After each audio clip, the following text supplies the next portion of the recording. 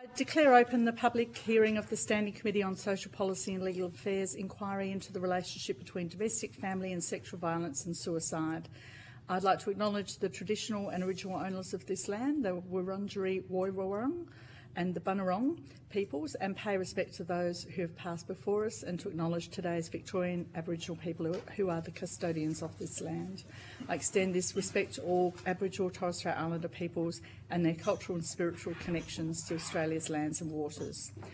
This hearing will be broadcast, and the transcript of proceedings will be published on the Parliament's website. For those in person or listening online, please be advised that this hearing may contain evidence that could cause distress. If anything you hear today upsets you or causes distress, please reach out to 1800-RESPECT, Lifeline, 13 Yarn, Kids Helpline or other support services. There is also Parliamentary Workplace Support Services and Employee Assistance Program for Broadcasting Hansard, the Committee Secretariat, the Committee and its members' staff. I now welcome Dr Stephanie Vassell and Professor Kate Fitzgibbon to give evidence. For the Hansard record, would you please state your full names and the capacity in which you appear before the committee? Sorry, it's not the... Okay, I'll take that back. I now welcome Professor Marie Seagrave and Professor Kate Fitzgibbon. I shouldn't read my papers so closely. So, Marie Seagrave from the University of Melbourne. And Kate Fitzgibbon, Professor at Monash University. Thank you very much. Although you're not required to give evidence under oath, this hearing is a legal proceeding of the Parliament and it has the same standing as proceedings of the House.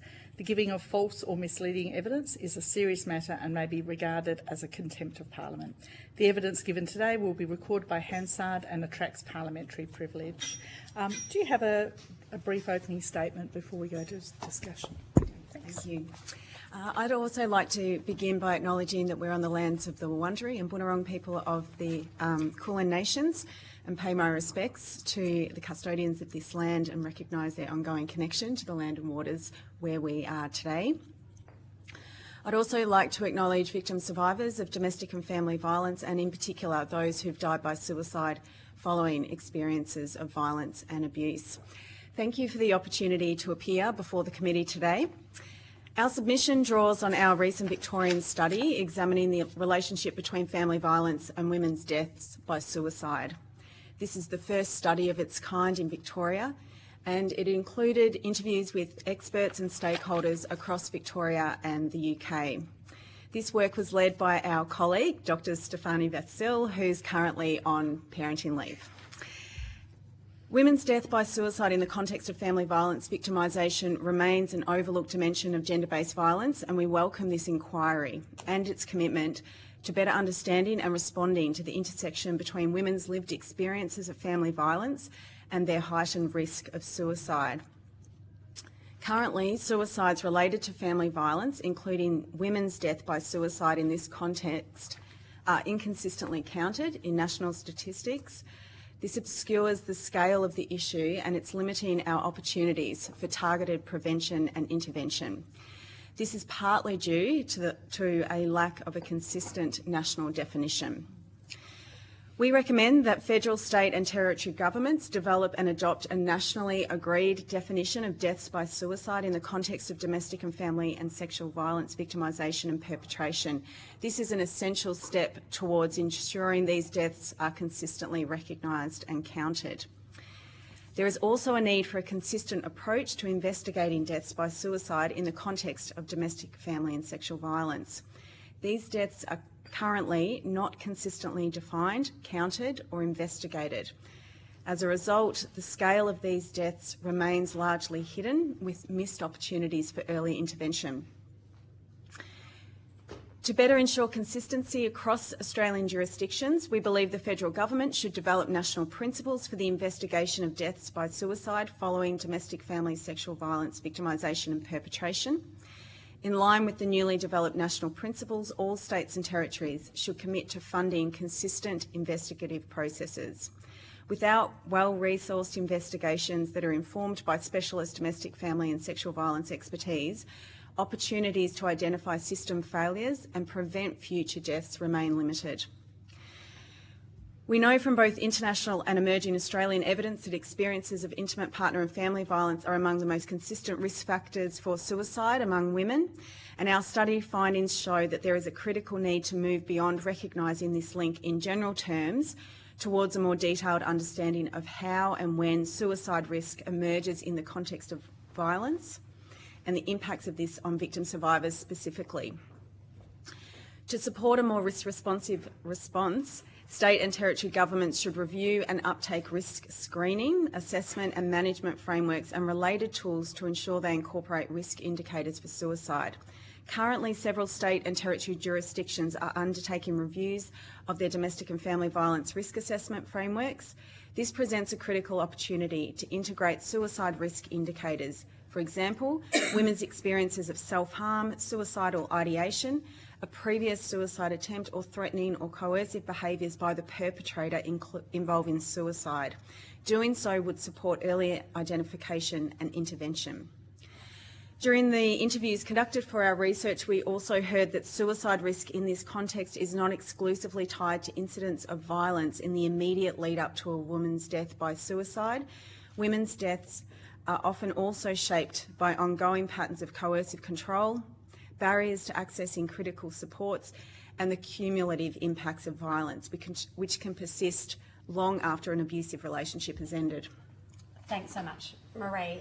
Evidence also shows us that risk of suicide can escalate at particular points in time, and we know in particular that the post-separation period and in response to triggering events like a perpetrator's imminent release from prison can be examples of this.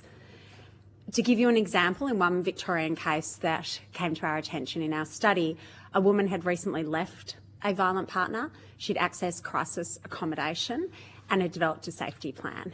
She then returned home to the perpetrator and died by suicide. So this really speaks to the heightened vulnerability that can follow long after the initial period of separation.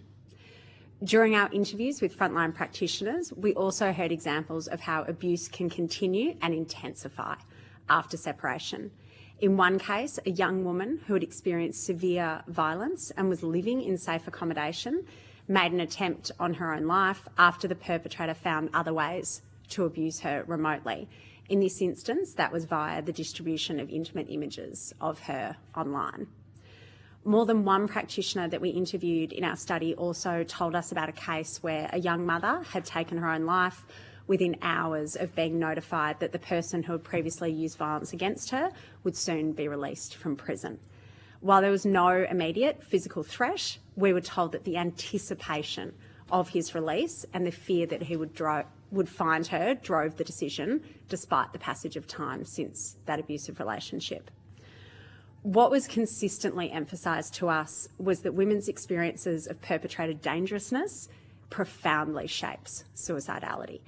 In some cases, experts stated that for some victims, experiencing sustained threats or just the fear of being killed over time meant that suicide was seen as a way, the only way, to escape that violence. Our study also draws attention to the under-recognised issue of coercion to suicide. This term describes situations where perpetrators denigrate women and encourage them to harm themselves and to see their lives as worthless. Perpetrators will manipulate and utilise a victim's suicidality as part of the broader pattern of their coercive control. At present, we have very limited understandings of the nature and risk of coercion to suicide. As part of the second action plan under the National Plan to End Violence Against Women and Children, we believe the government should commit to funding additional research on the prevalence, the nature and the responses to coercion to suicide. It is an under-recognised form of abuse, and without a stronger evidence base, it runs the risk of being overlooked in our responses and in opportunities for earlier intervention. Consistently throughout our study, we heard that the reliance on emergency motel accommodation was unsuitable, unsafe and potentially harmful for victim survivors who are experiencing suicide ideation. Access to supported housing when escaping violence has to be viewed as key to safety and also to suicide prevention. Federal, state and territory governments should commit to a move away from reliance on emergency motel accommodation for all domestic, family and sexual violence victim survivors. Our research highlights the importance of viewing victimisation, mental ill health and suicidality as intersecting rather than separate issues. And I know that's something you've likely heard a lot of over this inquiry. We must embed effective responses as a core component of suicide prevention strategies. This requires greater coordination, collaboration and data sharing across sectors, which could support more comprehensive understandings of risk pathways, earlier identification of risk and more effective crisis responses and recovery and healing supports. We really recognise that part of that is going to require a workforce capacity uplift. Government should support the development and delivery of workforce training on the identification of suicide risk in the context of domestic, family and sexual violence victimisation for specialist DFSV services, as well as for legal, health, mental health, child protection and police. That would assist in ensuring a more coordinated response, as well as building a shared understanding of suicide risk in the context of domestic, family and sexual violence across all of those sectors. Finally, we urge the committee to ensure that specific attention is paid to children and young people that are impacted by domestic, family and sexual violence. As part of the government's commitment to improving current approaches to preventing children and young people's deaths by suicide in the context of both victimisation and perpetration, federal, state and territory governments should develop and deliver a suite of early intervention and age-appropriate trauma-informed crisis responses and recovery and healing services for children and young people impacted by violence and abuse. It's early intervention, it's also prevention of future harm. We emphasise to the committee that there's a need to analyse past findings and recommendations resulting from existing investigations into deaths by suicide in the context of domestic, family and sexual violence. Many of the answers of what is needed are already known through those inquiries but haven't been implemented. A targeted effort to integrate the learnings from prior coronial inquests in relevant cases would provide, in many instances, clear support for what that policy and practice reform would look like. Our submission made 11 recommendations which we believe provide a pathway to improving understanding, strengthening early intervention and response, and ultimately working towards prevention of these deaths. We've highlighted some of these recommendations in our opening, but would really welcome the opportunity to speak to any of these, and just thanking you again for the opportunity to present today. Thank you both. I should introduce us, which I failed to do in the beginning. I'm Louise Miller-Frost. I'm the Federal Member for Boothby in Adelaide, and I'm the Chair of the committee. I'm Alex Hawke, the Deputy Chair from New South Wales in North West Sydney. And we have online Claire. Yeah, can you hear me, Louise? Yes, we can. Yeah, I'm Claire Soderham, a member of the Sturt in South Australia. And Gabe. Hi, I'm Gabe Roten, the member for Menzies, Melbourne East, but apologies that I can't be there in person. Right, I don't think we have anyone else on at the moment. No, great. We may have people join us a bit later. Look, thank you so much for your submission and also for that opening presentation. We've heard from a number of different agencies some of the challenges they've had, particularly those projects that have looked at the intersection between domestic, family and sexual violence and suicide. The challenges in getting data and in accessing data that is clear about what it's talking about. So, for instance, we talked to some people in Hobart who there was a government study there that looked at the intersection between those two things, but the not-for-profits weren't included. So there was a whole bit of data there that, unless they talked to police or unless, education or health had a record, it wasn't in there. And then we've also heard from, particularly from some of the lived experience people talking about their family members or their own experiences, that often in records, particularly in coroners' records, but in other records, there's things like difficult childhood or, relationship difficulties or those sorts of, things. So I'm really interested in terms of the work that you did. What data were you accessing and what were the challenges in getting that data?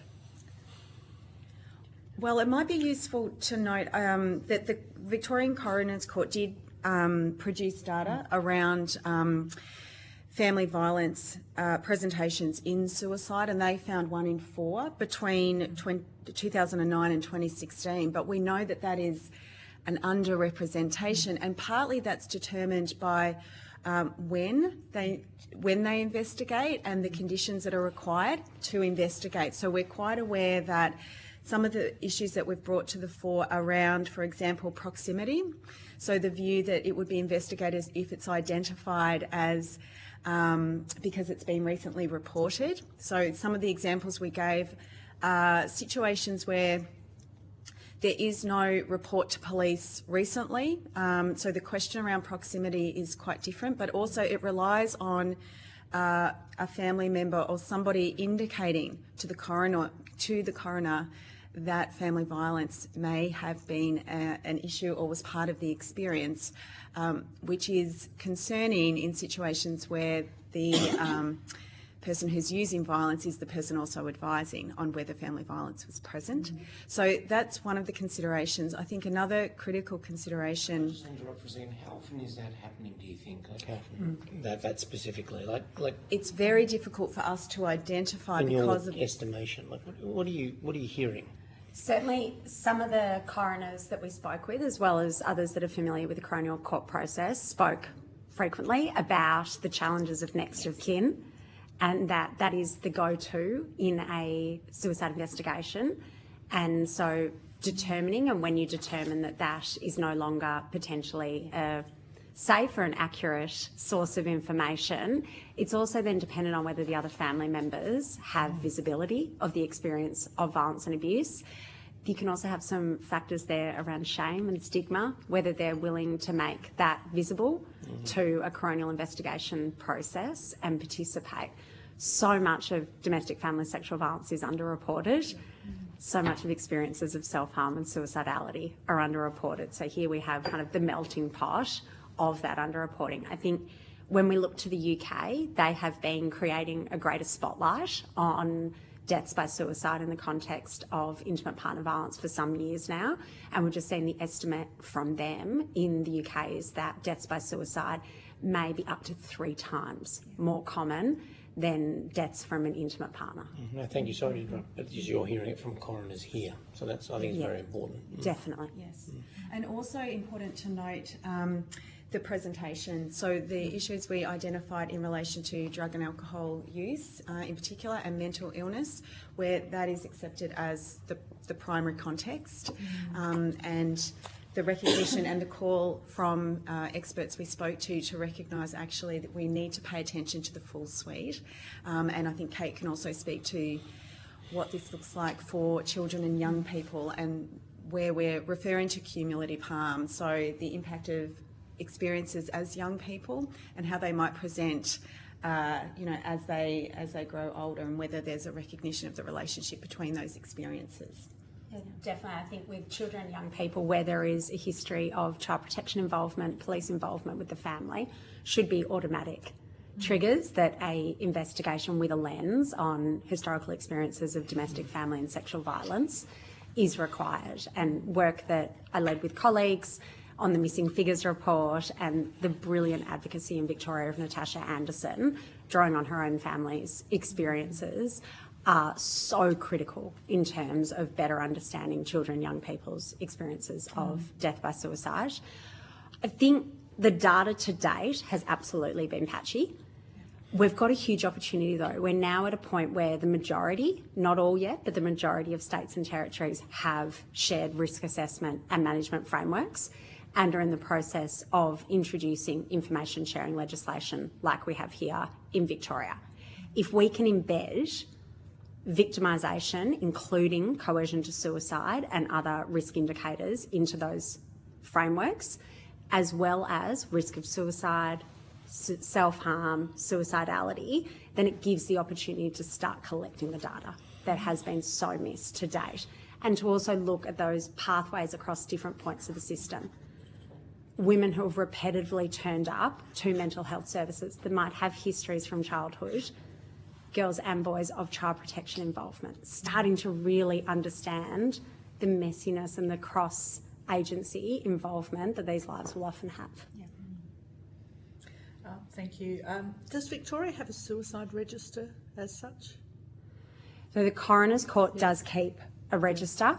There's quite a inconsistent approach, I'd say, to whether the context of family violence is recognised in that.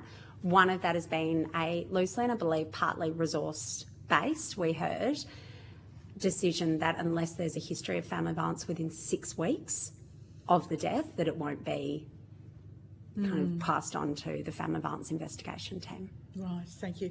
Now, our terms of reference include sexual violence as well as domestic and family violence.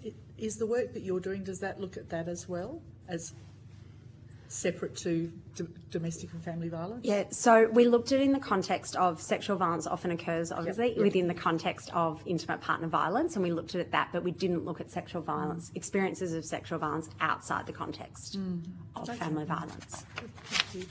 Did you have a question? Yeah, I got a lot of questions.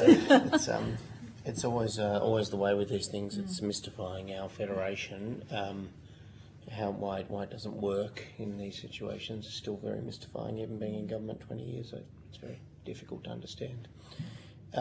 So thank you for your work. Just on this, I mean, I think you've sort of nailed something very important through your work, which is the principle of safety, you know, for women in these situations and what that means to them and how that relates to their accommodation or their, you know, the next step with the perpetrator or whatever, you know, whatever is occurring in their world. I think this concept is very important. I'm just interested about this. So you know, through our work here, I think there is an opportunity to sort of lift this together and, you know, take it to the government and do something nationally. The government's doing something in another context on financial control, financial abuse, which you've seen some good progress. Yes, absolutely. And that relates to coercive control. I'm just wondering about the perpetrators, though, and my question to you is about this safety concept. Given you've got 1 in 4, you're saying suicides, and you say that might be 3 times higher, like, you know, if coroners are telling you there's a lot more there, you know, why isn't there more urgent focus on, like, the perpetrators and the safety of the women, in, you know, their mental safety? I mean, the correlation, as you're pointing out, is quite high. You know, their safety and it seems like you've mentioned the perpetrator doing the online images. There's all these things still occurring. I mean, you know, I'm thinking about your side, but also this other side. Why isn't more being done on the perpetrator side to sort of control what they're doing so that we can sort of also protect them? I'm just trying to understand that, because the suicide is obviously directly related mostly to their behaviour and what they're doing. Absolutely. There is a huge need to better address and more fully address perpetration in all of its forms. Like after the actual, you know, acts, I mean, you know. We know, I mean, it's been known for 3 to 4 decades that the period after relationship separation, risk can increase for a female victim survivor by up to 30% in that period, and that is when she is at greatest risk of being killed. This inquiry also, you know, reminds us at greatest risk of dying by suicide also. So absolutely, that is critical. We've seen over the last 10 years in particular, you know, starting in Victoria with the Royal Commission into Family Violence, certainly a pivot towards more of a focus on people who use violence and creating a whole of system response to perpetration, including after relationships have ended when that risk is at its highest. That system is still nowhere near where it needs to be, and there is still nowhere near both the visibility on the perpetrator and the risk that predominantly his behaviour will present, but also in terms of workforce capability, particularly outside of men's services, on how to identify risk of perpetration, assess and manage and refer on so that that risk is held and is addressed wherever possible. We're seeing in Victoria, we now have the identification tool for people who use violence as part of the multi-agency risk assessment framework, the MARAM. We've also seen Queensland have developed a perpetrator focused tool. The ACT has recently revised their framework to include one. That'll be coming in shortly. So there's progress, but it's slow. And I just wanted to add to that the importance of careful nuance around who perpetrators are. Where perpetrators are family members, not your partner, where they are your parents-in-law, we also need very nuanced responses, and the risk looks very different. So I think if our response is an assumption about removal from a perpetrator, that's not always possible. And it's not about proximity to the perpetrator, especially for women in different, a lot of my work focused on migrant and refugee communities and families. The impact of both community and family connection is critical. So we need very nuanced considerations about who perpetrators are and what interventions would look like. Yeah, no, I understand that about the family, especially visa-related migrant issues.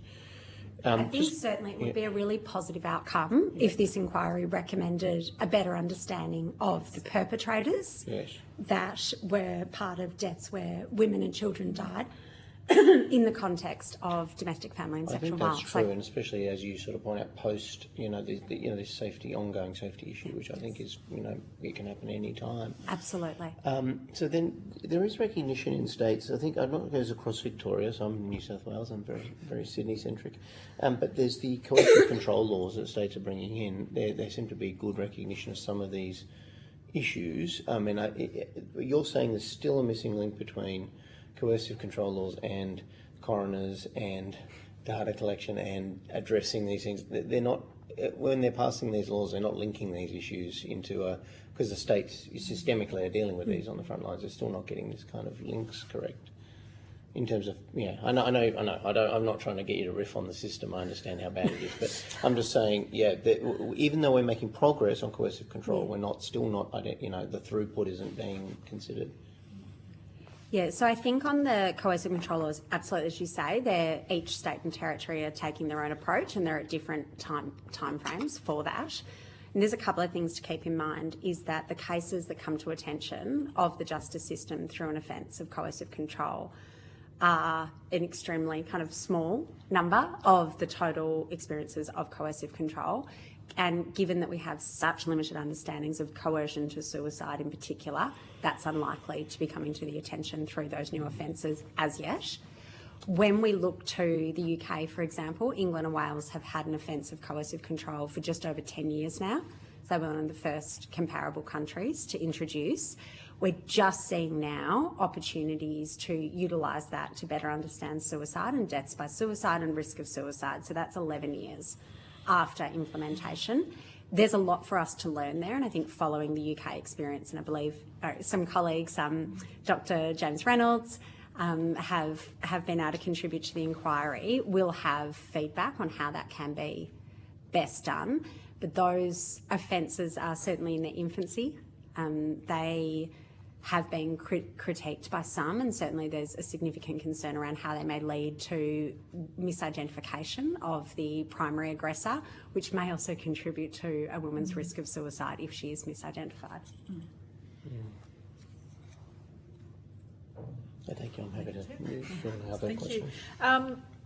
Ms. Clutterham, do you have any questions?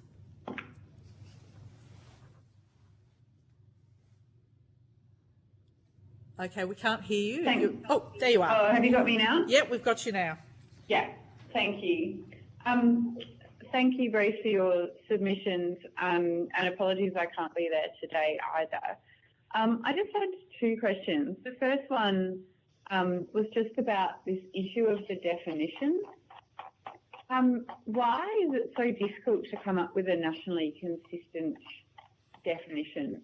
This seems to come up time and time again, and it strikes me that without that as a sort of a baseline, data collection and strategies made more difficult and complicated if we can't even sort of articulate exactly what it is we're dealing with.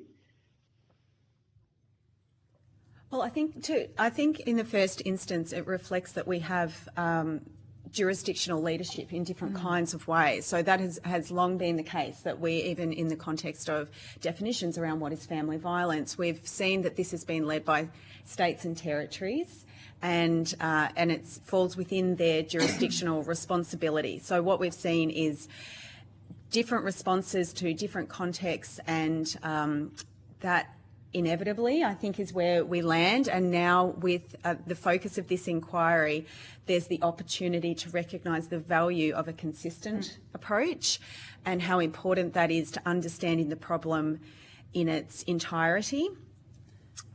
I think I'd urge the inquiry to consider, I don't think it is difficult. No. So we have a national plan to end violence against women and children. It defines domestic, family and sexual violence.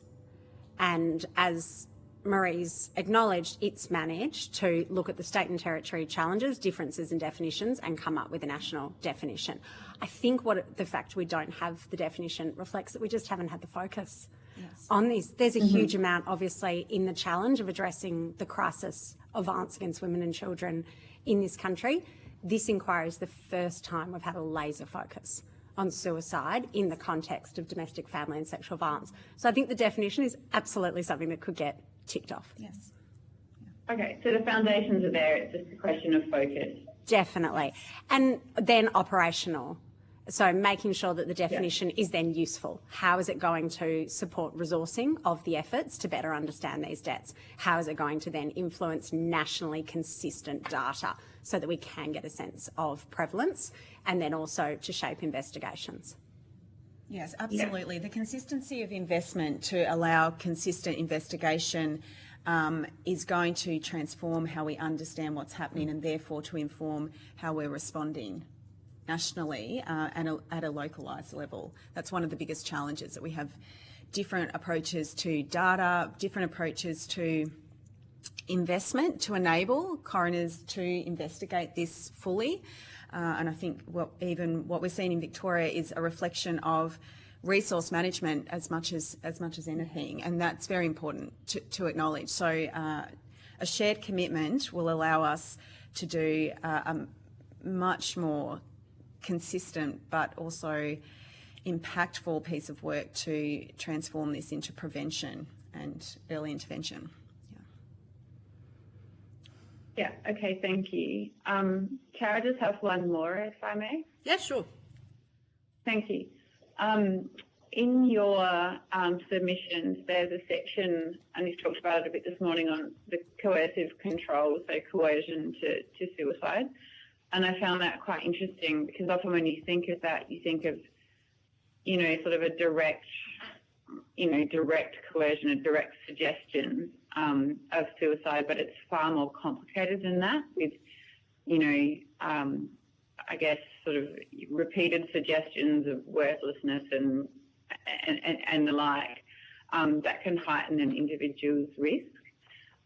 What training do you think sort of frontline first responders need to be able to identify, that risk? Because when I read your submission to me, I thought, gosh, that is actually quite difficult to, identify that. And of course, people who are on the receiving end of coercion, everyone has different levels of coping and, resilience, etc. So how do we equip, those on the front line to identify those risks, and then once they're identified, how to minimise or eliminate them? Yeah, thank you so much. I think one of the huge opportunities here, which we've pointed into the submission, is building it into current risk identification assessment and management framework so that it is part of that risk identification process. Research from Australia and internationally consistently tells us that victim survivors know the risks that they face. And I think this is really important with coercive control because, as you've rightly acknowledged, coercive control can be enacted in so many different ways. And perpetrators are increasingly crafty and clever at adapting that and utilising all the different strategies at their disposal. So we'll never have a checklist of all the different ways that a perpetrator could coerce to suicide a victim. Yeah. But asking simple questions like, has the perpetrator encouraged you to self-harm? Do you feel that you are at risk of self-harm? And these won't be exactly right, but things like that. A victim survivor, research consistently tells us, will know if prompted, and that is an accurate assessment of risk that with professional guidance, judgment, should always be prioritised. There's also risk indicators and behaviours that we know are common amongst coercion to suicide. And Marie already mentioned around increasing, kind of supporting and encouraging unsafe drug practices amongst a victim survivor, as well as a range of other behaviours. So there's indicators that could be built in, which also builds practitioner understanding of how that form of coercive control may present. Yes, and also I think one of the things that was very clear in our study was that there is an opportunity for frontline domestic and family violence and sexual violence workers have a very clear mandate in how they're thinking about risk, which is quite different to those who are working in AOD spaces or in mental health spaces and working with people at high risk there, where the risk consideration isn't primarily about domestic and family violence. And what we were hearing was that there is a need to bring different sectors together to ensure that everyone has an understanding of the intersection of these issues. So in the context of domestic and family violence in particular, an understanding of how AOD issues may present and how they may be contributing to and or a part of coercion in relation to suicide or other practices.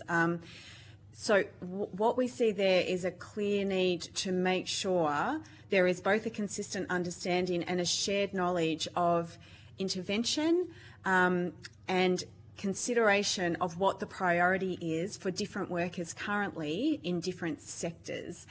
So there's a clear opportunity to make sure that the training and the focus in risk assessment, as we've mentioned earlier, is not just focused on the domestic and family and sexual violence workers and people in that space, but also enabling them to work with people who are working where women might present effectively with other issues in terms of how they come into contact with systems, and so that they're better integrated. That was very clear to us. And even with the challenges of states and territories, and kind of that's where workforce training will usually fall.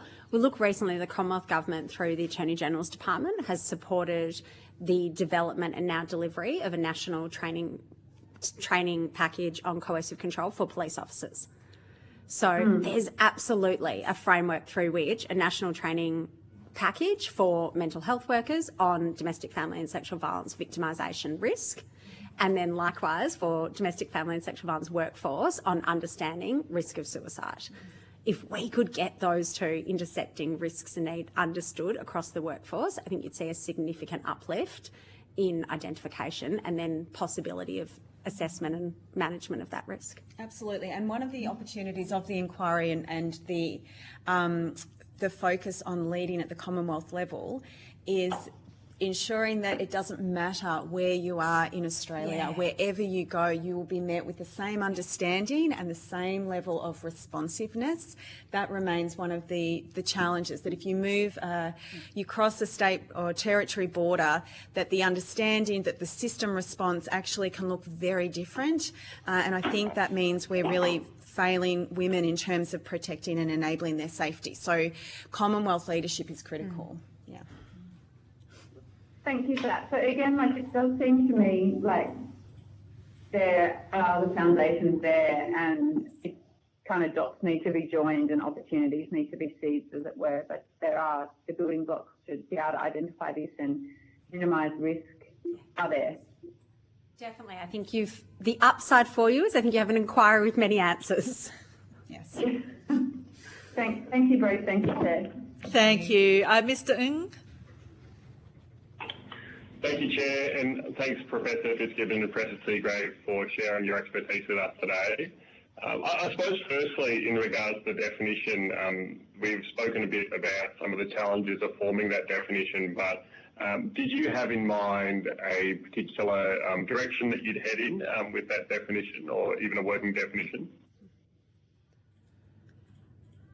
I think we'd certainly be really happy to come back in writing with suggestions around what I'd be kind of cautious of saying something off the top of my head now without a few documents in front of me, but I think using wherever possible existing national definitions. So comes to mind immediately for me the definitions under the national plan, but then also looking at the Commonwealth coercive control principles.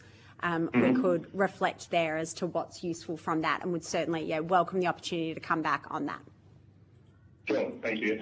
And would you think it would be more appropriate to go towards something such as associated with family violence, looking at more of a relationship? I didn't quite hear that question. Sorry, could we just repeat the question? You Sorry. were cutting in and out, Sure, Gail. no problem. So I was just saying that I suppose one of the complications there would seem to be that with so many different factors that can be involved in a suicide, there can be other things present such as mental health issues, say alcohol and drug misuse. There are other things that could be said to be involved with a suicide. I'm wondering if you think it'd be more appropriate at a suicide as being related or associated as a risk factor with family violence, or a more causative that might be looked at. I think there's some significant challenges if we focus on causation. The emphasis here is really because of the challenges of often not necessarily being able to clearly suggest that there is a clear causation. What we are identifying is that these contexts are all contributing to death by suicide. So if we were to focus only on causation, I think that limits our recognition of the role family violence plays and it as a significant contributing factor either to suicidal ideation, to attempts or death by suicide. So I think we would be encouraging a more open understanding of this rather than a focus on causation, because I think that will both challenge us, it will limit our understanding of the role of domestic, family and sexual violence in contributing to women's deaths by suicide, but it also limits our community conversation of the ongoing impacts and the cumulative impacts of violence over somebody's lifetime. Yeah, I really agree. And I think one of the opportunities, if we look at intersection and we also look at the intersection between domestic, family and sexual violence, victimisation and perpetration and deaths by suicide, and also look at the impact that victimisation and perpetration has on an individual's likelihood or risk of suicide, provides us with a greater understanding of where we can intervene to prevent these deaths. And I'm thinking in particular under the National Plan, the fourth pillar has a focus on recovery and healing. We want to ensure that we have a system that looks beyond the day that a victim survivor survives the violence and leaves the abusive relationship, and actually looks at what is a whole of system response that supports a victim to recover and heal. Mitigating, addressing, certainly identifying risk of suicide is critical to recovery and healing. You know, we're in a country where the work of Dr. Anne Summers has shown us that for a single mother leaving an abuser, she's more likely than not within 5 years to be living in poverty. That is another intersecting impact of domestic and family violence victimisation that is also likely to increase one's risk of suicide, which may be when you're living in poverty, when your children have grown up 10, 20 years after you left that abuser, and you can simply no longer survive the impacts of victimisation any longer. That is absolutely a death that has been impacted by victimisation that we need to better understand how it could be prevented. Thank you. One of your other recommendations is to have a focus on youth-specific services. That's something we've also heard from some youth advocates and other organisations that focus on providing supports to youth in the context of family violence and mental health. Would you be able to expand a bit on why it would be important to have more separate services available to youth, or more of a focus on youth? Yes, absolutely. You've hit on a particular passion point for me, so I'm really glad this has come up. I've referenced it a few times, but under the National Plan, we have a commitment to acknowledging children and young people as victim survivors in their own right. We know from the Australian Child Maltreatment Study that over 40% of children in this country will grow up in a home where there is domestic and family violence. that is absolutely harrowing. We also know that more often than not, children are experiencing multiple forms of violence and abuse throughout childhood, and that for boys in particular, where that trauma is unresponded to, is untreated, it's not deterministic, but it also puts them on a pathway where they're at greater risk of perpetration. So we know all that. The Australian Child Maltreatment Study and other pieces of work focused on perpetration, including the UNSW and Jesuit Social Services Child Sexual Abuse Perpetration Study, showed us that. The Australian Child Maltreatment Study is over 1,000 days old now. We've known that for a really long time. Yet across Australia, no state and territory has a specialist children's domestic and family violence service. That is such a significant gap. If you are a child experiencing domestic and family violence and you do not have a protective parent, which can be for a range of different reasons, if you are trying to access safety and support alone, there is no specialist children's services. We know from interviews with child victims, I've been incredibly privileged to speak with over 100 child victims in recent years across a number of studies, that they too often disclose to adults that don't have the training to respond meaningfully to that disclosure and to take action which supports their safety. Even if that disclosure goes well, if that conversation goes well, we know that they then face a service system that is adult-centric, that does not see them, their distinct needs or risks. So all too often they fall out of that system. They're navigating homelessness, engaging in a range of other risk-taking behaviours related to alcohol and drug use, related to couch surfing, self-harm. It puts them on a trajectory that prolongs and exacerbates the impact of that victimisation. Having a child-centred service system response to violence and abuse would be a significant suicide prevention strategy and also way in which we could address intergenerational violence in this country. It's really interesting. Is there anything like, I mean, we've got heaps of child, sorry to cut you off, Gab, we're just on that note, we've got heaps of child services, I mean, but like nothing in this space. Like, so what would be the closest? What would people, I mean, that's a huge number, and, you know, you've got OTs and, you've got lots of child stuff. What? Absolutely. Well, so uplifting GPs would be workforce, dealing with this? Who'd be dealing with it at the moment? Uplifting universal service workforce capacity to better identify and respond to domestic, family and sexual violence. Take, for example, schools. Yeah. Like majority of schools, teachers are not skilled in knowing how to respond to a disclosure beyond mandatory reporting. And mandatory reporting, child protection is only ever going to pick up a very small I'm just trying to understand your point. So sorry, I'm just trying. So what category of specialist would this be? A kind of a new specialisation for children or something? Or would it be social? We would have called it social worker in the past, or something, child-centric social worker or something. So the majority of social work degrees in Australia have no family violence content.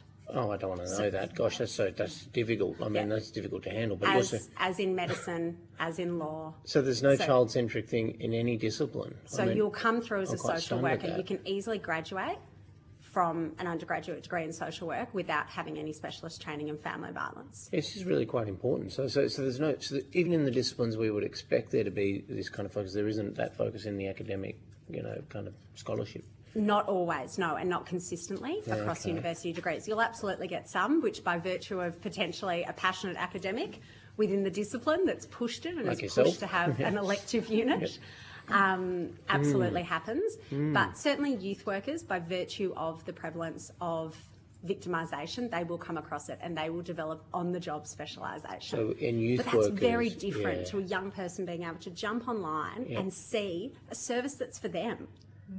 An really entry point into the system that has them in mind. Yeah, okay. I mean, but so meaningfully, what could we do to sort of make a recommendation around this? I mean, you could recommend that every state and territory in Australia, under the second action plan, which is being developed by the Commonwealth Government at the moment, commits to a specialist children's domestic and family violence service. Specialist children's, okay. And again, it's a yes, so we say we do that. What does that really look like? What would happen? How would that work?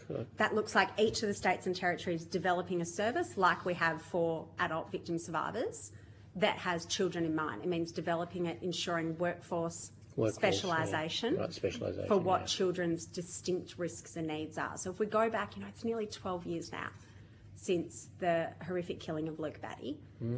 Coroner Ian Gray was so clear in the findings from the inquest into Luke's death that one of the key challenges there was that there was so much visibility on Luke and Rosie in that case, but nobody was looking at the distinct risks and needs that Luke faced. All the professionals assumed that if Rosie's risk and needs were managed, that would also keep Luke safe. In that 12 years, we've come so far in understanding that child victim survivors have distinct risks and needs, yet we still don't have a service system response that can respond to that and that can support children to safety when they've experienced victimisation. We're about to have, it still hasn't come out yet, but it's been developed, a children, young people specific risk identification and assessment tool in Victoria. You know, that's 10 years after the Royal Commission it's taken to get that. And we have existing specialist domestic and family violence services who know that they are not servicing children. They're working with their parent most often, well, their mother.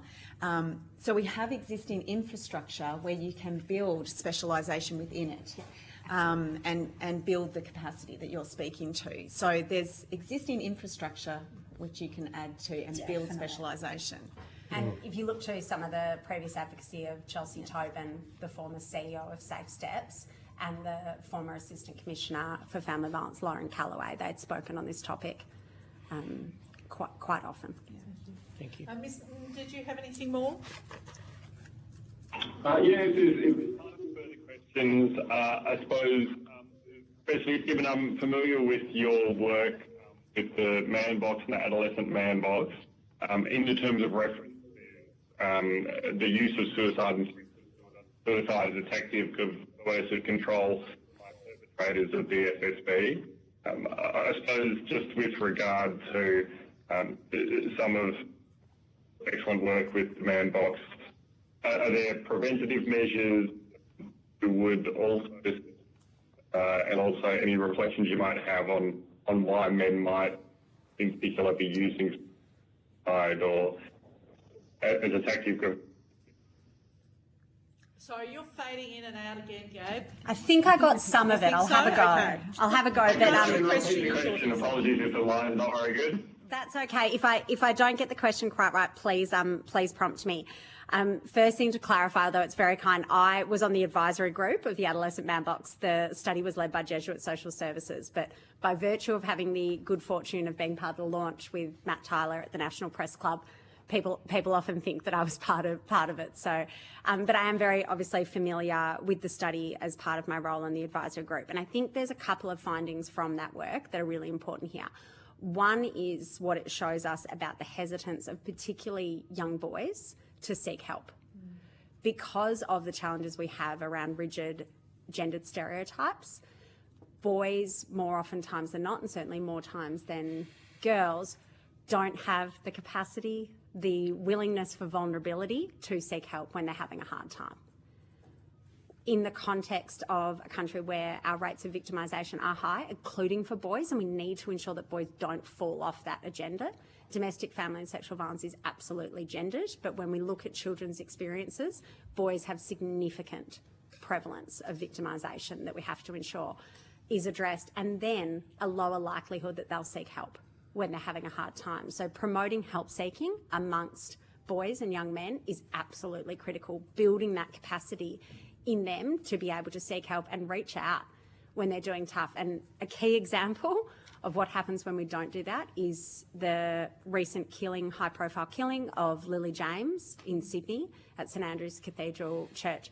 There was evidence leading up to that killing by Paul Tyson that he had discussed with one friend seeking help.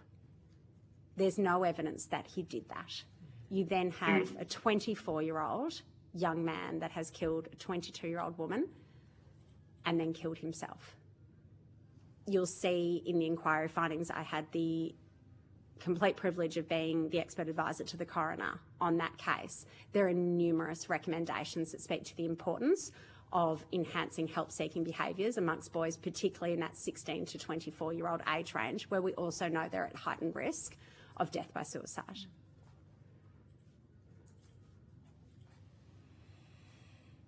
and those findings Thank you very much.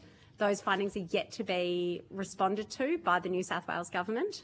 They were released in December last year, or by any other state and territory government. They are nationally relevant. They are just so tangible and helpful for addressing many of the issues this inquiry is looking at, as well as more broadly under the national plan.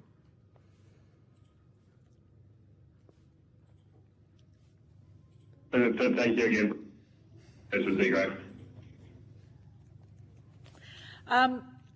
Thank you, Gabe.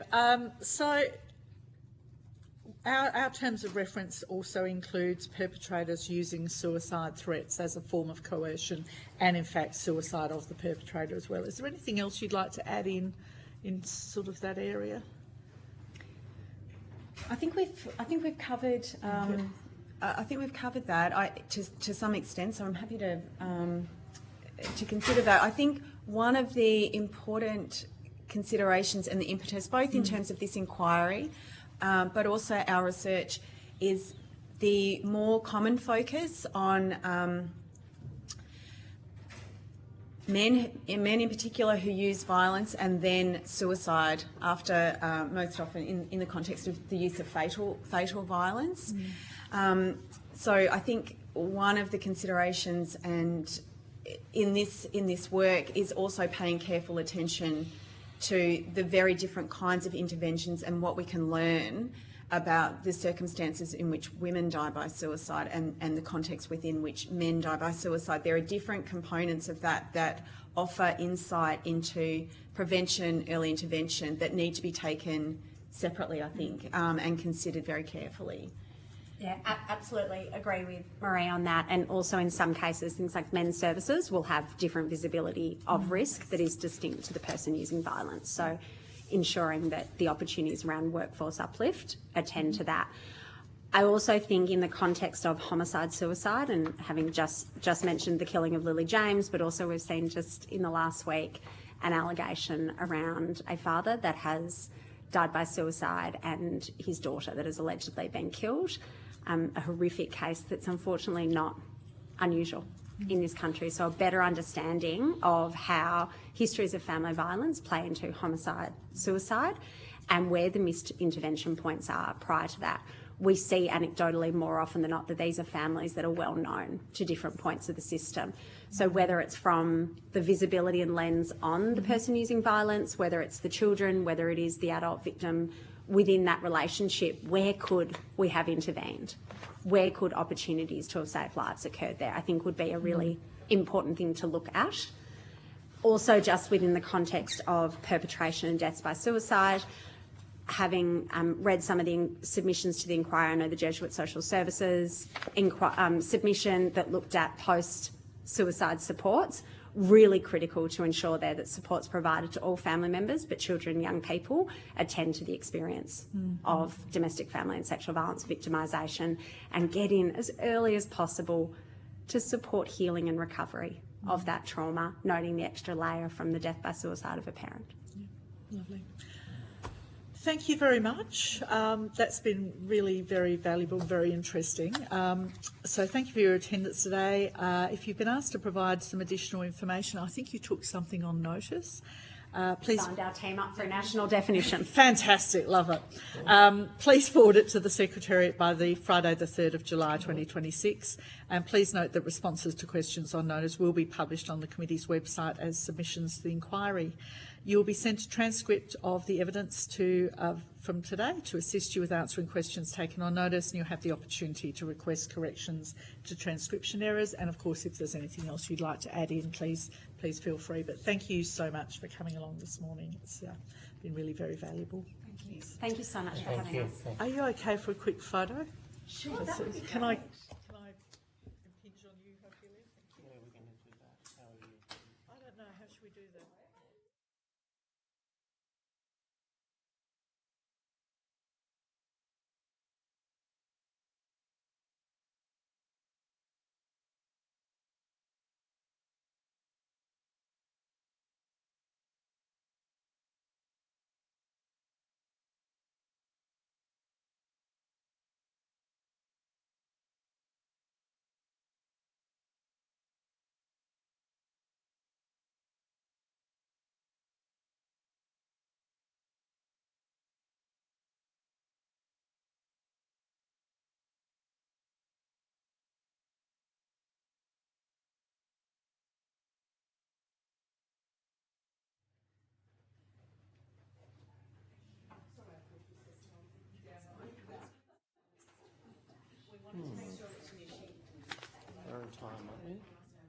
just good. I don't know what Louise is like yet, but your chairs are efficient.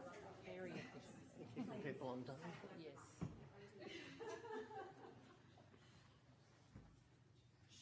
Some good things there. Some low-hanging fruit for some recommendations from that. It's really good when they give them that, when they give it to assignment, yeah. I've spoken to a couple of my specifically identify this, but it has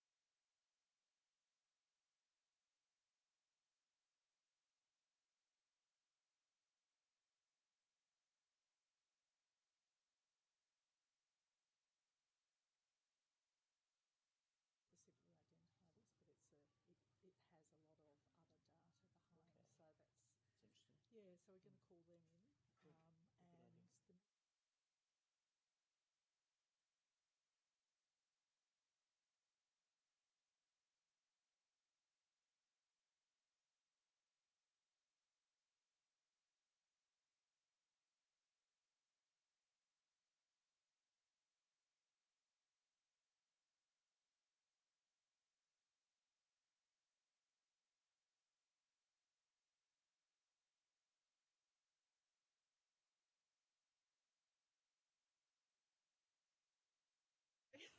Thank you so much for coming in. Great to meet you. Just get to my right page. Right. I now welcome Dr. Jessica Woolley to give evidence. For the Hansard record, would you please state your full name and the capacity in which you appear before the committee? My name is Dr. Jessica Woolley, and I am presently a research fellow at the Monash Gender and Family Violence Prevention Hub. Lovely. Thank you very much. I'm Louise Miller-Frost. I'm the federal member for Boothby, which is the suburbs of Adelaide, southern suburbs. Alex Hawke, the Deputy Chair from North West Sydney. And online we have Ms Clutterham Yeah, hello, I'm Faith Artham, member for Sturt in South Australia. and Mr Ng. Mr Ng, are you still there? I think he has to go to a meeting, Louise. Okay, lovely. Anyone else online, Hansard? No? Okay, lovely. We have Claire online. Although you're not required to give evidence under oath, this hearing is a legal proceeding of the Parliament and it has the same standing as proceedings of the House. The giving of false or misleading evidence is a serious matter and may be regarded as a contempt of Parliament. The evidence given today will be recorded by Hansard and attracts parliamentary privilege and is actually being broadcast, so there may be other people online listening. Do you wish to make a brief opening statement before we Yes, begin? please, if I may. So good morning, and thank you for inviting me today. My submission was based on interviews I undertook as part of my PhD with 10 police officers here in Victoria, with the interviews taking place from 2022 to 2023.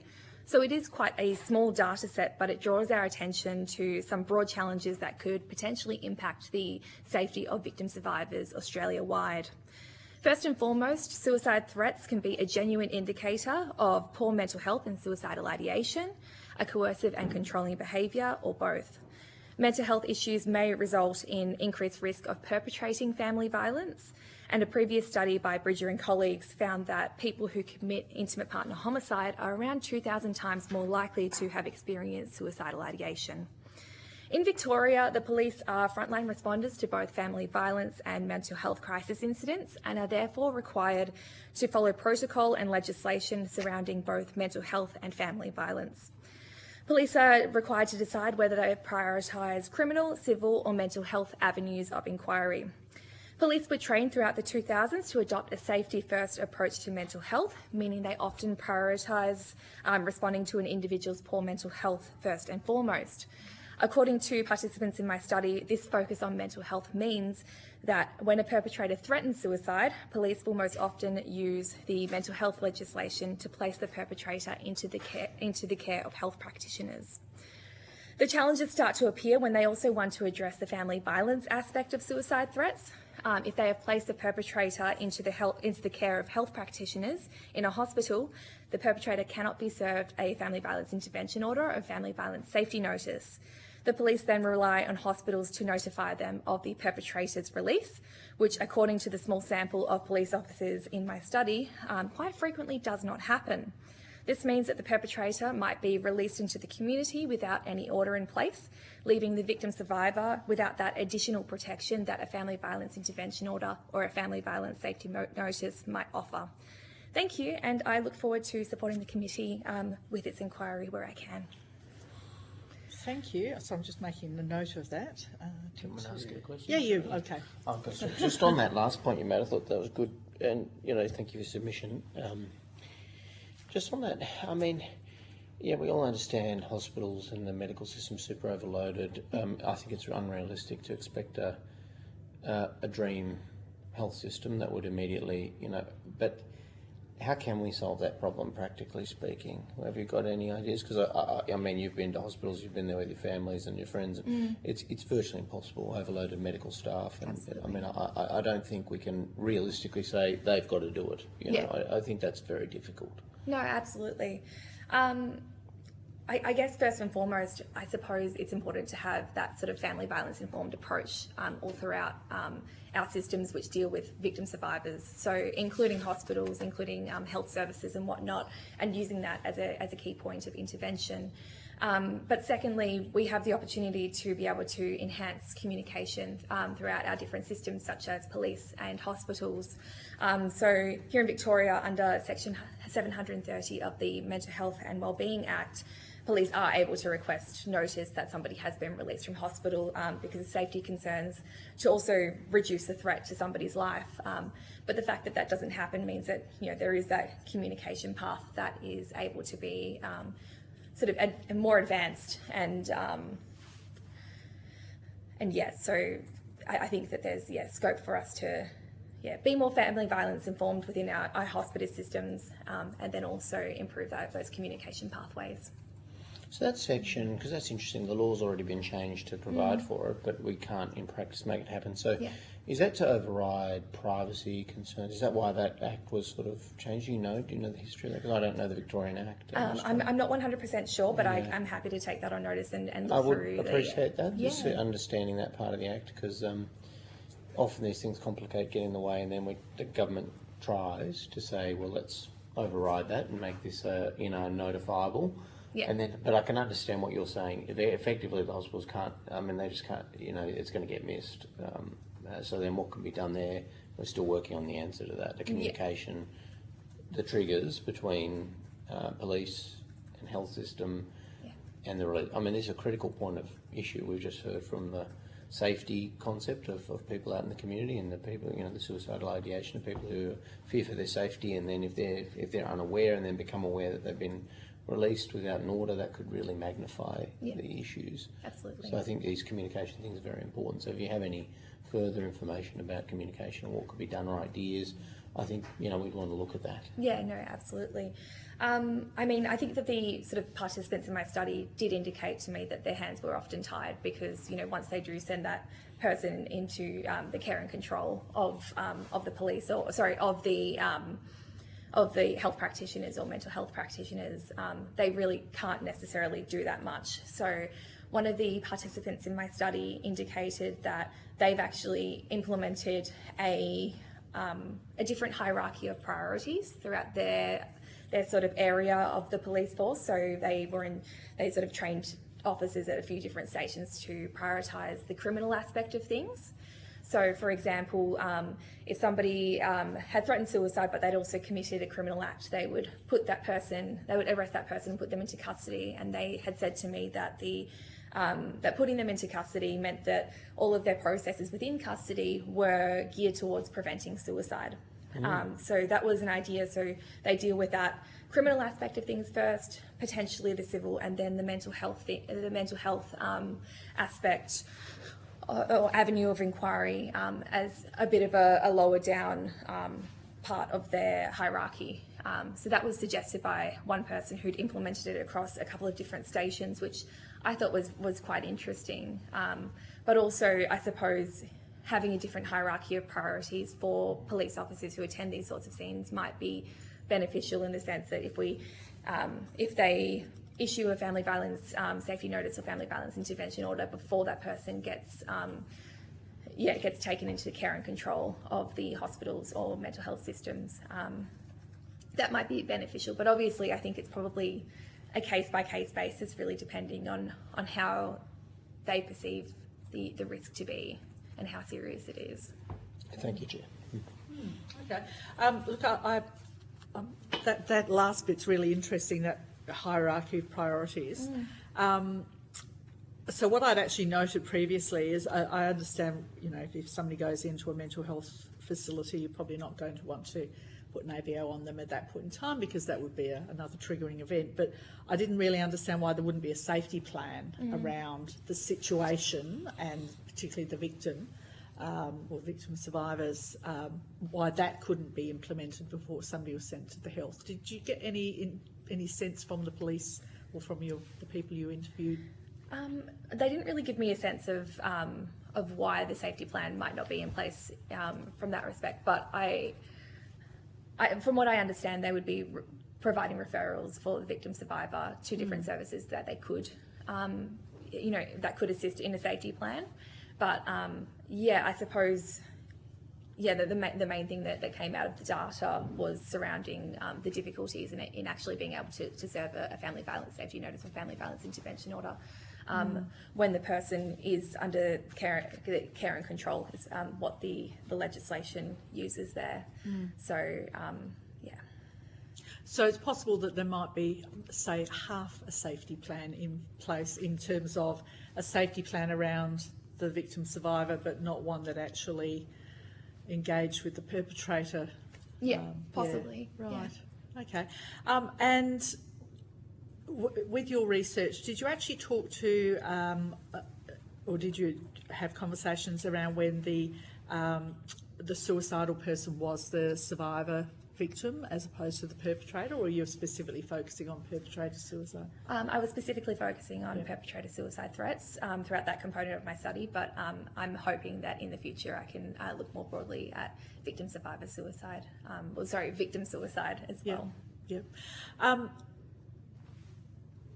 And you did look at suicide as a form of coercion.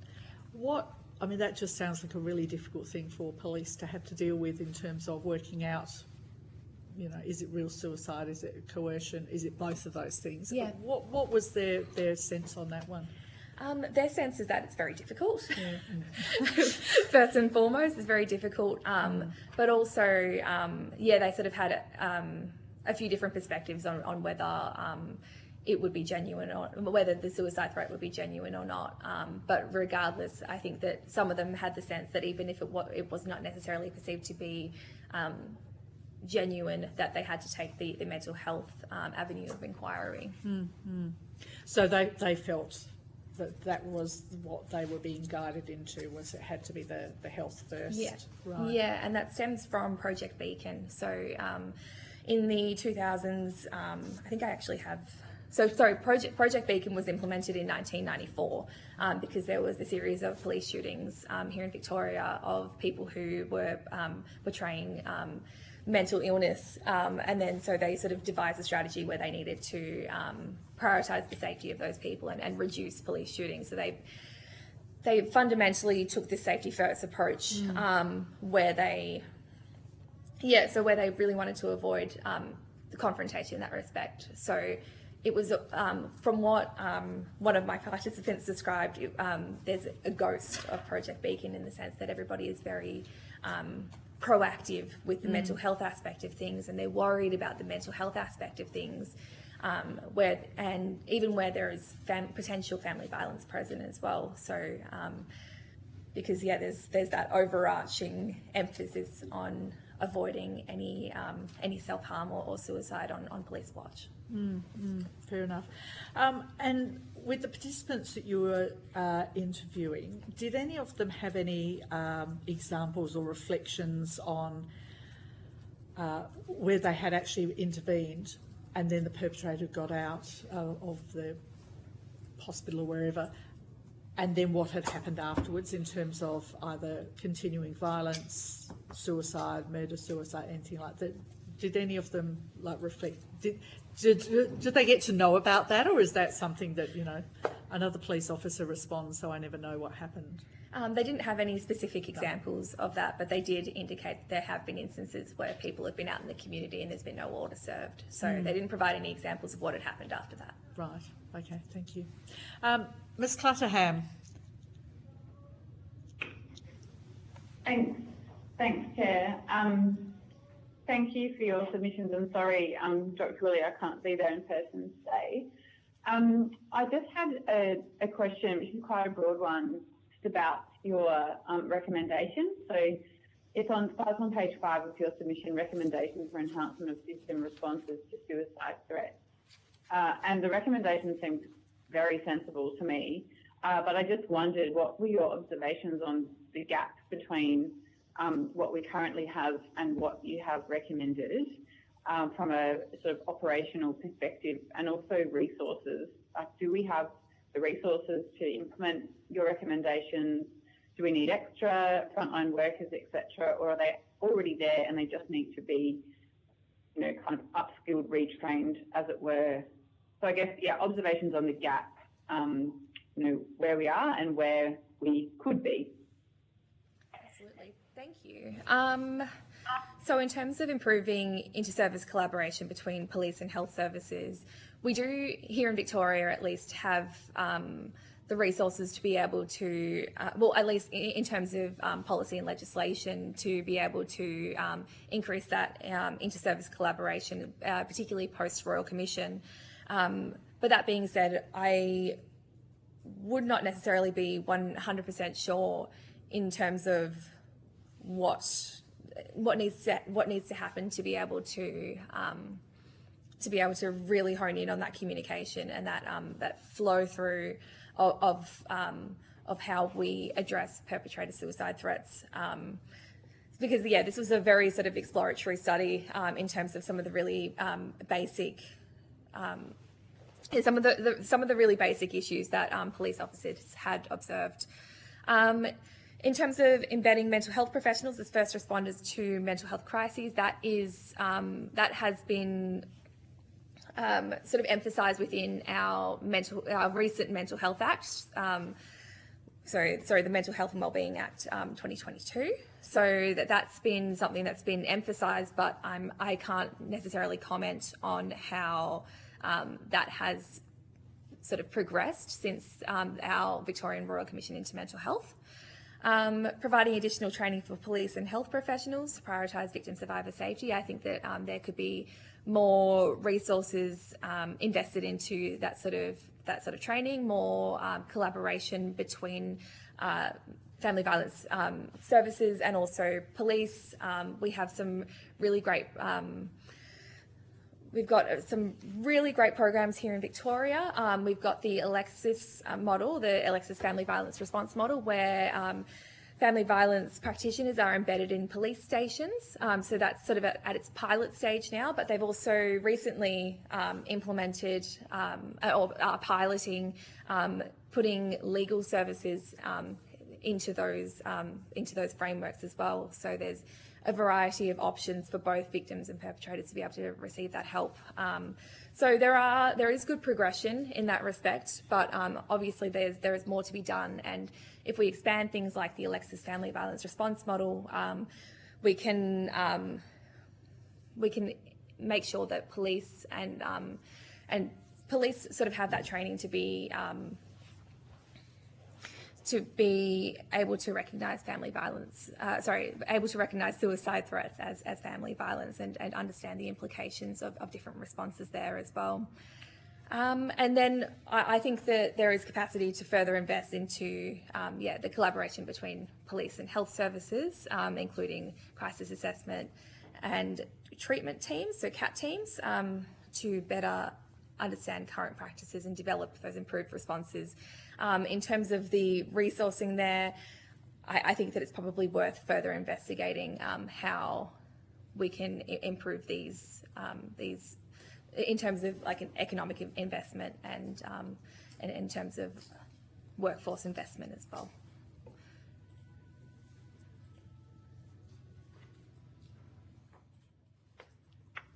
Ms. Clutterham? Thank you.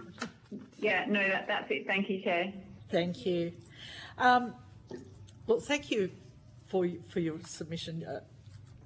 Many of our submissions come from the survivor side, so it's really interesting that you actually are focused more on the perpetrator side and also on the police response. So that's been really, really helpful. The intersection, and you mentioned Project Beacon, which as in South Australia I wasn't specifically aware of. The intersection between health and criminal matters must occur in a whole range of, not just in the family violence sphere. Mm-hmm. Is there a policy or a legal framework that does guide police in terms of how they prioritise those things, or is it kind of a little bit of a, assess the situation as a human being and try and work out what's going on? Is there clear guidance for them? And if there's not, should there be?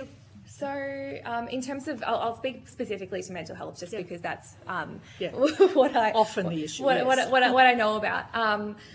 But in terms of suicide threats, there's actually no clear guidance here in Victoria around what police need to do in terms of suicide threats when it's within the context of family violence. But we do have a protocol for mental health, which emphasises the police's duty of care over people who are experiencing mental health incidents and suicidality as well. So there are different frameworks, but none of them really specifically address the issue of this intersection between mental health and family violence, which is very interesting given the prevalence of mental health issues among people who commit family violence.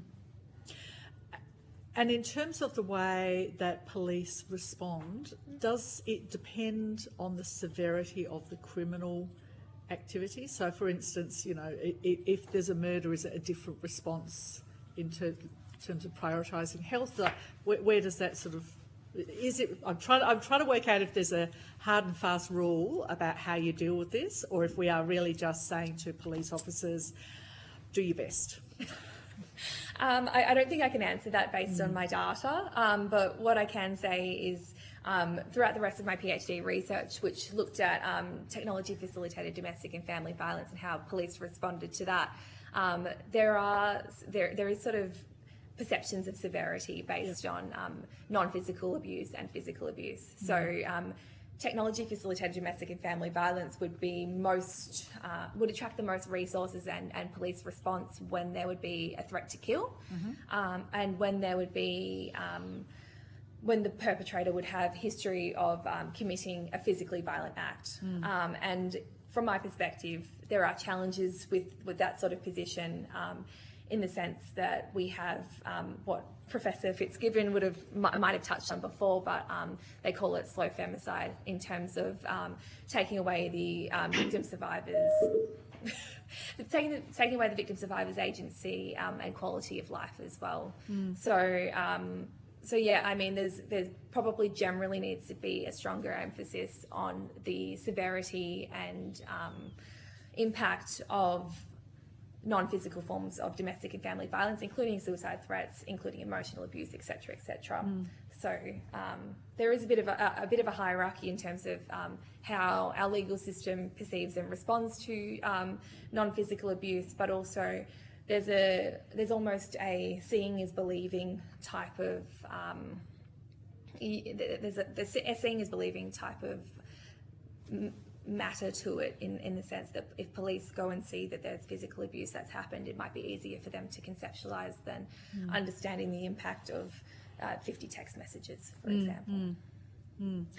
Certainly one of the things that we've heard about from a number of survivors, but also some of the other academic witnesses, has been the impact of coercive control on the sense of the victim survivors' control over their lives, basically, and how that in itself perpetrates the trauma that then leads to that suicidality. So is that something that you're seeing through obviously the technology side of things as well? And do police actually understand the impact, or the people that you interviewed, the impact that sense of being monitored or being always at the end of a text message, or being tracked, or that sort of thing? Do they understand how that feels, how that feeds a sense of trauma? Yeah. So the police officers that I were fortunate enough to interview were all family violence specialists in some way, shape or form. So they all had quite a good grasp on what this meant, but they were able to comment on their experiences with other, with sort of the more frontline police officers who might have a bit less training and a bit less specialisation. But it was interesting because while they recognised that technology facilitated domestic and family violence was a reason to apply for a family violence intervention order. They recognised that in some cases, police might not recognise it as being very significant enough to charge for a breach of a family violence intervention order. So I think it depends on the case, but also I think it also depends on how severe they perceive it to be. But I think the thing that we know about technology-facilitated domestic and family violence is that there's a range of behaviours that can happen that might be quite difficult for police to evidence as well. So a good example of that might be transferring money across accounts but having a code word that means something to the victim survivor but not necessarily to the police. So code words, there might be sounds, there might be other mechanisms that perpetrators use to commit domestic and family violence, or they might even be using parenting apps that they've been prescribed by the family court and then sending constant messages through those, but because it's perceived by the legal system to be about the child, it might be something that's missed or might be a bit more difficult for the police to conceptualise or even just place in evidence. There's a bit more of a administrative burden to being able to evidence these non-physical forms of domestic and family violence to some extent, I believe. Wow, thank you very much. Mr Hawke. I don't think I had anything further, but congrats on your PhD. It's actually, as the Chair said, a really important side of this we're looking at on the policing side, so it's very helpful today. Thank you very much. Now, did I hear someone else come online? Or was that Ms Clutterham going? Might have been. I heard a beep beep noise. No? Yeah. No. That's exactly what we need. Oh, okay. Part of our terms of reference is looking at opportunities for intervention. Yeah. Were there, as a result of your studies, were there things that you could see that were points of intervention that sort of indicated a heightened risk, either on the side of the perpetrator or on the side of the victim? No, I might have to take that question on notice, just so I can go back through all of my data to be able to give you a full idea, a full picture. Or I guess kind of red flags that said, okay, this is a point where we can see there is escalation, and there's a correlation that this escalation leads, further. So, yeah. I mean, I can speak to it from the perspective of where police found it necessary to respond. So there were threats to kill. So for example, somebody might get 50 phone calls, but if they get, and the police might not necessarily perceive it as being a strong enough case to respond, but if they get 2 phone calls and then somebody is threatening to kill them, then they will perceive that as being quite serious. The other aspect of things was when the perpetrator had a history of committing physical domestic and family violence. So a case provided to me by a domestic and family violence practitioner was when a perpetrator had been released from prison and then had contacted the victim survivor within hours of being released from custody. And then the police perceived that to be quite a strong case to be able to act on that immediately. And I think that there was one other, but it's slipping my mind right now. But yeah, so there's different risk factors there that they perceive to be a bit more serious. And was that only in the context that there was an ABO in place, or an intervention order, or whatever the language is in that particular jurisdiction? As far as I know, yes, but those case studies were provided to me by domestic and family violence practitioners. So I'm not 100% sure whether that was clarified within my data. Yeah, fair enough, right. Okay. I don't have any other questions either, so thank you so much. Is there anything else you wanted to tell us? I don't think so. We've covered everything? But if you ever need anything from me, I'm more than happy to. Thank you so much, and if you could get that information back, that'd be great, so I'll do my little finishing off bit. Thank you for your attendance today. If you've been asked to provide any additional information, including questions on notice, please forward it to the Secretariat by Friday the 3rd of July 2026.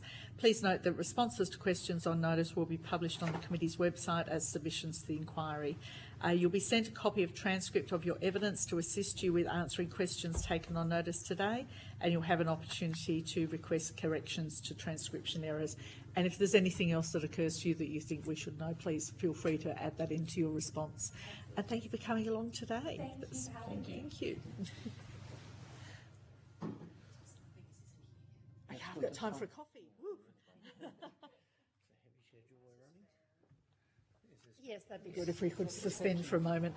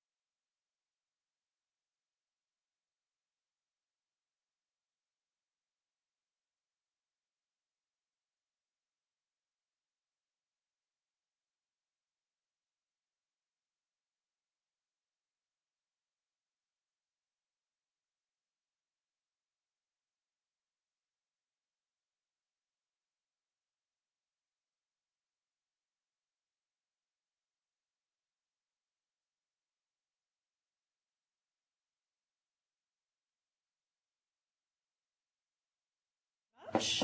We'll now recommence, and I now welcome Dr. Natalia Antolak-Saper. Have I pronounced that correctly? Lovely, thank you, to give evidence. For the Hansard record, would you please state your full name and the capacity in which you appear before the committee? Thank you, Chair. So my name is Natalia Antolak-Saper, and I'm here today as a researcher in comparative criminal law. I'm an associate professor at the Faculty of Law at Monash University. Lovely, thank you very much. Although you're not required to give evidence under oath, this hearing is a legal proceeding of the Parliament. It has the same standing as proceedings of the House. The giving of false or misleading evidence is a serious matter and may be regarded as a contempt of Parliament. The evidence given today will be recorded by Hansard and attracts parliamentary privilege and is being broadcast, so you know. I'm Louise Miller-Frost. I'm the Federal Member for Boothby, which is the southern suburbs of Adelaide, and I'm the Chair of the committee. Alex Hawke, the Deputy Chair from North West Sydney. And online we have Mr Ng. I hope. Good morning. It's Deborah Ng here, the Member for Menzies in Melbourne. Fantastic. Thank you very much. Do you wish to make a brief opening statement before we proceed to discussion? Yes, please. Thank you. Thank you. Thank you, Chair, and thank you, Committee. I'd like to begin by acknowledging the Wurundjeri Wurrung people of the Kulin Nation today and the traditional custodians of the land from which I speak. I pay my respects to their elders past and present, and I extend that respect to any Aboriginal and Torres Strait Islander peoples present or following these proceedings. I also acknowledge that the subject of this inquiry, violence and its most tragic consequences, falls particularly on First Nations women who experience domestic, family and sexual violence at disproportionate rates, and I make this submission mindful of that reality. My submission today makes 4 core arguments. First, the empirical evidence that establishes a strong association between intimate partner violence and suicidality is now substantial and consistent, but there remain definitional and methodological limitations that warrant a coordinated national research response. Second, existing criminal offences in all Australian jurisdictions, the discrete offences of aiding or abetting or inciting suicide, and the offence of involuntary manslaughter, are in some appropriate cases capable of capturing conduct in which a perpetrator of domestic, family and sexual violence causes a victim's death by suicide. But each presents real doctrinal and evidential challenges. Third, sentencing law and practice have not always kept pace with seriousness of psychological harm, and suicidality is inconsistently treated as an aggravating factor in decisions. And fourth, perpetrators' threats of self-harm and suicide can be weaponised as instruments of coercive control, yet can remain largely invisible to legal frameworks because of inconsistent approaches by jurisdictions to the criminalisation of coercive control. I'd be happy to take the committee's questions. Thank you very much. Oh, sorry, I thought you were attracting my attention. You note the inconsistent definitions of both DFSV and suicidality across jurisdictions and studies, which is certainly something we've heard of in a lot of areas. What core standardised definitions or indicators do you recommend, or are there examples, either overseas or interstate or wherever, that would assist us with that level of definition? So I think the recommendation that I would maintain or advocate for is to develop a nationally consistent definitional framework that would allow for standardised and multidimensional measures of suicidality, and that could be developed and adopted to always consider research and death review processes that addresses those definitional and methodological inconsistencies that currently limit the evidence base. Part of the challenge is it's even the simplicity of the term domestic and family violence, for example. There are inconsistencies in the way that jurisdictions speak about these terms, and that can have an impact in the way that, for example, police and prosecutors then subsequently charge offences, or the way in which evidence is captured.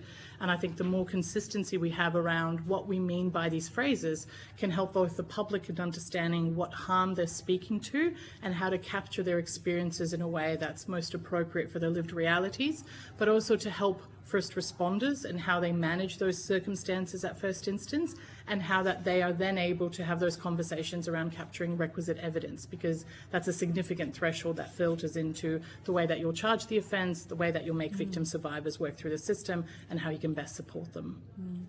So the consistent definition that you're talking about, would that be for first responders, for instance, and the legal profession? Or so one of the things that we've heard in terms of perhaps a death review case is that the language that is recorded is often very vague and metaphoric, and so we hear about difficult childhood or relationship issues or those sorts of language.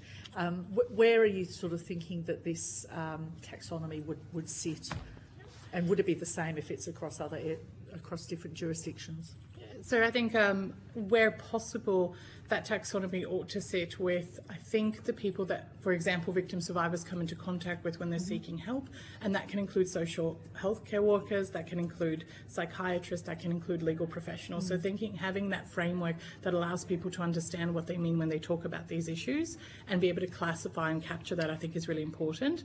I know that there's been, for example, a lot of challenges away that coercive control has been spoken about in our jurisdiction, and I know that for some people having that terminology has been really important to at least first understand that what's happening to them when it's not a physical example of violence can be really useful in understanding that that is an offence, or that is useful in classifying and labelling. It still may have evidential challenges down the track, but at least it's getting us a normative step forward to say to people, this is what this particular relationship means, or this is what it means when you're experiencing this harm, and here's how it sits in the framework.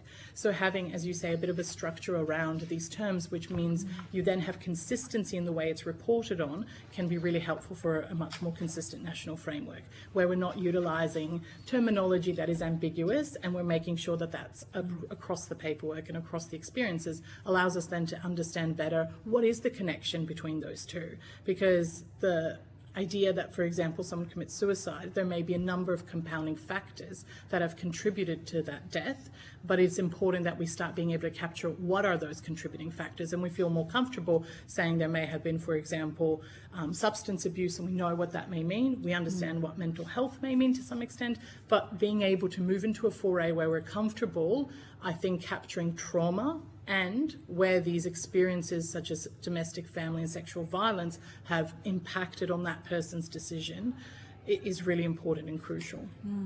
So that sounds like also a community norm, and using the example of coercive control, it came out of the domestic family violence sector, but it's now much more widely understood. It's in the media. If I said coercive control to the average person on the street, they might understand what that meant. And so people understand themselves about what their experiences is. Yeah. So, yeah. Okay. And I know there's research, for example, also in the area of non-consensual condom removal that had sort of similar echoes, which was the idea of equating it to a rape felt uncomfortable for a number of people until they were able to be provided with a framework that allows them to capture that experience. So early on research that sort of sat in the medical sphere really pointed towards people didn't really understand how they would be able to describe that experience, despite the fact that they would exhibit what we would suggest are the same harms or description of harms that we would otherwise see someone who's a victim survivor of sexual offence. And so that parallel existed, but until you give people an opportunity to be able to say, I can now see how that fits into this broader framework, it's difficult for them sometimes to communicate their experiences. Okay, thank you. You mentioned that there's some existing law around people encouraging suicide. Can you give me an example of where that works? Like which jurisdiction are we talking about? And yeah, absolutely. So across Australia, we have a number of provisions that we would suggest criminalise people who are aiding or inciting someone's suicide. The challenge with these, and I have a table that I'm happy to send to the committee at a later point in time because it wasn't provided in the original submission, but it sort of captures the range of the offences that sit across the country. These offences have varying imprisonment attached to them, which is a stark difference, I think. So some of them attract 5 years, some of them life imprisonment. That's a huge disparity to have between these offences. The second challenge with them, if I take, for example, New South Wales as an example, the offence tries to capture conduct where a person aids, abets or incites another to take or attempt to take their own life, and that person does so because of the conduct. In the context of domestic, family and sexual violence, this may include circumstances where someone explicitly incites the victim survivor to commit suicide, but can also include circumstances where you've created an environment such as fear, degradation and hopelessness that the victim comes to see the suicide as the only way to escape that particular behaviour. And in that particular context, researchers such as McCoy and McMahon and the analysis of the jurisdictions do this, you can see that there is a demanding fault element. So police and prosecutors will have to prove that there is an intention that sits behind that incitement. And that makes it very difficult for police and prosecutors to gather the requisite evidence, because in some cases, the intention may be very clear if you have, for example, technology and messages that say and incite that suicide quite expressly. But in other circumstances, you're extrapolating that from a circumstance where the perpetrator will say, well, all I was trying to do was exert control and domination. I didn't intend for that person to commit suicide. I expected that person to be controlled and to be harmed in that way, but I did not intend for that consequence to occur. And so that makes it very challenging then to be able to extrapolate that causation factor. So I think they've been developed in a very different context. The offences are probably trying to capture that. It's not saying that it's not impossible, it's just going to be very difficult and with challenges, which means then that families of survivors or victim survivors, when they've attempted, will face extra barriers and thresholds in being able to sort of work through the system for that. So we've got an issue there about causation versus correlation, but also intent. Yeah. And what we've heard from a number of witnesses is around the impact of trauma itself, which may not have had an intent. What you're saying is may not have had an intent to actually, or it may or may not have had an intent to actually drive someone to suicide, but the trauma itself still has an impact. Yeah, Yes. that's right. And I think it's a very high threshold. Yeah, no, sorry. Yes. Yeah, I'm just asking the Chair's permission to join in on that line of questioning. So that's very important what you've raised there. It's along the lines of what I wanted to ask as well. So in the design of the new laws that we're doing as a society, sort of the coercive control laws and things like that are coming on, are they recognising this correlation? Or are we still missing that intent element? You're saying the new, because these are very new in legislative terms and in criminal law principles. We're talking about brand new concepts. So we're still, are you arguing they're still not getting the intention between, the connection between intent? We're still missing that in coercive control laws. We're not getting the link analysed right. Yeah, I think, so for example, in the standalone coercive control offences in the jurisdictions that have enacted them, the challenge, I think, around evidence and how do you capture that, because it may be challenging to demonstrate that the person's action were intended to cause the control of someone to the extent. And then, for example, again, if I use New South Wales as an example, the impact would have to be that it's had an impact on their day-to-day activities. So it's been to such an extreme that they are no longer able to conduct themselves in their norm, and that a reasonable person would have imagined that that would be, for example, the effect on that person. And that gets really messy in being able to do that. My understanding is also that police, where they have, for example, a comfortability around incident-based offences, so offences that are effectively focusing on the one act as opposed to a course of conduct, may find themselves having to choose, or preferring to choose rather, the incident-based harm offence, because it's something that sits comfortably. It may have lesser thresholds, both in terms of evidence, both in terms of the elements. And so I think there's a lot of work still to be done even on the coercive control standalone offences. The challenge then with how that interrelates with these existing offences is that they've sort of existed for different purposes. Yes. So I suspect this emerges out of your traditional suicide pact euthanasia offending, and context, and so that perhaps doesn't necessarily marry up with what we now understand the evolution of non-physical violence and the non-physical harm and how those interrelate with each other. Yes, that's really important. I mean, and I agree with you. I understand what you're saying about the past. We'll leave that because we're talking about now the future, right? So I think, but it's important, the point you made.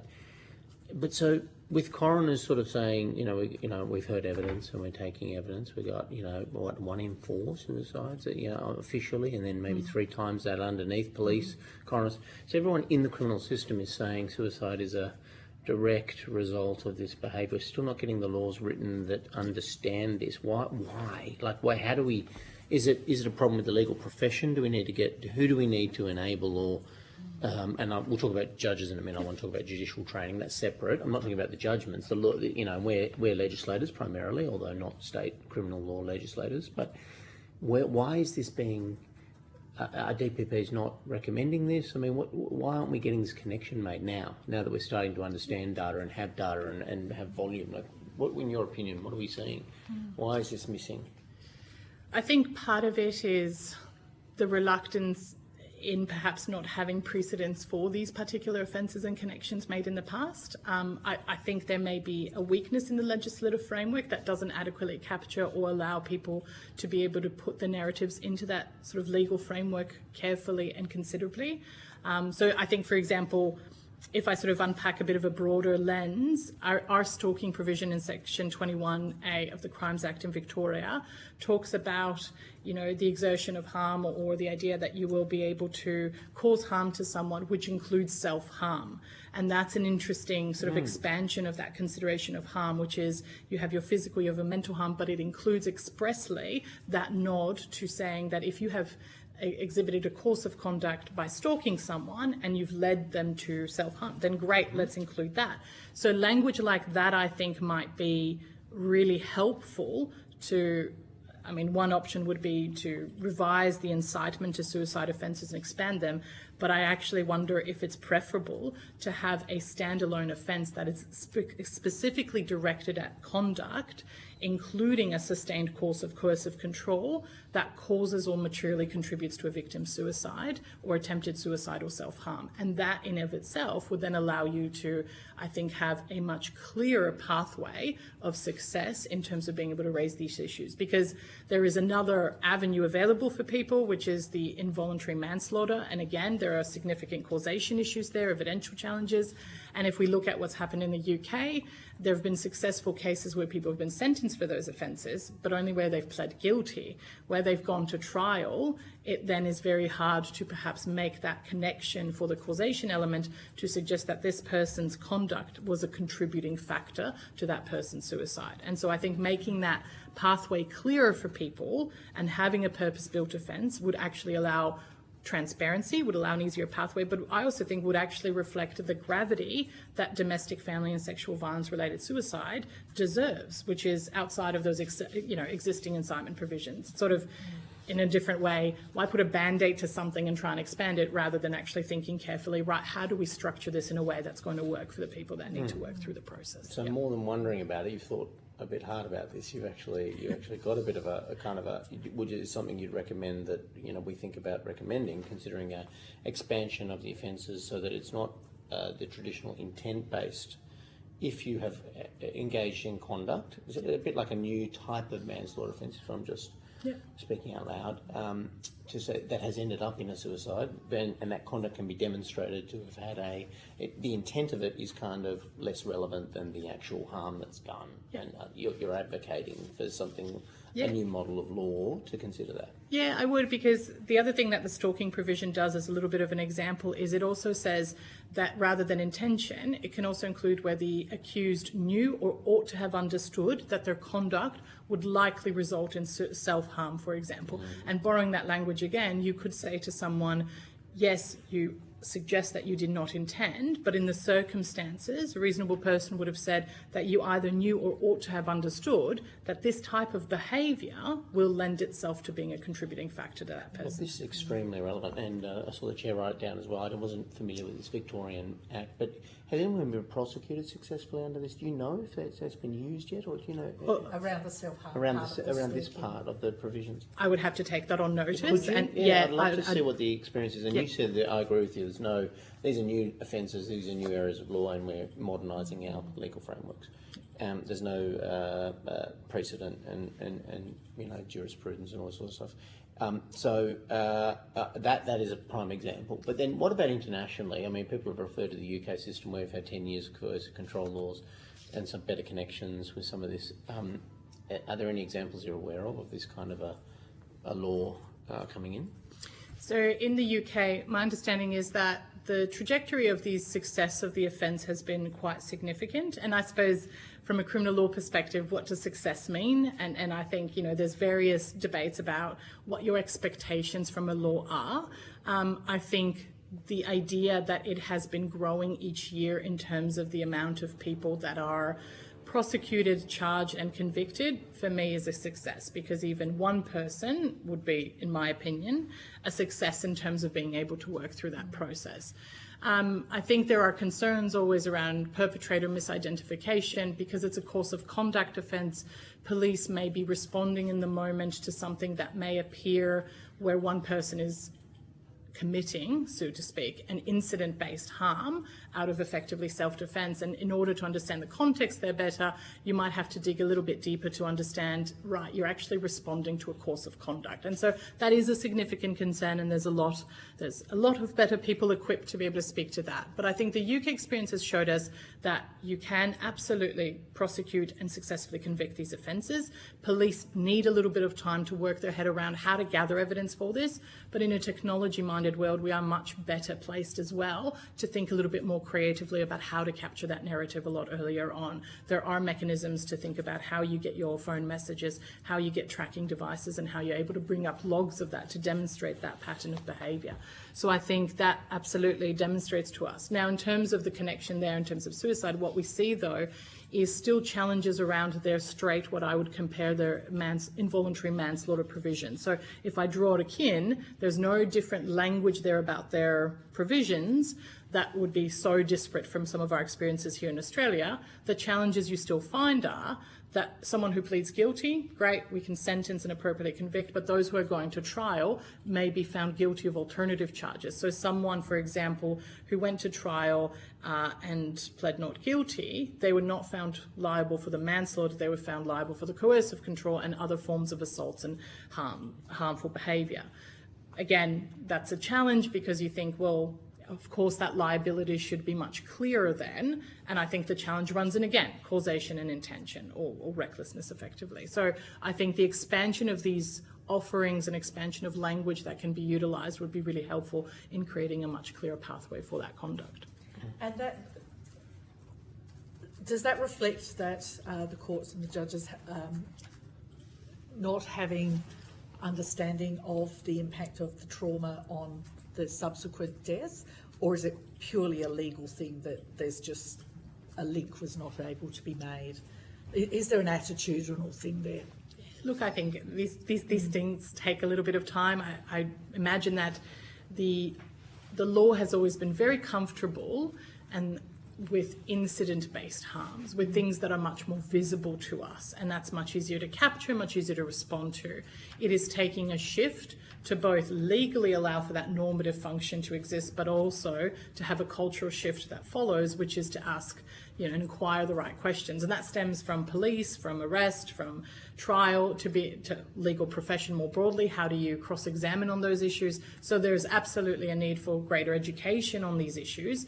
And trauma is a very big, important one. We have seen, the importance of increased psychological knowledge into, for example, an area of mine is sentencing. We see this much more commonly referred to, but we're still a bit unsure of how to treat this. What does this actually mean? Where do we say it impacts on the person's criminal responsibility or their culpability, and how do we differ that? So I think those greater conversations absolutely have to happen, and that can be through, amending bench books that exist across the country. That can be through increased judicial training, legal training, and having these much more I think campaigns around that inform us that the shift has to happen both in terms of law but absolutely culture, because the law's application only going to go so far. I'm a through and through lawyer, and there are some beautifully crafted legislations, but if the culture is not there to apply and prosecute in the way we hope for, then it's always going to run into a challenge.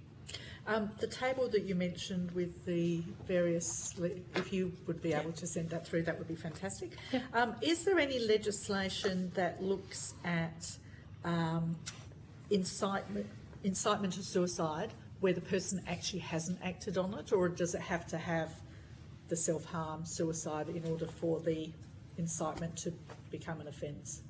I suppose on a strict reading, I think the way that the current provisions tend to be articulated is that the person counselled, induced, aided, and the person did or attempted to do. And so I think there is that extra connection, the standalone incitement of its own. I suspect would not be captured under some of these provisions and would perhaps be better most understood as threats and effectively, again, falling into that coercive control description, which is, you know, a much more harm through non-physical examples. So, and as an example, I mean, Crimes Act in Victoria identifies as injury including mental and psychological harm. So that would be an example where I would say that more strongly sits under that but falls outside of these offences. Yep. Lovely, thank you. Yeah, I just wanted to stay with you for a moment on the courts. I think it's a really important point. So there is, I think recently, there's been some spate of judicial training. I mean, there's more training to understand some of these issues. I think there's been some courts notably gone through some processes. But are you aware of any that have incorporated the suicidality as aggravating factors and things like that? Has that really happened? I'm not really aware of any training where that's been. No, I mean, I'm not, but I haven't really dug too deeply on that. So I can't say confidently that I don't know because there's not any. It's possibly just I don't know any because of my pure ignorance. Because we've got this gap in the law, and then obviously, as you point out, the judiciary, no fault of their own will, and we have politicians training as well and retraining in recent times, and we understand that, to update on modernity. So we're still not really seeing any organised attempt that you're aware of to sort of introduce these concepts into the judiciary's thinking. You're not aware of any? Or? No, I'm not aware of any. And how again, could you? Is it training it, or how could you really introduce these concepts into the courts, like as factors? You said the books. I mean, can you just explain what that means exactly for the purposes of our inquiry? Absolutely. So one way that you could do this through is really around sentencing bench books and guidelines. So, for example, the Judicial College of Victoria has certain sentencing bench books that provide guidance to judges, or you have bench books that provide a little bit of guidance around the way that you run a trial in terms of the elements around the charges and the offences. And these could all be really good opportunities to include information that allows you to start perhaps moving the pendulum towards change amongst culture. And I think it sort of sits both for judges and the legal profession, because again, those it's really important, for example, for prosecutors to be aware how can we bring these elements and how do we charge with the correct offence here, and where do we have the confidence to try and run these arguments up? Because if there's not a strong culture in terms of precedent and history, what you're conscious of, no doubt, as a prosecutor, is to make sure the victim survivor doesn't have to go through this process without hopefully securing what might be a positive outcome for them, right? And so there may be that cautiousness, and if you don't have that culture shifting both for profession and judges, it might be harder to achieve that. Doesn't it need a culture shift though? I mean, it sounds like an obvious question, but I mean, even you're talking about victim survivors. In this instance, I'm purely speaking about suicidality. So there's no survivor. And the court should be aware that, I know you're right. You actually said the answers in what you said. The historical, suicide's been a kind of a no-discuss thing. Now we're in this modern era, and still we're not grasping. A victim has been a victim, and they've suicided, and then the court's still not grasping that there's a victim, because of suicide. So we're sort of, how can we change this culture? We've talked about training, but there's no training. We've talked about, what else could we be doing to kind of... And I think, something I've been looking at is, it's interesting to read the coroner's reports where they make findings about on their threshold where they think there is a connection between conduct and the death. Maybe having those conversations also with the judicial figures that are making decisions around criminal charges and sentencing, to be able to have that dialogue to better understand how that works, as in, I think that sort of cross comparison can be really useful to actually integrate that knowledge more broadly. And I think where you have someone who's making that finding, how can that not sort of be helpful to understand from someone who's more in a criminal position or a sentencing position? Yep. And is it your experience and your evidence that you've talked about the historical factors, but the judiciary as well, suicide's been regarded as complex and having several layers, and we've talked about the complexity, but we're not recognising some of the reality within the family law system. Yeah, I think that's right. So I think we understand there may be a number of competing and contributing factors, but the law's never suggesting that we have to pinpoint the contributing factor. We're very comfortable in our other elements to say it's enough for something to be a cause, not the cause, and why would this not be an area where we could develop that a little bit stronger as well? So making sure that we have the education that's required and the legislation that's required to help us make that point around we can now expressly advocate that in this particular case, family violence was a cause in that person's suicide. So it's equivalent legally in criminal law. You're sort of coming back to the same points in a different ways. It's like you've mentioned murder and manslaughter. It's the equivalent, isn't it? We don't have to be obsessed with perfection on intent. We do need to have legal ways of dealing with that gap if we can't prove intent. Still there's been a suicide, still there's been conduct, still there's been crime. How do we deal with it? You're saying the law's still not sufficient to address that. We're not getting that right. Well, I think at the moment, the challenge is that there are significant barriers in intention and causation. And if you had a new form of legislation that drew on the language from the stalking provision with express reference to self-harm, with express reference to suicide, and this threshold around you either knew or you ought to have understood, that puts it at a lesser level than that higher requirement of intentionality and causation, which is you're able to sort of work through. So I've really got your point there, and we come back to it. But I guess the point I'm now making is, are you aware of any, like the legal profession or judiciary, are people recommending some of these things? Are others, are you aware of any advocacy like on this front, this particular front? I mean, how did this provision come about, for example, just briefly? Did it come about through the legal profession said we need this, or was it? Do you know? I'd have to look at the history of Section 21A because it's a stalking provision that's existed for quite some time, and I don't know how it would have come about. Like the reference to self-harm has existed. I know that there are other academics who've researched in this area, and there's a great article by Paul McGorry and Marilyn McMahon on the issue around you have all these existing options available to you, and I'm happy to send that article. You have all these existing options available to you. They're just falling short for a number of these reasons. And I don't know if anyone's necessarily making this sort of next jump as to saying, well, here's a slight solution. But I do think there's been a number of people who've pointed out this connection is lacking, and that has to be addressed if we want to make sure that that's an optional and a viable option for people. Yeah, thank you very much. Yeah. Mr. Ng.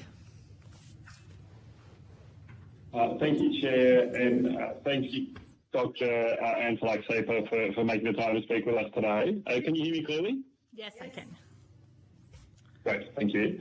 I suppose I just wanted to ask a bit about the experience for victim survivors in the court process. It can often be pretty traumatic, especially for criminal matters.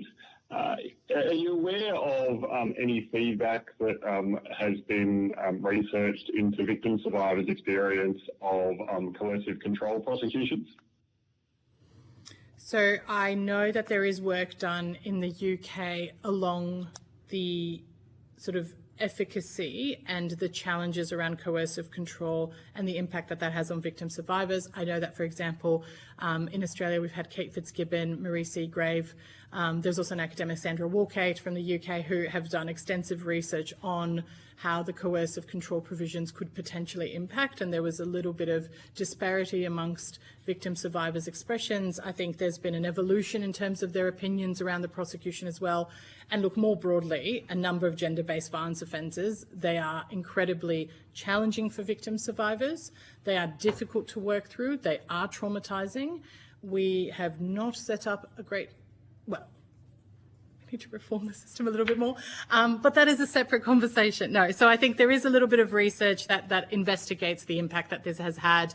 And as I mentioned, this idea of perpetrator misidentification is a significant one. There's been an evolution, I think, from my understanding about that victim survivors want initially, I think people had expressed they wish not for the coercive control offence to exist, and there has significantly been an evolution of that opinion into now sort of suggesting that this is something that is welcomed. So I know there's been a shift in some of that discussion, but those people would be far more in a better position.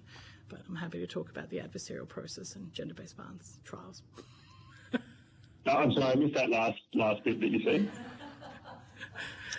Sorry, I didn't.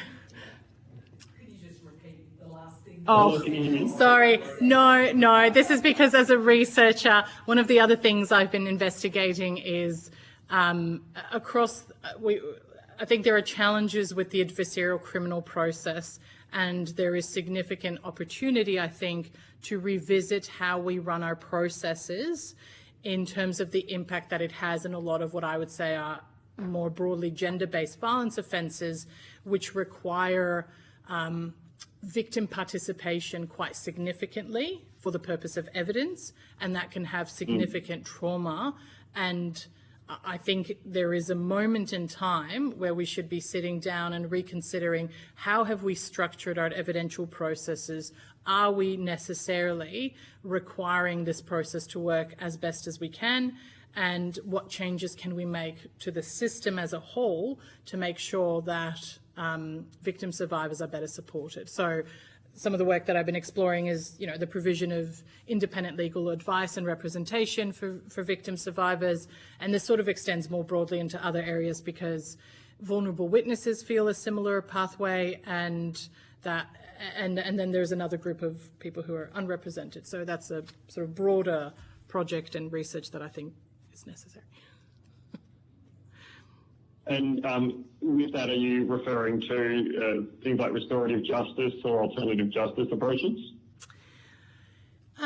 Yes, and I think there is value in having those approaches, but I also think there is certain pathways where we can maybe relook at the necessity of certain formalities in court and how we work through and how we obtain evidence. There is a lot of literature about the importance of making sure that what we have in a lot of these situations is the opportunity to gather evidence through a trauma-informed practice, and that may require, for example, a person building a relationship with the person who's examining and cross-examining them, rather than just on the day having to state their story again. If you have, for example, your narrative captured a lot earlier on in one format with respect, why does that require repetition several times forward? And how do you make sure that that's appropriately tested? So I think those pathways, restorative and alternative dispute resolutions, are absolutely crucial in our broader system. But I also think there's a time to relook at the different forms in which we gather evidence, require people to participate. How do we explain it? Even the simple factor of having plain language in a lot of court processes can really do a significant, impact on people being able to participate. And a bugbear of mine is if we're requiring people to participate, who's also enforcing their rights? Because a victim survivor, for example, does have certain rights available to them, but no one is talking them through that. And so they don't know how to exercise that. So I think I know there's language around something called problem-solving courts, and I know that there are a lot of people who hear that and always have very strong opinions because how resource-intensive that process can be. Loosely, I would suggest that's what I'm sort of looking at, but I think a better way is to think about taking a broad brush and going, how can we make the systems a lot more streamlined and participatory for people, and how do we make sure they are better people-centred rather than, adopting a system that's existed perfectly fine for such a significant part of our history, but requires a different approach moving forward into the future. It's a small project. Thank you. Thank you. And one last question. I suppose in terms of gathering evidence for cases where someone might have committed suicide, where someone who we consider the primary victim has committed suicide, are you able to expand about how we might overcome some of the challenges for that evidence gathering process for any legal processes? So I think a number of opportunities exist to be able to gather the evidence. I think the challenge may be now of how to be able to categorise and label it, because some of the existing evidence that we're talking about requires a lot of reliance on technology and being able to have appropriate disclosures there, but also being able to, I think, more broadly have questions. So I think if you have a much clearer appreciation of what offence are you trying to prove and which elements you're trying to gather the evidence for, that opens up the pathway for what additional mechanisms you might need to. Because it might require, and for example, in coercive control, this is a big one for police, which is you have to interview other family members to talk about, are there any notable differences about that person's behaviour? Has there been increased isolation? So I think once you have that framework open to you, that should be able to dictate the way in which you can gather that evidence. A big thing, though, again, is the trauma-informed aspect is so important. You know, it's very difficult, and there's a great exercise someone does from forensic psychiatry about, in the room, write down your biggest secret and hand it over to the person, and chances are you haven't written your deepest, darkest secret, because there is no trust established. And I think it's such a phenomenal way of thinking about it. Something awful has happened to a victim survivor, and we are on the first occasion requiring a person who has no prior relationship with them to come in and go, right, you need to tell us everything. And it's very important. And then, for example, you know, the way that law's designed is to go, oh, well, we expect consistency. Well, people who are affected by trauma aren't necessarily consistent. They're not going to present their events in the same narrative format that we might otherwise expect people to speak to when something has happened that's not as impactful. So I think having that understanding about the importance of relationship building and the importance of trauma is so crucial to being able to elicit that evidence appropriately. Yeah. Thank you very much, and thank you again for your time today. Thank you. I'm really interested in your comments around a less adversarial, so I don't know what that noise is, but anyway, a less adversarial court process in particular. One of the things that we've heard from some of the other witnesses was that the family court in and of itself was a trigger for a suicide attempt, either perpetrator or victim survivor. And does anyone do that better? Like, are there examples around the world? Are we all stuck in this adversarial, evidence-based? Look, it's challenging because the work that I do, I've sort of focused on what are some existing models, and I know that there are different approaches, but they're not at scale yet. Yeah. And I think that is something I'm mindful of. You know, as a researcher, I never want to suggest something that I don't think has practical effect or opportunity to be rolled out on a broader scale. But sometimes I think what we're trying to do is think of a perfect system when making significant changes to the way in which we communicate with people, to the way in which we think about, is this really crucial? So we have, and this stems as a background from work that I do in the unrepresented accused space. So people who don't have legal representation in criminal matters are going in and having to do this, and you think, well, this is really unfair. And it's also not really adversarial anymore. You've got a judge or a magistrate who might be, without overstepping, might be prompting. You have a police prosecutor who's saying, oh, you forgot. So why not take this as the model and go, let's do away with these pretend formalities we're no longer necessarily feeling the need to comply with out of fairness to that person. And why not have that process as a dialogue and a conversation sometimes, and buffer in those points around the importance of allowing the person to take the evidence in their own time, to have opportunities to make sure that it's one person provided to them that is from start to finish. So sometimes when I think about these issues, it's not necessarily adopting a perfect model, but it's thinking very carefully about each pathway process. Have we got the best supports in place? And these small differences make such a significant impact. If you have someone who builds a relationship and has the one police person, the one judge, the one lawyer from the start, then, and you know, trials take time, 2 years, you've got that team that is going forward. You're not having that constant change where you've got to rebuild that process. If you capture the evidence at the first point in time in a measured and compassionate process, you're frankly eliciting the best evidence you will. Have that replayed. Do not make that person go through it again and again and again. And I think there is much better supports. Explain what's happening to the person, speak to them. I think that's really important, and I think we could be doing better work in that. Okay. Somebody earlier today told us that there is no training in family and domestic violence for social workers, which we were quite shocked about. Where does that sit with law students? Is it a core part of, or is it a kind of elective, or where does the notion of family and domestic violence sit in terms of law training? So I can only speak about what happens at our institution. I think we have a little bit of a hybrid of both. So I think we are very aware of the gendered violence drivers that exist in our society, and there are discussions we have with students in our compulsory criminal law training. There are a number of electives that we also offer throughout the suite of the faculty. So, for example, I know that there are specific family violence units that are provided to students with a significant uptake.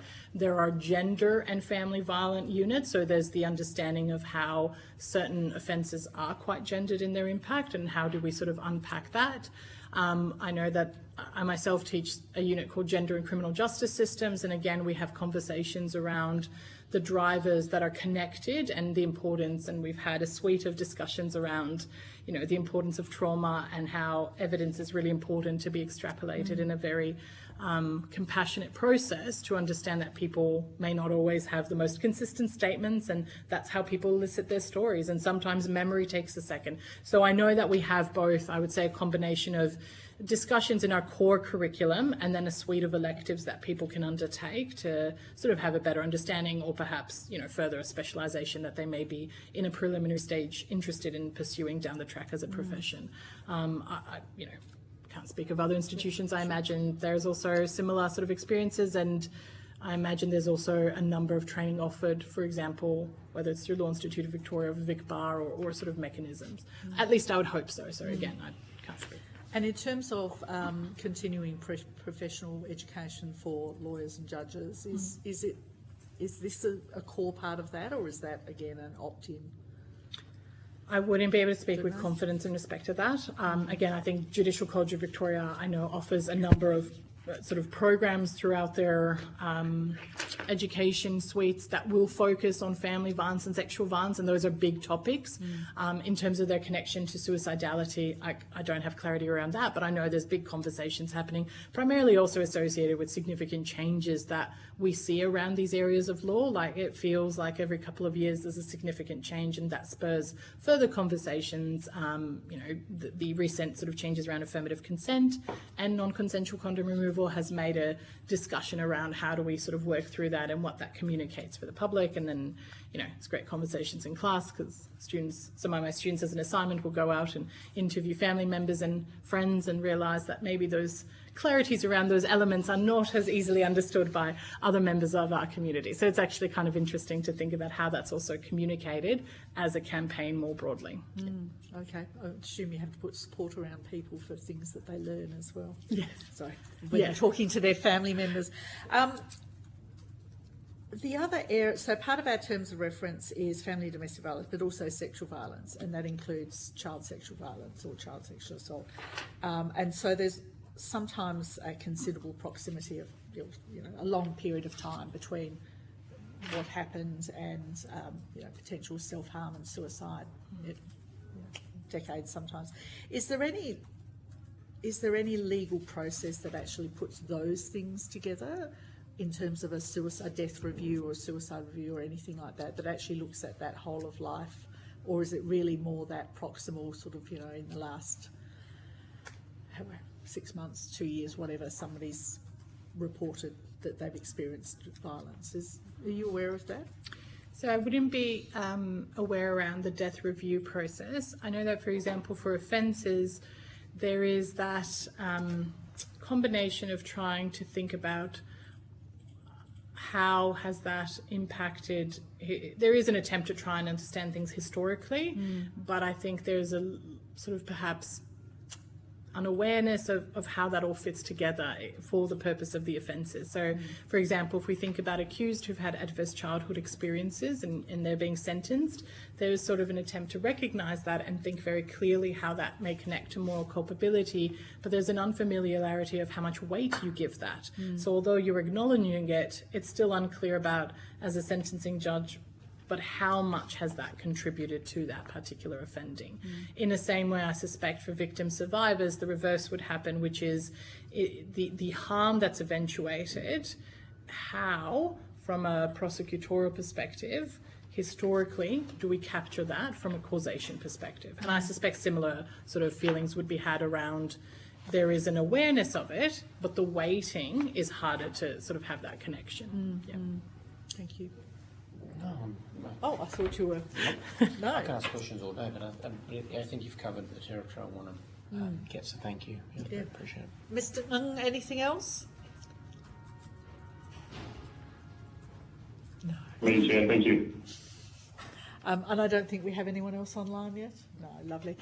Thank you so much. That was really interesting. We've given you lots of homework, so thank you very much for I that. feel like we've given you a whole research project. Yeah. Anything you'd like to send through would be great. I do have a formal little thing to say. Thank you for your attendance today.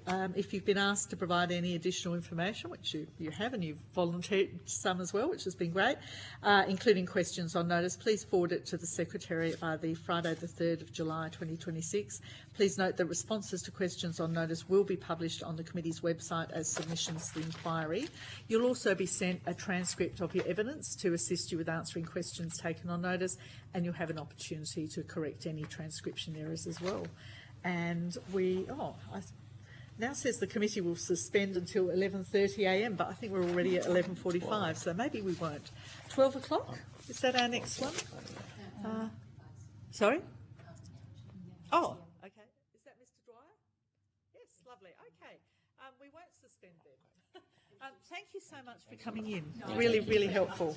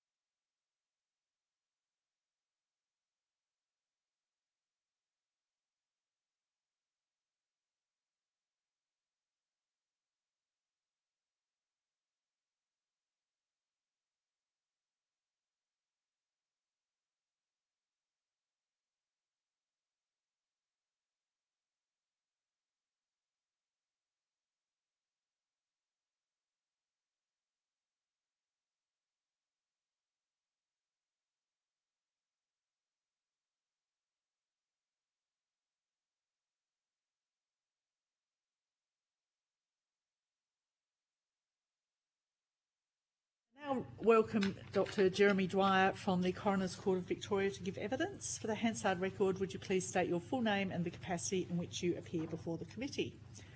My name is Jeremy Andrew Dwyer, and I appear before the committee as the Manager, Research and Policy in the Coroner's Prevention Unit, which is a unit of the Coroner's Court of Victoria. Lovely, thank you very much. Although you're not required to give evidence under oath, this hearing is a legal proceeding of the Parliament. It has the same standing as proceedings of the House. The giving of false or misleading evidence is a serious matter and may be regarded as a contempt of Parliament. The evidence given today will be recorded by Hansard and attracts parliamentary privilege and is being broadcast as well for your information. I'm Louise Muller-Frost. I'm the member for Boothby, which is the southern suburbs of Adelaide. Alex Hawkes, Deputy Chair from New South Wales. And online we have Mr Ng. Hi, I'm Deborah Ng. I'm the Federal Member for Boothby in Melbourne East. Apologies that I can't join you in person today. And I don't think we have anyone else online at the moment. Ms Clutterham? We may be joined shortly by one more member who was coming back around midday. Would you like to make a brief opening statement before we proceed to discussion? Yes, thank you. I'm pleased to be here this morning to assist the inquiry with this important work and answer questions from members within the scope of my role at the court. I just want to emphasise at the outset that I'm not a coroner and therefore I'm not in a position to assist you with some aspects of some questions that may be asked, and I also want to explain why this is the case. Coroners in Victoria have extensive resources to assist them in undertaking their role, including training and education programs, a bench book, various guidelines, legal authorities, templates, and so on. But at the same time, they also have substantial independence and discretion to conduct investigations and make findings as they see fit within the bounds of the Coroners Act. Therefore, it's potentially problematic to answer a question put in general terms such as how does a coroner investigate a report of family violence history in a suspected suicide, for example. The coroner's approach might be informed by their focus in the specific investigation, the evidence of the case, what avenues are open for further investigation, and any other number of factors.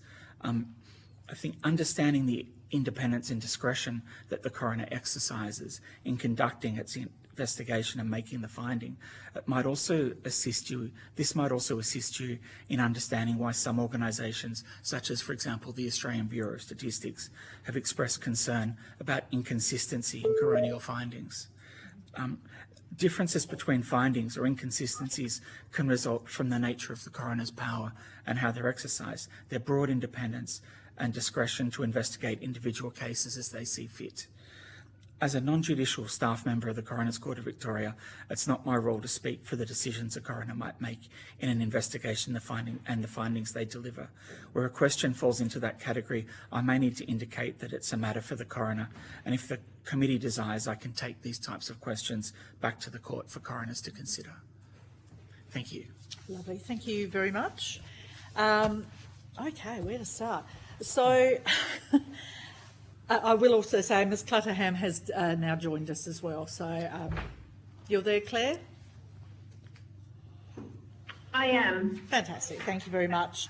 Okay, so in terms of broadly the way a coroner would investigate a suicide, what sources of data would they have at their disposal? Where might they look?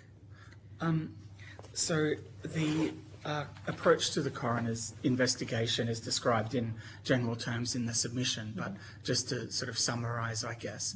So any suspected non-natural death, including any suspected suicide, is required to be reported to the Coroner's Court of Victoria for investigation by a coroner.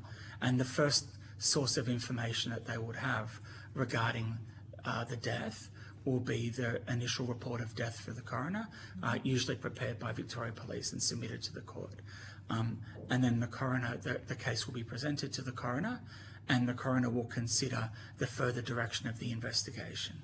Or I can talk about sort of in general terms, these are things that may occur, but as I've already explained, a coroner will exercise their discretion and their independence in a particular case to determine how the investigation unfolds.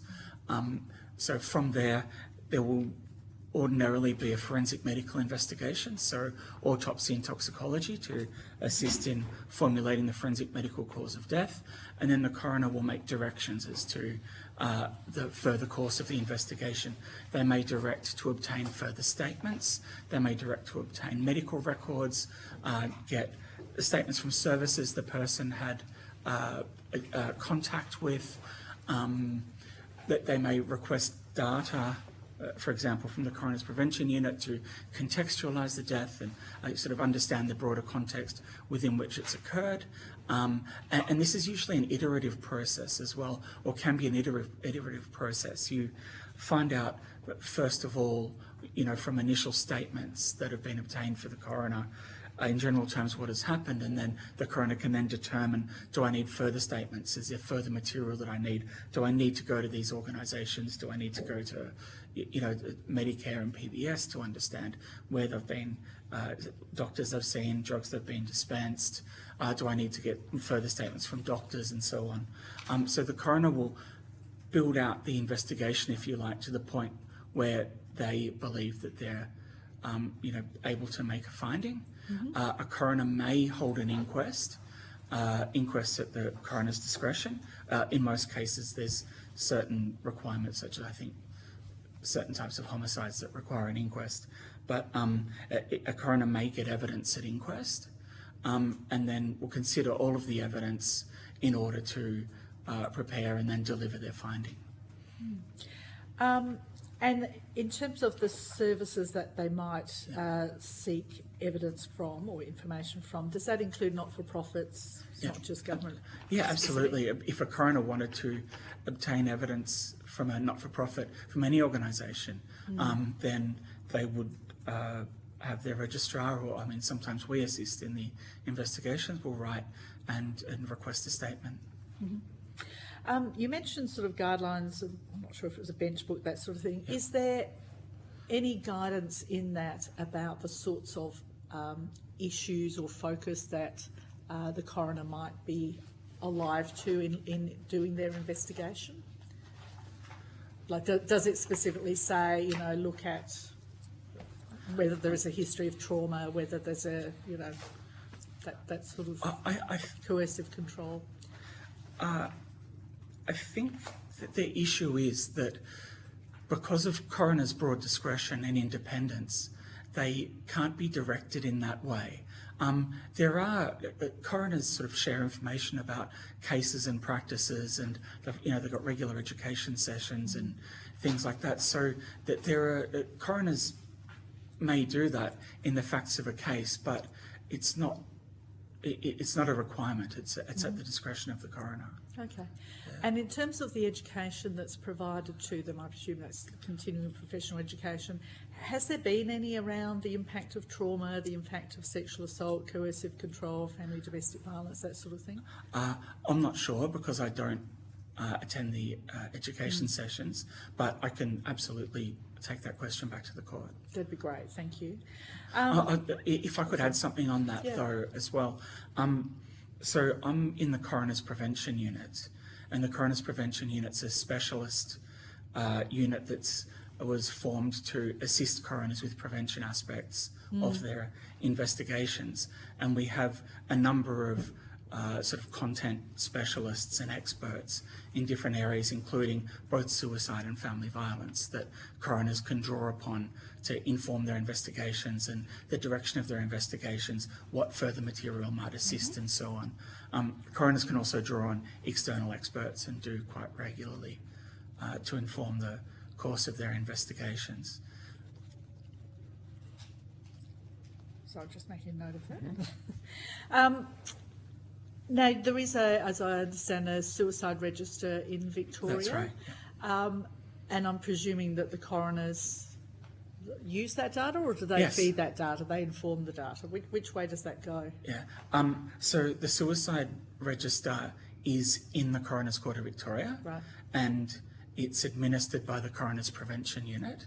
And the data in the suicide register is coded from the material that's obtained in coronial investigations. And the primary purpose of collecting the data is to inform coroners' investigations, to assist them with prevention questions that they have, to provide data around the nature and frequency of issues that they may be looking at, themes and so on that may inform, sort of the prevention-focused aspects of their investigation and inform the design of or formulation of recommendations. And does the suicide register have a core data set that Yes. has to be completed? Yes, so it has a core and an enhanced data set. So I understand that from the Hobart transcript that you heard evidence from Rooney, who was formerly a coder for the Victorian Suicide Register, and we assisted Tasmania to establish theirs. Ours works in a similar way. So we have a core data set which is coded every day or every weekday for deaths reported the previous day to the court, where we code basic information about all deaths and we classify them according to a system that's based on the ICD-10. And if a death is a possible or probable suicide, then we'll add it to the Victorian Suicide Register, and certain information about it will be coded immediately. We also have an enhanced data set which lags somewhat from the coding of the core data set, and that has the more detailed information on the contexts in which suicides occurred, service contacts, medical history, mental health history, forensic toxicology results from post-mortem examination, and so on. And that enhanced data set, that there are two reasons why it lags somewhat from the present. One reason is because we like to code it upon the completion of the coroner's investigation, where we have as much material as possible to inform the coding. The other reason is because it's incredibly resource intensive to code. And so there have been times when we've had to put it on hold and we haven't been able to make substantial progress in coding for some time. We're quite lucky at the moment. We've managed to get some funding from a court fee. I don't know the funding, but anyway, we have some dedicated funding in order to update another few years of the enhanced data. And in your prevention unit or elsewhere, is that data analysed for potential intervention points? So yeah, absolutely. Yeah, it's one of the main things that we look at when we're asked questions by coroners and when we're analysing the data. I mean, I know from the transcripts that you've heard this a lot of times, but we're looking at service contacts and so on as potential points for intervention, and looking at why the intervention, sort of the opportunity may have been missed, or whether there's common contacts, common presentations that might suggest that there's a prevention opportunity. Yeah. And has that been published in terms of what those? We've had a couple of hundred submissions, so I apologise if you put it in your submission and I can't remember whether it was in or not. But in terms of family violence related data, or data on the intersection between domestic, sexual and family violence and suicide, I know that there has been a paper published by McIsaac and others which used Victorian Suicide Register data and looked at family violence. I think it's cited in our material, but I can also separately provide a copy if that assists. And a lot of the data appears in coroner's findings, particularly coroner's findings that are published on our website. And there's several chapters or sections of our submission going to coroner's findings and themes in different areas. I think some of them refer to data. We have also provided data to the rapid review, and there's data in this our submission as well. Thank you. Can I ask about that? I'll just quickly, Mr. Gregg has joined us, who is also a member of the committee. Yes, Mr. Hall. Oh, I just wanted to jump on that, Yeah. Chair. That's a good segue because I was going to ask about that. So the Rapid Review 2024, you produced that data, so that was at their request. So, so as I understand it, you report to the coroner. You're a research unit within the coroner's unit. You're independent, as you've described and everything. So the Rapid Review requests this data set. You don't normally keep those data sets. This was a a historical data set, did you set the parameters, or did they ask for a subset of that data? Because it's from whatever it is, 2009 to 2016 or whatever it is. Yeah. Were you there for this? Or were you? Yeah, I was. I Good, assisted, just checking I'm being fair. I believe that we collated data that we thought would be of assistance to the rapid review in response to their call for submissions. So this is an important data set, and Victoria is pretty unique in what it does. So what happens now with that? Is the rapid review engaged further, or have you had any feedback on that data, or what? No, I don't. What? So you've just provided it through the coroner to the rapid review. That's right. Yeah. Okay. And then in your function in research, is it the coroner's role? I understand what you've said about individual cases. I understand coroners. But do they ever systemically look at these things? Like the issue now that the rapid review said, look at this, you've looked at it. What is the coroner considering or likely to consider a kind of a set of recommendations separate to an individual case, but around the issue of suicide? Has that been contemplated? Or?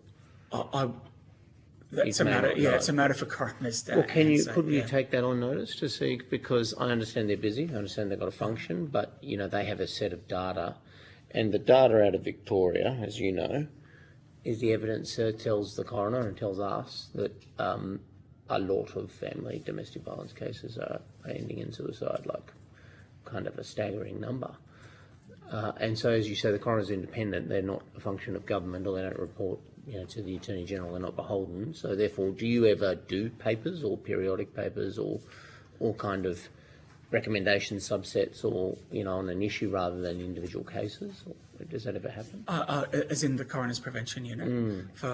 We prepare issues papers on particular topics. Yep. How often do you do those roughly? Like, what's your kind of publication schedule? There'd be a few a year. Okay. So are you considering a suicide one or a related one out of this data set? So a suicide in a setting of family domestic or sexual violence. Yes. Yeah, along our terms of reference, I actually don't know. I'm only one of the people in the Coroner's Prevention Unit. Sorry, you can take it on notice. It's no problem. I'm not trying to put you on the spot. What I'm getting at is, from our perspective, looking at all the different submissions we've looked at, this is a unique sort of data set, and it's very compelling. So, interested in the coroner's view on, what's next. I understand you've provided that serious, detailed information to the rapid review. And you've said you've given evidence there's been no further engagement directly that you're aware of between rapid review and coroner. What happens now? Because this data is, everyone's mining it in the academic, everyone's referencing it. And I'm wondering, will there be a research-based set of views from coroner, given that you've probably got the leading data set in the country? Yeah, I don't know what coroners would plan to do with it. Okay, good. That's fair enough. I understand that. Thank you. I suppose my line of questioning is related to Mr. Hawke's, is that we're collecting this wonderful data, but are we seeing evidence of this informing practice in any systemic way? I appreciate the coroner's independent, and one of the kind of shortcomings seems to be that independence and variation. Is it that coroners vary widely in their approach to investigations in an obvious way? And has there been materials that does kind of promote systemic change in practice as a result of the insights garnered from this data?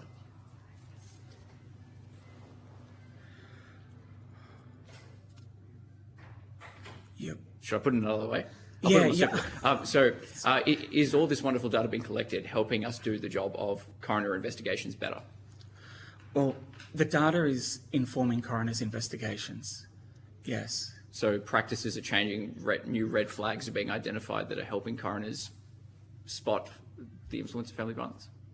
Well, internally within the court, I think that our understanding of family violence and its intersection with different types of deaths is evolving all the time. Yes, but can I give you specific details? No, I don't work in the family violence area. Okay. Can I ask, in terms of the education that's provided to coroners, I presume that's run as an internal exercise through one of the organisations within the Coroner's Court. Does the data inform, do they actually look at the data and then use that to inform what they're going to educate, what they're going to offer? Yeah, the coroners sort of identify opportunities for education in a number of different ways, including from looking at what are the emerging issues in coronial data and also what are the emerging issues in public health and public policy. Did you have anything else, Mr. Gregg, or we have two people online as well? I will defer to those colleagues. Okay, Mr. Ng. Thank you, Chair, and thanks very much for making the time to speak with us today. Just in terms of the data that you're able to collect or that you have on hand, I suppose we're particularly interested in where people might be falling between the cracks and what the touch points are for people who have experienced family or sexual violence and who may be at risk of suicide. Is that information that you're collecting currently or able to collect that could be applied? It's information that we're collecting currently in the enhanced data set. And in the enhanced data set, I think we're now up to 2020. And I think we're hoping to be at 2022 by the middle of next year. And are you able to provide any information on the data that you have currently? In terms of what those touch points are, or where people might be falling between the cracks, where they've had an interaction with the service but hasn't necessarily been picked up that they're at risk? That would require some sort of intensive analysis. We haven't. I don't believe we've conducted that analysis systematically. It would be something that would require some work. Sure, thank you. And I suppose along similar lines, in terms of timing and risk, and timing in particularly to experiences of family or sexual violence, and when someone, for example, may have left a relationship, and the correlation or the relationship between that and a suicide, is that data that you're collecting as well? We collect data on a whole lot of contexts in suicides, including relationship breakdown. The question of the relationship between, for example, experience of sexual, family or domestic violence and suicide, or relationship breakdown and suicide, is quite a complex one. So we collect data on whether these events have occurred. The problem is that when you start talking about relationships, then it gets to sort of the issue of definitions and the question people have been talking about with definitions and, like what's a family violence related suicide or something like that. The nature of the relationship between different stressors and the suicide, you have evidence that may vary on that may require interpretation. You've also got things that can't be observed. What I mean is, for example, you may have someone who's had a historic experience of sexual violence and then has developed mental ill health, substance dependence, had a subsequent relationship breakdown, suicide in the context of that, and you don't have any explicit evidence tying it back in a causal sort of chain. So it's data that's difficult to come to grips with, and it sort of needs specific questions to be asked about it, and it needs to be approached carefully. Does that answer the question? Yeah, I understand it. I suppose just to clarify the question a little bit, let's say if the data was collected less as a causal relationship but more as a risk factor, and we were looking at where the high risk times might be in relation to particular other events. Is that data that you are able to collect or currently collect? Yes, we collect. We would be able to establish that from the enhanced data that we currently collect. We would be able to establish, if you like, timelines of important events or events like this in the lead up to the fatal incident. Thank you, that's helpful. Yeah, just with the goal of ultimately finding where interventions would be needed or best placed. Thank you very much. That's all the questions from me. Thank you. Can I just query that when you say that you are able to identify significant events in the lead up, are you able to aggregate that data and say, here are the common things, like, for instance, one of the things we've heard is, a family court decision or a perpetrator getting out of jail, or those sorts of things. Are you able to aggregate that and say, here are the, triggers that seem to have a commonality across a number of cases, or is it more that individual stuff? Yeah, it might help to take it just a step back. Yep. The reason I've been a bit hesitant in answering some of these questions is because they're sort of informed by the way that we collect our data. And when I say we have data on something, what I mean is that we have information that we've collected systematically, but it's the form in which the information is in our database that sort of needs to be understood or explained for this. So the Victorian Suicide Register is designed as a register to capture information on, if you like, domains of stress, and domains of medical treatment and so on in suicides to help to sort of understand what has happened. And it has, well, say for family violence, there would be, that there's a flag in it for exposure to family violence.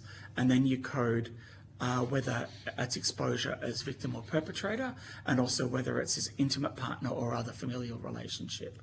But then everything else about that goes around that coding, all of the contextual information about what the experience of family violence was, where it happened, the evidence and so on, is all in rich text that we put into the suicide register. And there's a reason why we do that.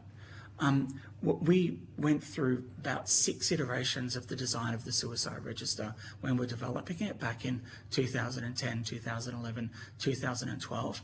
And what we found is that the more variables you have, the more things you try to specifically code, the longer it takes. And we actually had one version of the suicide register where it took 8 hours on average to code a single case, which is not workable. So what we sort of, the issue is the more decisions a coder has to make, then the longer it takes and the more sort of bound you are by the data that you've coded. So if you're just recording all of the evidence, you're sort of cutting and pasting bits out of statements and medical records and so on, you've got all the written evidence.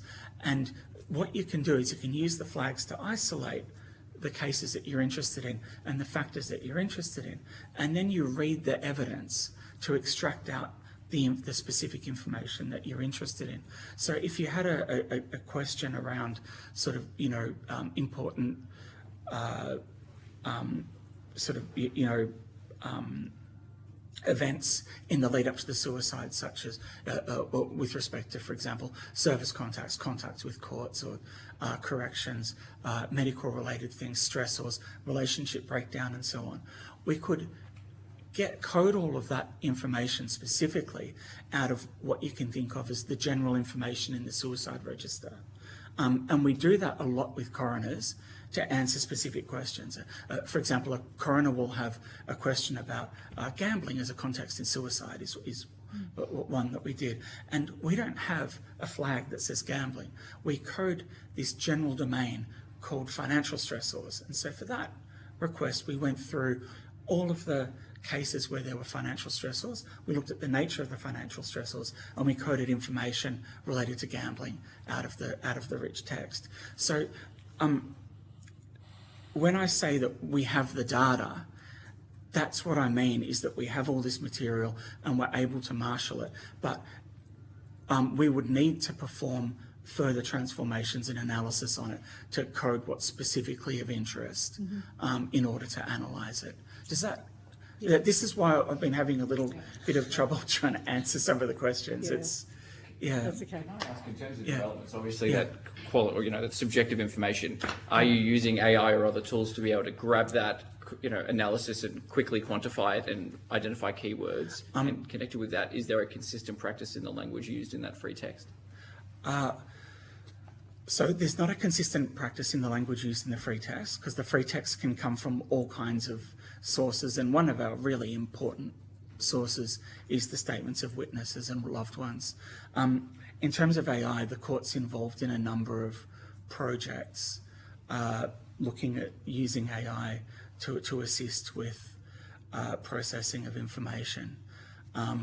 They're at various stages, and I'm not part of them, but I can tell you that the court is looking at that, yes. Thank you. Yeah. Ms Clutterham. Thanks, Chair. Thank you for your evidence today, and sorry I can't be there in person.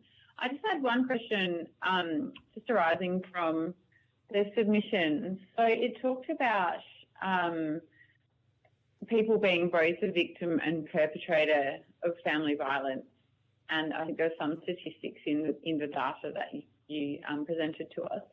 It also then went on to say that women are often misidentified as a perpetrator and predominant aggressor. Could you just unpack that a little bit more? Why does that happen, and what's the impact of that on the data? Because obviously we use the data to implement strategies and policy, etc. So do you have a page reference for the women are often misidentified? 34. Page 34, thank you.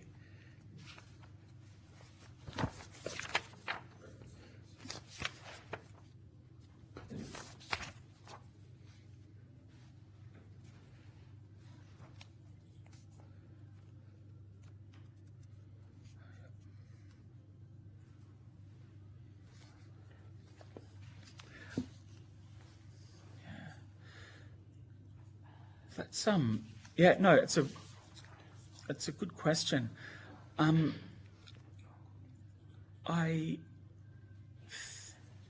What we do is that we record the evidence that we have about the nature of the violence. In terms of so is the concern about whether the evidence that we have might encode misidentification?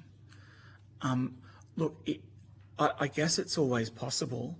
I wouldn't know the extent to which that occurs. I note that that comment was not from the court. It was, it was a note from the court referencing a note from Marram Guidance. Yeah, I don't know if I can say anything more than that. I'm sure. Okay, it just jumped out to me as something I guess I wasn't expecting. Yeah. Okay. Thank you. No other questions from you, Ms Clutterham? No, I'm all good. Thank you, Chair. No. And sorry, Mr. I'm not sure if I cut you off. Did you have any other questions? No other questions from me. Thank you, Chair. No. Thank you. Mr Gregg? No. Mr Hawke? No. Good. Thank you so much for your evidence. I do have a little thing to say to you. Thank you for your attendance today. If you've been asked to provide any additional information, I think you offered to send us something as well, so thank you for that. Please forward it to the Secretariat by the Friday the 3rd of July 2026. Please note that responses to questions on notice will be published on the committee's website as submissions to the inquiry. You'll also be sent a copy of the transcript of your evidence to assist you with answering questions taken on notice today, and you'll have an opportunity to request corrections to transcription errors. And if there's anything else you think would be useful to us, feel free to attach that and send it in as well.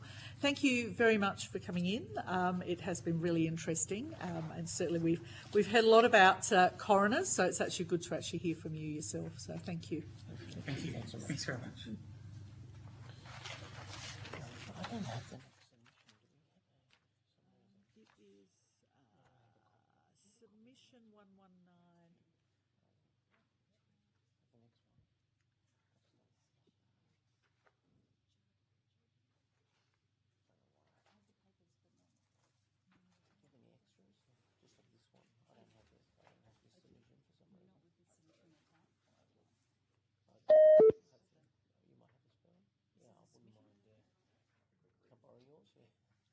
It's the only one I don't have. Yeah.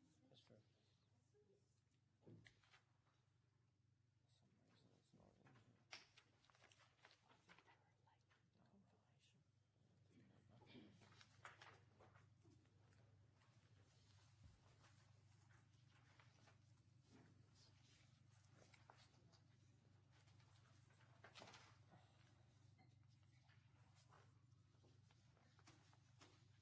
for Connection in here very variable.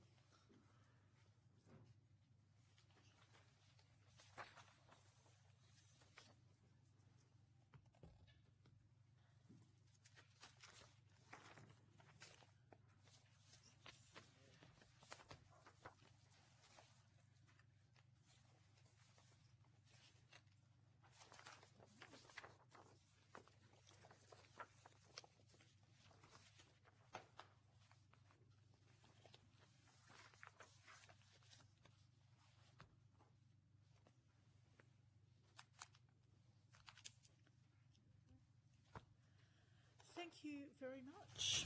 So I now welcome representatives of the Australian Nursing and Midwifery Federation to give evidence. For the Hansard record, would you please state your full name and the capacity in which you appear before the committee?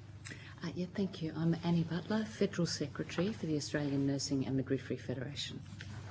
My name is Alana Ginnivan. I'm the Assistant to the Federal Secretary for the ANMF Federal Office. Lovely, thank you very much.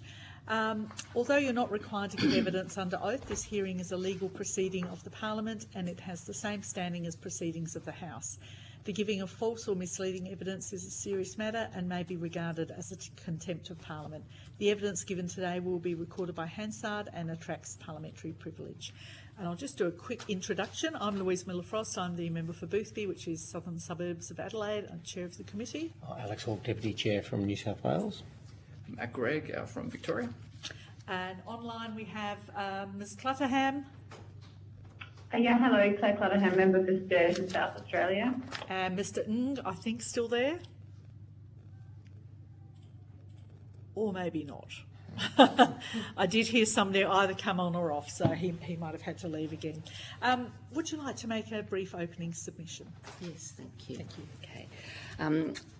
We've already made our introduction, so I'd just like to thank you very much for the opportunity to participate in this hearing. The ANMF is the largest trade union in the country, representing more than 356,000 nurses, midwives and care workers nationally. Our members work across every single health and aged care setting in every corner of the country. And reflecting the workforce itself, the ANMF's membership is predominantly female and from a very wide range of diverse backgrounds. Our members are not only at the forefront of caring for those who have experienced domestic, family and sexual violence, but also, too often, themselves victims of such violence. The ANMF has therefore long been an advocate for measures to address, prevent and eliminate domestic, family and sexual violence. My colleague, Alana Ginnivan, who explained her position as well, is just going to give a short overview of the sorts of encounters ANMF members experience from her own perspective, and then we welcome any questions from the committee. Thank you. Thank you, Chair, and thanks, Annie. So, yes, I'm Alana, Assistant to the Federal Secretary, and I'm also a registered nurse. So I would like to provide just some context and some examples of both clinical experience, my own, as well as the experience of members seeking ANMF representation for workplace matters. I've had the privilege of caring for patients across a range of clinical settings at different points of their healthcare and treatment trajectories. I've worked predominantly in public health, principally as an emergency critical care nurse, but also across burns, trauma and neonatal care. I've cared for a newborn whose mother had lost their life as a victim of an abhorrent act of family violence. I supported a young woman who'd been sexually assaulted by a colleague and was being stalked and sexually harassed at her workplace. They both worked at the same hospital. She was trying to navigate how she could continue to go to work and was trying to access domestic violence leave. I cared for a period of months for a young woman who'd been bound by her wrists and ankles to a chair, doused in petrol, set alight by her intimate partner. She suffered significant life-altering burns. The binding marks on her wrists and ankles were left unmarred by these burns. The young woman, a victim of a horrific crime, continued to say it was a welding accident. This was to protect the perpetrator, despite the evidence at her home where she was found. I also cared for a woman. She was brought into the emergency department who'd recently lost custody of her children. She had unstable housing and experienced long-standing family violence. She had doused herself in petrol, set herself alight, and she did not survive her injuries. We now welcome any questions from the committee. Thank you. Thank you. And thank you for your work. I can understand the impact on you personally as well in dealing with that, but thank you very much. It's very valuable. Thank you. I mean, you've obviously seen our terms of reference.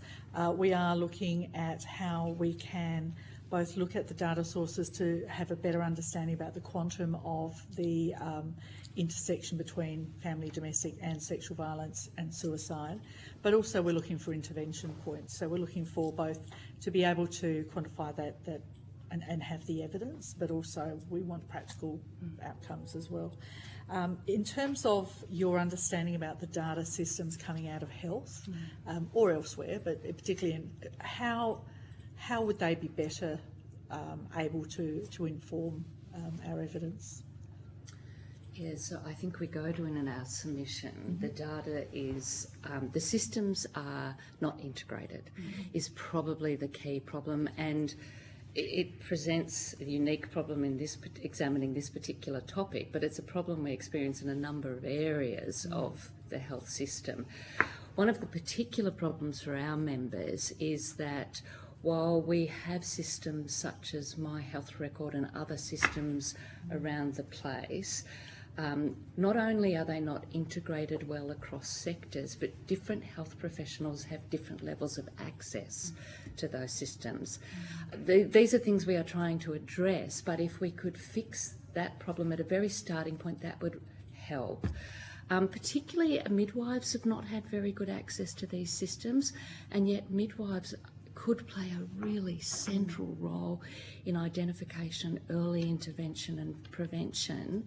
But what we need is, yes, that integration, but then also if, and to be sure that if we have better integrated data systems, that then the next health professional in the chain can access that information, understand some of the history, without having to start from a clean slate and re-examine and re-prosecute the subject with the person, potentially re-traumatising them.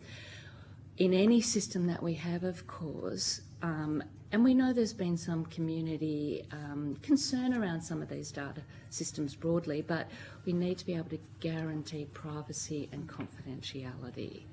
So there's a lot of work that could be done in that space. To the government's credit, work is in train on looking at those data systems and improving IT infrastructure across the board. But we know particularly out in the areas of primary healthcare and general practice, again, a lot of our members are out there. A lot of general practitioners are also key. You've probably heard from some, I'm sure, have key roles in this. But some of their data systems are incredibly archaic. So we strongly support any recommendations and any improvement to integrated but confidential data systems. Thank you. Yes, I worked in the health. I'm not clinical, but I worked in the health sector. I understand your issue about yeah. In terms of the way that your members practice, do they have good training and in screening for DV, the risk assessment tools? I mean, I realise we're talking about Australia-wide, so it's going to be very variable, but can you talk to me a little bit about whether, you know, the health sector is obviously a key potential intervention point. Do they get the resources? Do they get the training? Do they have the risk assessment? I'll speak broadly, and Alana might be able to talk about some of our better examples, but broadly, no. So, and it's one of our big recommendations, and we would very much like to see much better training across the board for health professionals, but particularly nurses and midwives. I mean, some of the stories you heard from Alana, like many of our members can talk to their stories, and nurses and midwives are positioned uniquely. They have a unique, an intimate relationship in a way that other health professionals just don't. Particularly if we look at midwives and maternal child health nurses who establish close, ongoing relationships, get to know someone well, build trust, to allow an environment to be able to discuss such matters and then provide early interventions. But unfortunately, the training is inconsistent. And particularly in, we have some areas where it will be good, but in emergency departments it's just not good enough, and it's not well supported enough. And the systems themselves don't support the time for the training. Like the Women's Hospital here has done a lot of work in this space, but there's much improvement that could be gained. And for a, you know, what in big federal budget terms is a small investment, in those terms could lead to a really significant gain. Yeah, and just to add to Annie's comments, whilst, you know, it is touched on in your undergraduate education on, you know, social determinants of health, it's not a distinct category of, you know, a potential exposure that, nor is it linked sufficiently enough to health outcomes. So I think by embedding that into undergraduate education frameworks, you know, it is, as Annie said, much of the interactions that we have with patients, whilst they can be opportunistic, they are enduring much more than other health professional dynamics.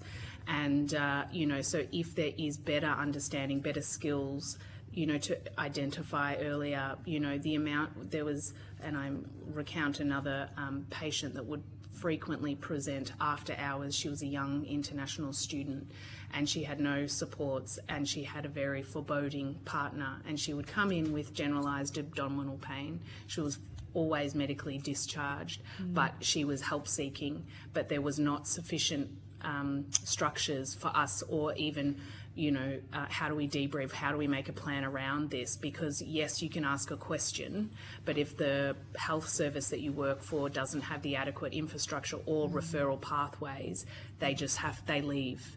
So, you know, whilst we don't know the outcomes of this individual, again, it just represents that opportunistic interaction where if you ask the right question and then you can follow through with an appropriate either referral or follow-up, they're less likely to have a far worse outcome. But equally, there's that secondary impact of the overutilisation of emergency departments for these vulnerable patient demographics as a way of help seeking, and it's their only point of contact for many of them.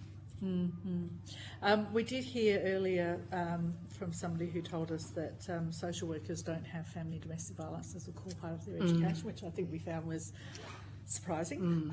Is that the same in nursing and your knowledge of other medical medicine, broadly, allied health? Yeah, and it will often be health service dependent. They may have a policy again, but it's subjective to the health provider. Generally speaking, the larger public hospitals will have, you know, they call them online essential modules that you'll have to do, but it isn't, as I was saying before, it's not a core component of the undergraduate education. It's touched on as part of social determinants of health, but it's not adequately addressed as, you know, chronic diseases, you know. And not even for midwives. No, yes, for both. Oh, really? For Not both. even for midwives? Right, okay. Again, it would be touched upon, Yes. but it wouldn't go in, and it would be, it's, as Lana just said, it's positioned more in the broader frame of social determinants of health and all those, but the training and then follow up with, of course, you know, all health professionals are clinical, and so that needs to be, what they learn in theory needs to be integrated into their clinical practice.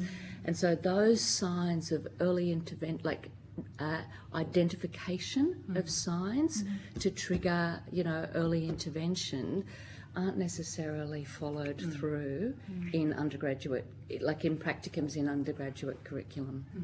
An area for improvement, most definitely. Yes. And the other side of this, obviously, in terms of our terms of reference, is suicidality. In terms of mental health services and emergency departments, if somebody's come in who is has suicidal ideation or has self-harmed, or is there a family domestic sexual violence framework around assessment there? I would say, again, it is health service dependent. A health service Victorian based would be the Royal Women's. They have, given the nature of their patient demographic, they work closely, and no doubt they will speak to this if they're part of this, which I imagine they will be, that they work very closely with Casa House. So for victims there is specialised training.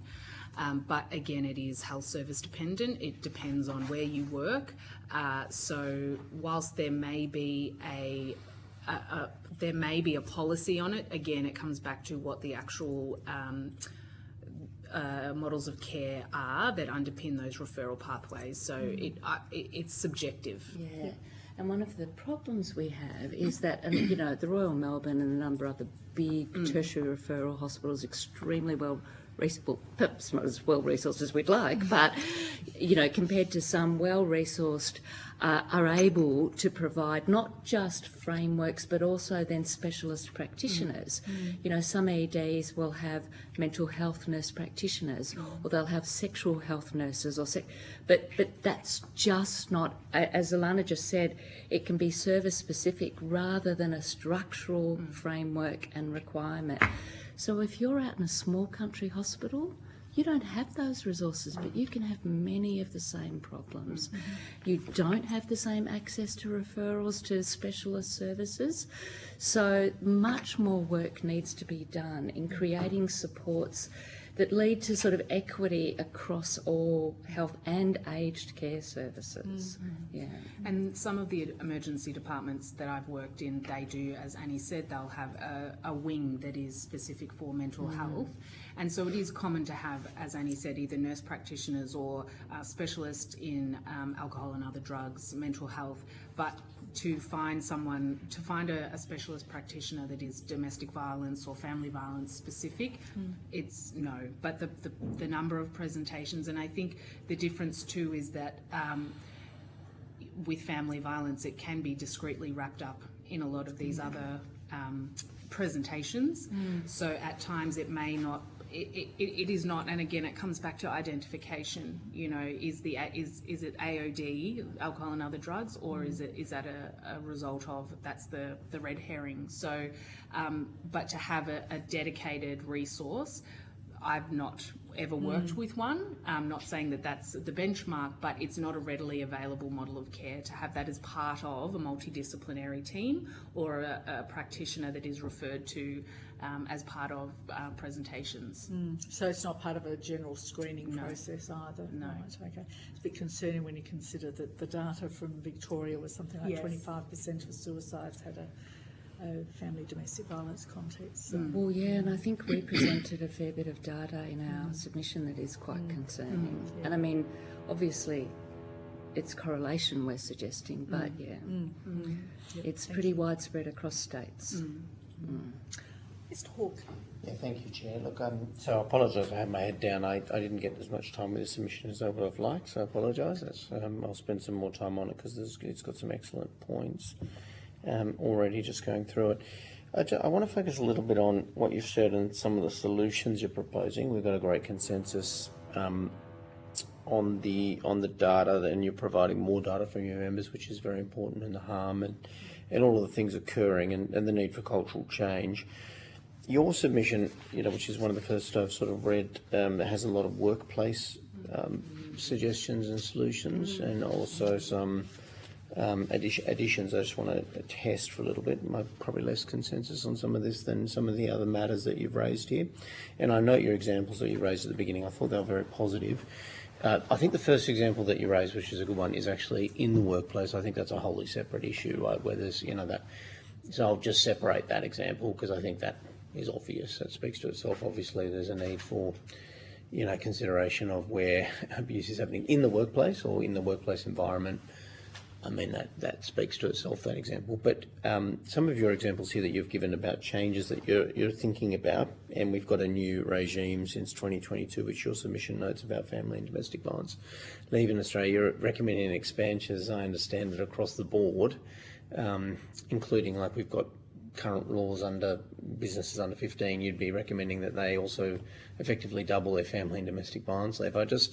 I'm just wondering what evidence really supports that at the moment, because in the same submission you're sort of arguing that it's underutilised and it's not, so we've sort of got the same. I just wonder why you've gone straight to let's double it. I mean, we know that it's not being used at the moment. I understand why it's not being used. Your submission makes sense, and your points make sense. But I think there's good reasons why we've got limits on it, and why the government's put limits on it at the moment. And it's we're still testing a new system and regime, and then you've gone straight to let's go to a big expansion, including for very small businesses. So I'm struggling with this part of your submission at the moment. Sure, and thank you for the question. It'll come as no surprise to you, we're always going to ask for more. We don't find it internally inconsistent in that one of the things that we find is that unfortunately the leave and the access to the leave is still not normalised. It's not been socialised as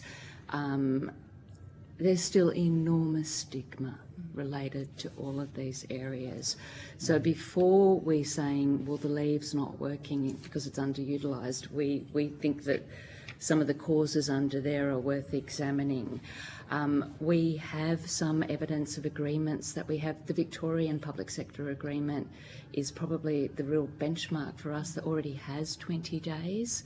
The leave, the expansion that we're talking about, and where we find it's being used well.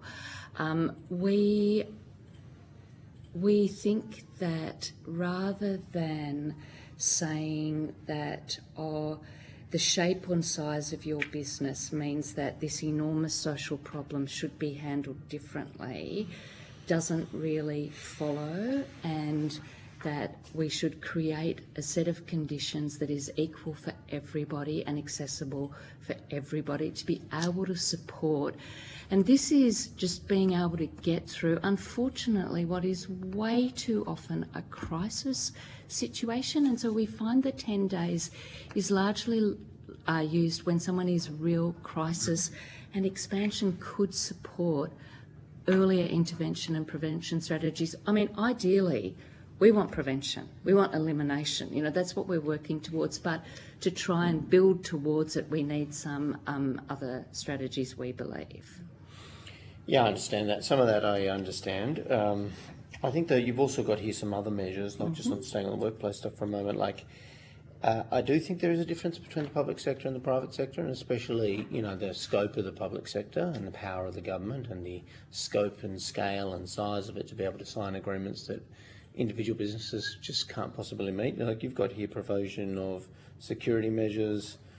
So these are pretty radical suggestions, and I mean, I think they're very forward-leaning, in their aspect to us. I'm not sure that a lot of businesses could actually afford to do this, so I'm just wondering about how reasonable are they. Never mind the government. I think the government's a wholly different question, because, I mean, it's big and large and funded, perpetually funded. But if you're a small business with 15 employees, you've got to double your leave and you've got to provide security, I mean, is the stigma for people going to go up or down? I think the stigma is going to go up, substantially, and that's just a practical and realistic approach to that. It's going to be a very difficult thing in that workplace. Sure, and there would be merit in, assessing things on a case-by-case basis. I would suggest that, and many small employers that we deal with, when you've got a set of employees, many businesses, and even very small ones, really value really good employees. Of course. And so and it doesn't necessarily mean that all things have to apply either. But when an employer really values an employee and wants to, these are the kinds of supports that can be offered that really lead to retention of a valuable employee. Yeah, I understand that point. I think this is some of these ideas are quite new. Interested in them. I mean, I accept your points about cultural change on gender-based workforces and things. I think, obviously, speaking for your profession and your members, it speaks for itself, right? But in business culture, I think here you've also got some. Look, you're trying to address this stigma issue, right? I can see you've got a series of points. And obviously flexible work makes sense. Acknowledgement, job redesign, valuing employees. I think most employers do that. I think, though, where I struggle with your submission is where it kind of wants to put that rigidity in, say, and I think here where you've got things like security is a really, I mean, it's going to be a really difficult thing to like keep in a business, in a small business environment. I mean, I think we need to struggle to get a better balance here on this, because there's the stigma, there's the difficulty, there's the whole of workplace issue, and then some of these things, I know you're floating ideas, but I wonder, would they actually help or would they not help in this kind of a context? And, you know, I wonder about that. Yeah, and I think it's an interesting point you make around from an employer or business perspective that you would think that these things would happen. The reality is it does not, and that is why we are here today, because it is, you can say it's an expectation that why wouldn't you just do that? They don't. A lot do. A lot of businesses do look after people in these situations. Of course. And a lot don't. But I understand that. of course. It isn't a one-size-fits-all. I wouldn't say nobody does, though. I think that's not realistic. We're not suggesting that nobody does, but it's one of the things why we seek structural reform. And while we negotiate with so many different employers, but particularly in Lana's example is, of course, big public health systems are well-resourced. They know how to run their businesses. Many private hospitals know how to run their businesses also. If we look in the aged care sector, to taking a specific example of where our members work, we have enormous variability in employers, and some employers will be well-meaning, but they don't have the tools exactly to know what to do. And some of this even gives guidance to them for tools. We have first-hand experience of members who experience certain situations in some aged care facilities compared to other facilities, and we see the vast difference between the two, which is, why we pursue these sorts of things. And the other thing is that our professions are incredibly valued by the community, not recognised by the official structures and probably not by business culture for the real value that they contribute, which is why we think, and I know that you're talking about specific things, but we've got to go to root causes of the problem and addressing fundamental gender inequity and inequality. And that goes to, while it might seem a bit of a long bow for you, and I'm not saying it is, that's an assumption, but improving the circumstances and wages and conditions and general supports for female-dominated workforces and industries, and to increase women's workforce participation are really important, because if they've found then an experience of violence of some sort, if they have better independent means, better ways to be able to continue to participate in the workforce, the outcomes are going to be better.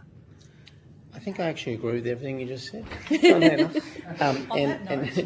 I know you're trying to get me off this. We might go into workplace relations. I'll wrap it up. So I agree with everything you just said there. I do think that I'm sceptical about applying it to the broader workforce. I agree with your cultural attitudes towards nursing and aged care. You're absolutely right about that. Historically, even rates of pay, conditions, I mean, these things are still way out of kilter with the value of the service. Right? Still, my sister was a nurse as well, and in public and private systems, completely out of whack. Yeah. So we're sort of in alignment on some things, and then in terms of our inquiry, I just think some of these workplace solutions, I don't think will do what you think they will do. I'm not sure that they will in the private sector, outside of the valid things that you're raising. Thank you very much, Chair. I've noticed that some other research published by your organisation as well, it referred to male nurses also experiencing quite high rates of domestic violence as well. I guess I wanted to ask about kind of the culture in the profession and whether there might be characteristics in nursing and other health professions that may create a reluctance to report to professional colleagues and others, and what your thoughts were about why there might be some underreporting and hesitance.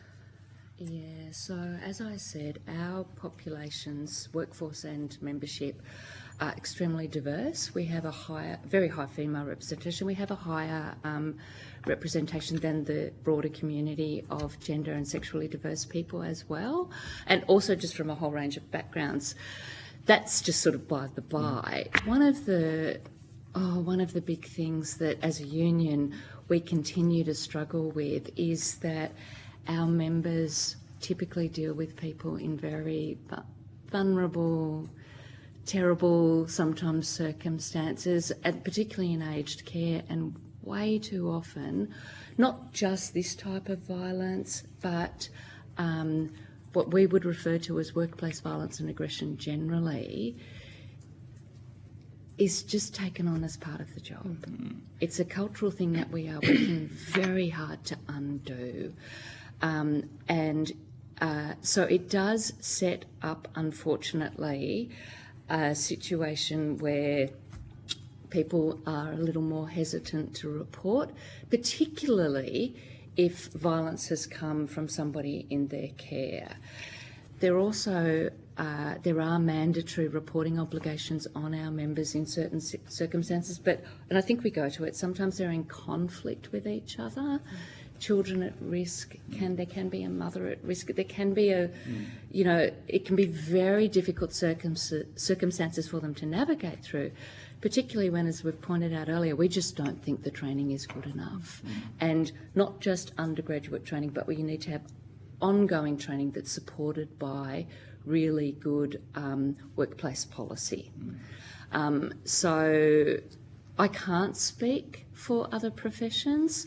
I'm about to, but I probably shouldn't. But I know that the AMA has spoken to us directly about they have been concerned about what they see as a disproportionate incidence of suicides amongst their membership. Again, we've had preliminary conversations of how do we go about exploring the causes of this, what lies underneath. It's a very high pressure environment. So what I guess I'm getting to is that it's so multi-layered. But again, for many of our members, and I know you pointed specifically to male nurses, but it does lead to historical gender-based undervaluation of our professions, which positions them historically a little less able to be a bit more vocal. And another aspect to consider is also to our earlier points around referral pathways and points of, and resourcing. So there is certainly a sense of, and I've heard this from not only patients but members that I've supported through these various pathways. What's the point? What are they going to do? So there is and again, so it is a multifaceted approach. It isn't just one thing or the other. It is innately complex, but the end goal, they can't see it. So it is about it is that multi-layered approach, but partial reluctance to actually disclose is about, well, if I say something, then what are they going to think of me? And then nothing's going to happen. But now my personal experiences are out there. I've relayed it to somebody, and that's traumatic, and then nothing happens. So it's a bit of a perpetuating cycle, and not in a positive way. And just one more thing on that is that also often our members are, they're the role of carer. They're meant to be the one looking after a person. When they're experiencing things themselves, it's hard for them to admit that. We actually have, with the support of the government, established recently a service that is it's called Nurse and Midwife Health Program Australia, where it's run by nurses and midwives for nurses and midwives to provide a place for nurses to go to and midwives if they're experiencing any of these sorts of issues. Can be any workplace issue, but it's a case management and counselling service where we have evidence of an existing service in Victoria where it helps retain people in the workforce, because it's a safe space where you're speaking with people who understand the environment, the professions, what you're going through. We just want to expand that service, and it'd be great to see that offered to other health professionals as well. I think it was a really important point of why encourage reporting if nothing's going to happen afterwards. Oh, absolutely, as well. So with those services, is there an element that reassurance of confidentiality and privacy is an important aspect? And how does that sit with the desire to increase data overlap, data retention, expand access to it? Because if I know my professional colleagues are going to be able to access my most intimate and private matters, then that would create hesitance, wouldn't it? Yes. 100%. So what we find is many employers offer EAP or have some, people won't use it, they just won't use it. They do not trust that it will be confidential. That's why the service I just mentioned is really critical for our members, because it's completely separate, it's completely confidential. So employee assistance programs are generally done by third parties on the basis of confidentiality, aren't They absolutely are, but people don't trust them. Is there, a lot of these fears are not based on nothing. Are there case studies of that going awry? Perhaps not going awry, I wouldn't be able to speak to that, but I think broadly, employers get the reports of how many people are using it, and, so then... So in a small organisation. Yeah, so it's just about reluctance of, it doesn't matter if you're in a big or a small, but it's linked to your workplace. So I think it's just whether it's a real or perceived barrier, it is one that impacts people's uptake of that resource. And my final question, and you might not be able to answer it, is there a sense that these EAP programs actually have the expertise in family violence to be able to assist with these matters? Oh, again, we probably can't answer that. I mean, you do largely get access to psychologists who one would hope would have some expertise, but it's such an underexplored area still. So I'm proffering an answer, but I suspect not sufficiently. Well, thank you very much. Thank you. Ms Clutterham. Thank you, Chair. I just had a couple of questions. So in your submissions, it talks about nurses and midwives screening for domestic violence, but there's short appointment times and, there's not sort of continuity of information, etc. I just wondered if you could just step us through. So what happens if a nurse or midwife does identify or suspect domestic violence when seeing a patient? What do they do with that information? Thank you for the question. Broadly, I would say, again, it comes down to the health service and the model of care that they are working in. It depends on, so if they have, it depends on, it's highly contextual, but fundamentally if the infrastructure and again, we're looking at My Health Records and the digital online patient portals, if it depends on how the information is captured. If it's captured as a progress note in a nurse's, assessment versus a tangible data, and I'm going to use the terminology tick box of, you've got objective data of blood pressure, etc., versus expressions of, the patient has expressed family violence or something to that effect, may be in subjective patient notes. So there can be a disconnect, again, a fragmentation of how that information is then seen when if the patient, let's say they present for a medical reason and it comes up as part of they've identified it in the emergency department, when they're then transferred to the ward, again, depending on the health service and the infrastructure that they have, but broadly speaking, with these electronic medical records, the emergency department has a different visibility to a ward. So they can see different things and in different ways. And then again, depending on who the practitioner is, they also have different visibility on that information. So there is a disconnect. It may be reported, but it's not clear, and it's not as tangible and objective as a blood pressure that you can easily, and anyone can see that.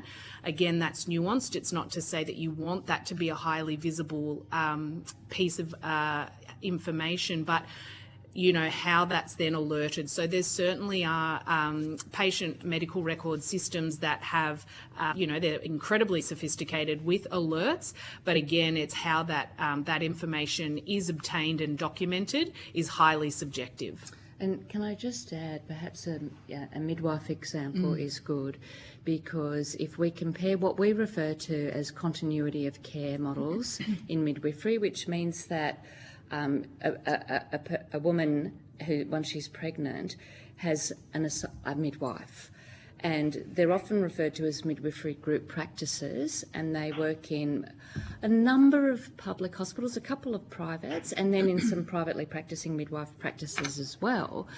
Those models of care they provide literally what they say, continuity. So you come in, you see me as the midwife, and then next time you see me as the midwife, and ongoing for 9 months, your birth, the 6 weeks following. You get time, as I referenced earlier, to build a relationship. But in other hospitals where they don't have access or not enough access to those models of care, women will come into antenatal appointments. They might be 15 minutes, they're quick, and you see me this time, you see Alana next time, you see somebody else next time, and so you don't get to build maybe something I picked up. The next few visits I can follow through and explore with you, but it just gets lost in translation. So it might not make a lot of sense. It makes sense to us in our submission, but supporting the growth and wider implementation of models of care that support this level of practice would be extremely helpful. Okay, and so what would sort of some low-hanging fruit be in that regard? Because, I mean, continuity of care makes perfect sense. But I imagine with sort of shift work and people working part-time and across different clinics, that's actually quite hard to produce. Is that right? And if that's not correct, what could we do better? Yeah, it's variable actually. Actually, continuity of care models in midwifery work really well. Midwives who work in them are often extremely satisfied. Like, we have a legitimate midwifery shortage in the country at the moment, but the midwives who get to work in those, retention rates are better. And while, of course, you're not going to have a person working 24/7, but you usually double. So you'll usually have a pair of who the people are. So we can make those models work. We have industrial arrangements to support them. Unfortunately, too much of our funding, the way our funding works outside of hospital care in the primary care system, just doesn't support continuity models and doesn't support what we would often refer to as chronic disease management. But it's episodic, it's short, it's quick. The structures we have just don't support the sort of care that we now need to deliver broadly, not just related to this topic. We're making moves in that direction, but what we would say is that we have really good examples of nurse-led care in primary health, maternal and child health nurse-led models of care, midwifery models of care, but unfortunately we've got a great model here, we've got a great model here. We could, standardise them, spread them, scale them up. We do believe that's low-hanging fruit because we know there are many nurses and midwives who'd be keen to work in these models. Okay, thank you for that. I just have two more. The second one is, I guess there are some, well, it seems to me there are some kind of red flags when it comes to, who might be experiencing domestic and family violence. Is there, before and let's take midwife as an example, before a new patient comes in, is there, kind of like a checklist or a risk, heat map type document that helps the midwife kind of determine whether they're, this person might, or domestic violence is a higher probability.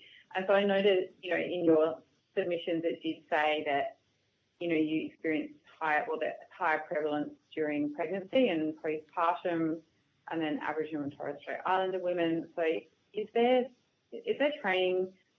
Is that right? That, because it's obviously very sensitive, right? You don't want to just assume that something is happening to someone. So I guess what I'm asking is, how do you sort of carefully broach it, I guess, when someone presents, and just by virtue of who they are, they fall into risk or categories that present a higher risk of family violence? I think it's a really good question about how do you sensitively approach, these questions. And again, yes, there would be risk assessments that the midwives, nurses and others would be undertaking, and particularly for midwifery. But again, there are confines of the time that they have, and, sometimes it is about how that information is obtained. Is someone, going to be readily handing over this information in a transactional, quick appointment time, versus would they feel, there's a level of comfort. So I think that's a really good question about that. Is a dilemma that is faced by the workforce of having that time. Yeah, and the frameworks unfortunately are not sufficient. We'd have really great examples. For the Royal Melbourne Hospital, Women's Hospital, possibly in Royal Melbourne ED as well, but and other big experienced hospitals I know definitely with some maternal and child health nurses, and of course many of these things come with experience. And so then if we have good training set up amongst the cohort of people working in a service. So I could point to great examples, but I could point to where it's absent as well.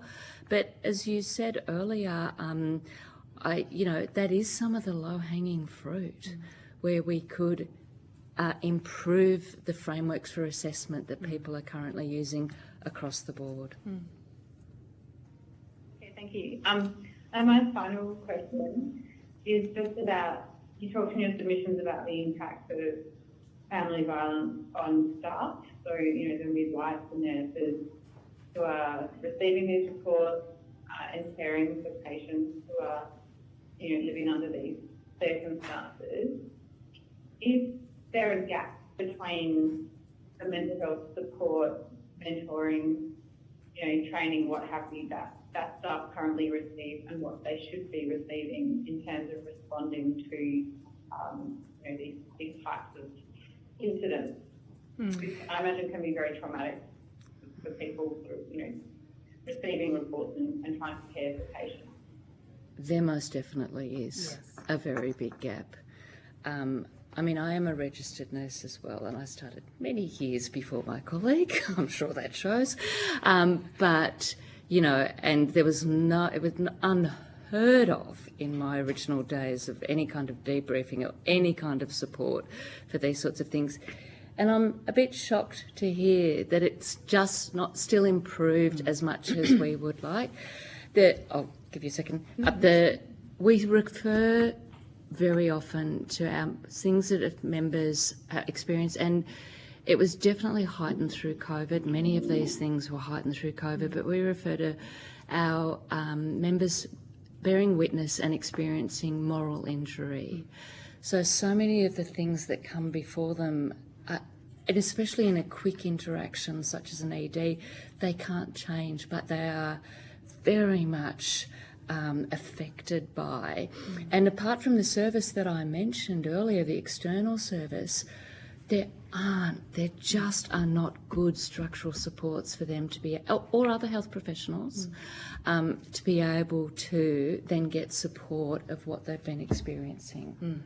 Yes, I would agree. And, it is I can appreciate from an objective level, it is how do you put in infrastructure or structures to support that. But again, depending on the context in which you're caring for a patient, in an ED, like Annie said, I worked in a major trauma emergency department, and the throughput of significant and catastrophic injuries, you move them along and the next one comes in. So there is no downtime, there is no time to even decompress. When there are particularly harrowing clinical presentations, that they do what is called a hot debrief and a cold debrief. So they will bring all clinicians, anyone that has been part of that incident, and they come into the room and you ventilate in a structured way of, this worked well, this didn't, I found this really hard. Then there's time for decompression and kind of processing, and then a week later or a staggered time frame thereafter, you come back together and do a cold debrief of just, that was good, that was bad, I'm still struggling. It's an opportunity for that conversation. However, that again is clinically, that's dependent on the clinical context. I used to work on the burns ward. you're caring for these patients for months on end, and it is harrowing what you have to do to care for somebody with a full body burns. You're not just caring for the patient, you're supporting their family, you're supporting the grandchildren, you're there every day. So there's nothing on your day-to-day, it's just go to work. And that's just one clinical area. And many of these patients are, as I said, victims of domestic, horrific, and I cannot convey what it is like to receive a patient that you can still smell the petrol, you can smell their burnt hair. You know, it is a visceral response, and you just have to carry on because it's just part of it. So it is one of the biggest, it is a huge moral injury. You absorb a lot, and of course, you want to care for people. That is why we do what we do. But again, from a sustainability perspective, there's a limit of how much you can continue to absorb without even a breather. So I think that is one of the, again, it does come into what is the culture, what are the structures around, but bringing in, debriefing and it is, I'm not saying that it's not common practice in many places, but particularly around these really harrowing and, challenging dynamics, that is something that needs to have better structure around it, because it has profound impacts and lasting. And it is, again, relatively low-hanging fruit. Yeah. We know areas where they do it well. We know how it can be done. We know it could be implemented more widely, and most significantly, that kind of good support can lead to nurses and midwives staying in the workforce. Thank you for your attendance today. If you've been asked to provide any additional information, I can't remember if we did, or questions on notice, please forward to the Secretariat by Friday the 3rd of July 2026. Please note that responses to questions on notice will be published on the committee's website as submissions to the inquiry. You'll be sent a copy of the transcript of your evidence to assist you with answering questions taken on notice today, and you also have the opportunity to request corrections to transcription errors, or if there's anything else you think we should know, feel free to add that in as well. And thank you again for coming in, and thank you for your work. It's a pleasure. Thank you very much. Appreciate your time. It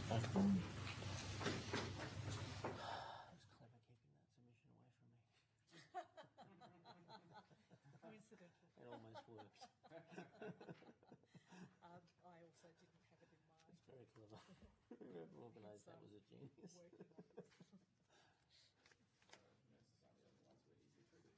I think my workplace matters. It's still a good fight between the law and labourers and the workplace issues. Although they're right about a lot of things. Yeah. It's hard to argue with nurses. Yeah, they got better stories than we have. You probably can't win that argument. We've got more nurses now.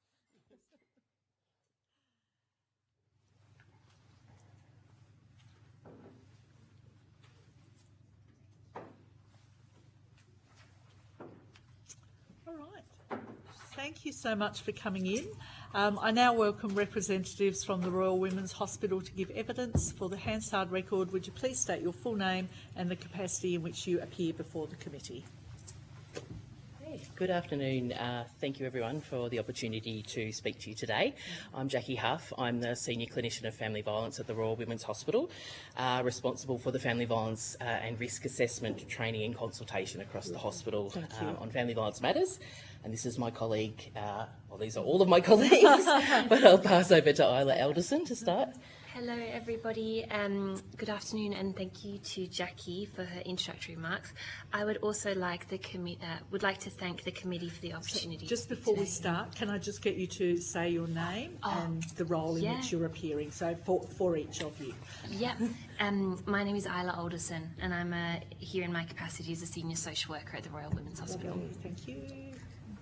I can go ahead. I'm Amanda Morris. I'm the senior Program Manager of Family Violence at the Women's and the Strengthening Hospital Responses to Family Violence, or SHRIV, statewide lead for the metropolitan sector. Thank you. My name's Danielle Corden. I'm the General Counsel at the Royal Women's Hospital, and I work very closely with the family violence and social work teams on issues including, obviously, family violence. Yep. Good. I have a few more things I need to say. Although you're not required to give evidence under oath, this hearing is a legal proceeding of the Parliament and it has the same standing as proceedings of the House. The giving of false or misleading evidence is a serious matter and may be regarded as a contempt of Parliament. The evidence given today will be recorded by Hansard and attracts parliamentary privilege. It's also being broadcast, just so you know. Please note that the information in relation to ongoing investigations or cases such as identifying personal details should not be divulged in order to avoid potential interference. I'm Louise Miller-Frost. I'm the member for Boothby, which is Adelaide's southern suburbs. I'm the chair of the committee. Alex Hall, Deputy Chair from New South Wales. Matthew Gregg, member of the committee from here in Victoria. And I think we have Claire Clutterham still online. Maybe? Or maybe not.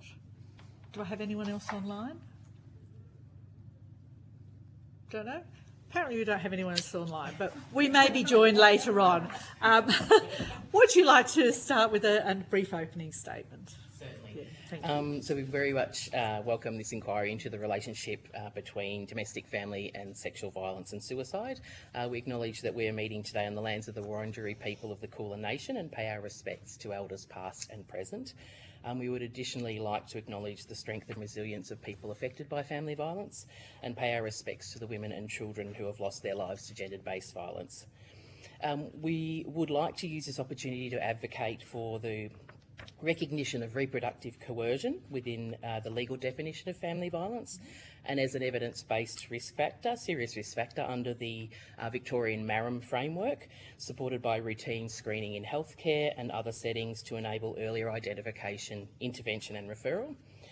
Today we are advocating to broaden the scope of services formally recognised as part of the family violence system to include hospitals, which are often a critical first point of contact and initiate intake pathways to victim survivors and to reduce barriers to accessing support.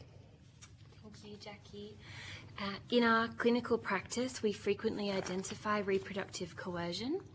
This is defined by the Australian Institute of Family Studies as a range of behaviours such as pressure, manipulation, emotional blackmail, trickery, threats and various kinds of abuse to dictate a person's reproductive choices or interfere with their reproductive autonomy.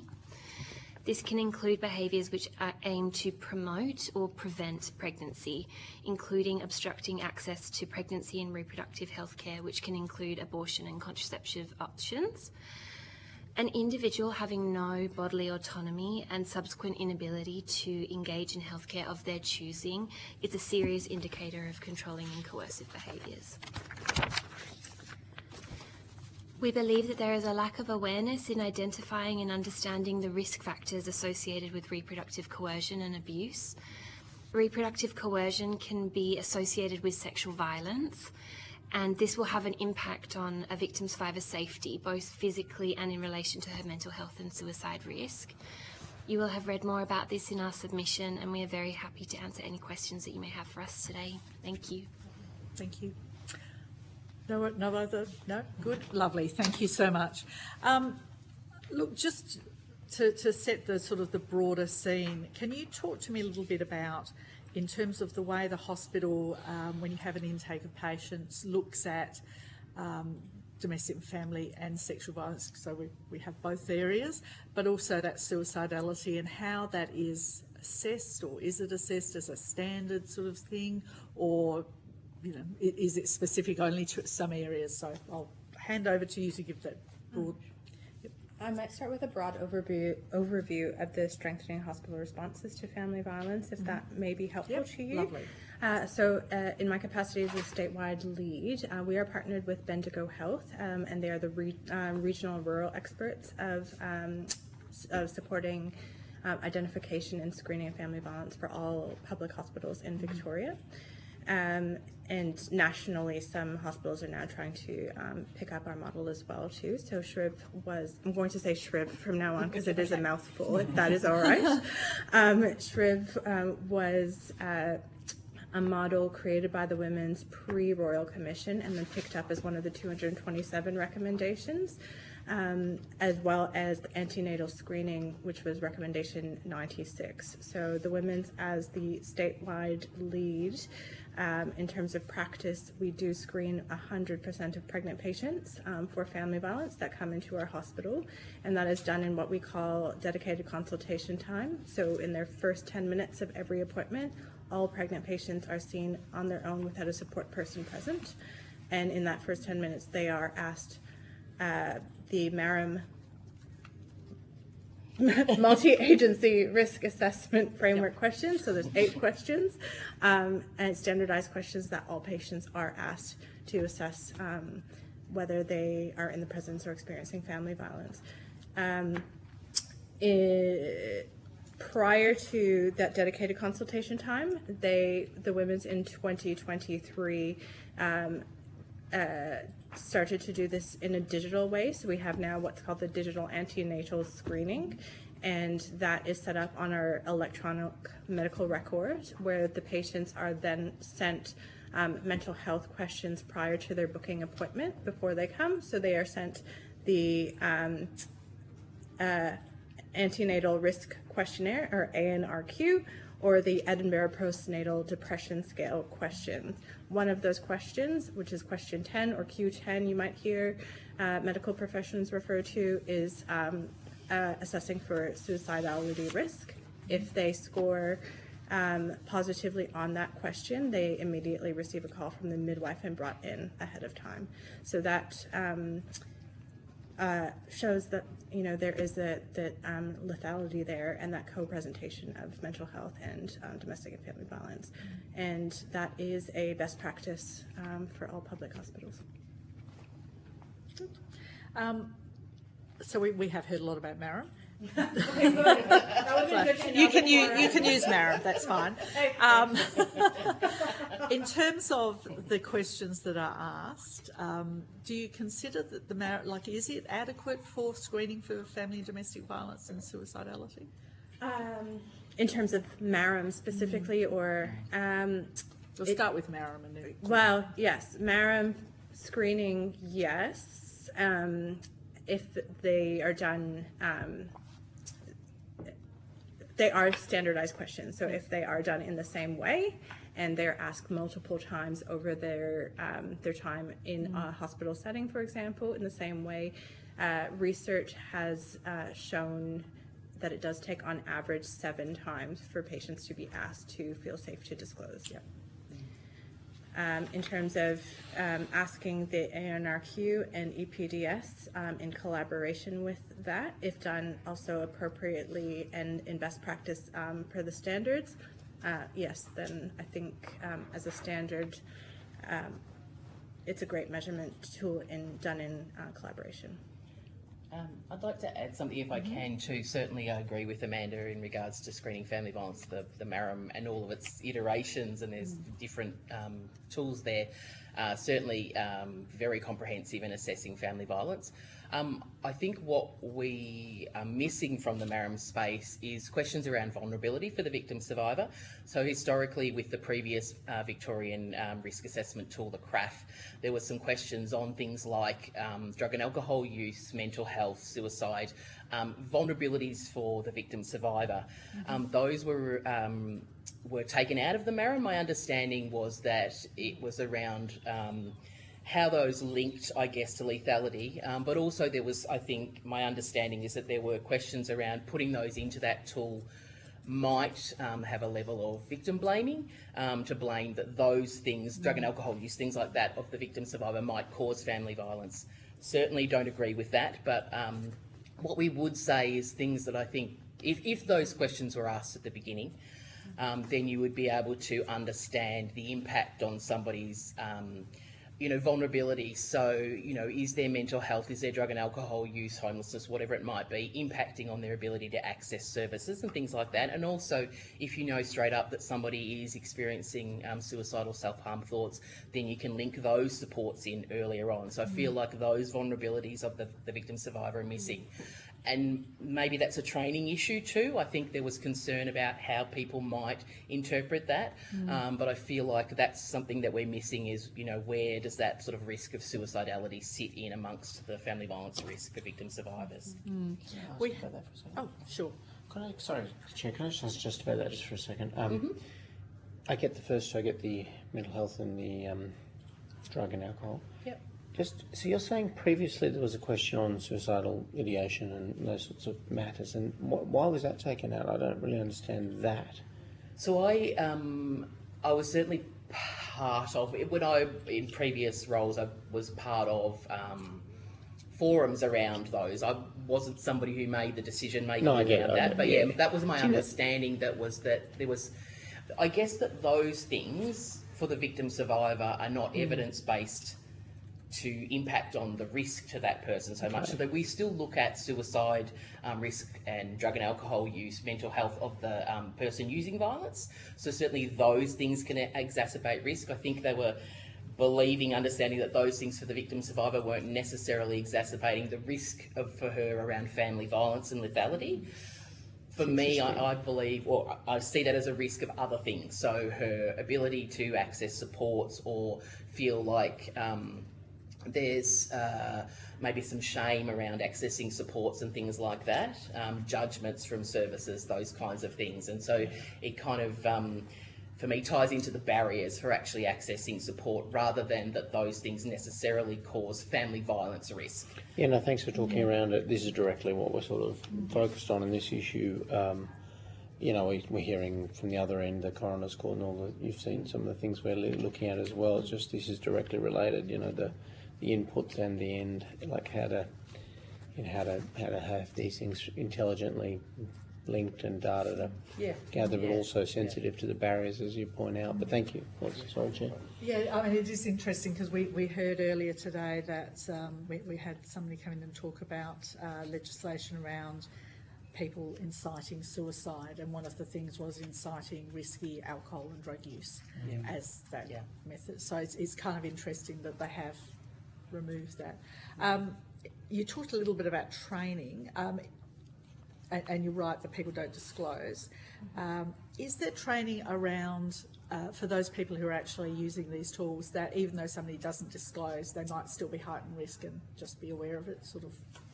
That's me again. Oh, okay. Falls into my remit, so my apologies, I didn't touch that. So part of what was picked up in terms of the SHRIV framework was training, so the women's designs training for all public hospitals as well too, all publicly available on our website, and in both I guess PowerPoint, if you will, if you wanted to do it manually, face-to-face training, as well as e-learn. So as far as I'm aware, all 78, are we at 78 public hospitals now? I think the number keeps changing, has a form of the an e-learning package on their platform.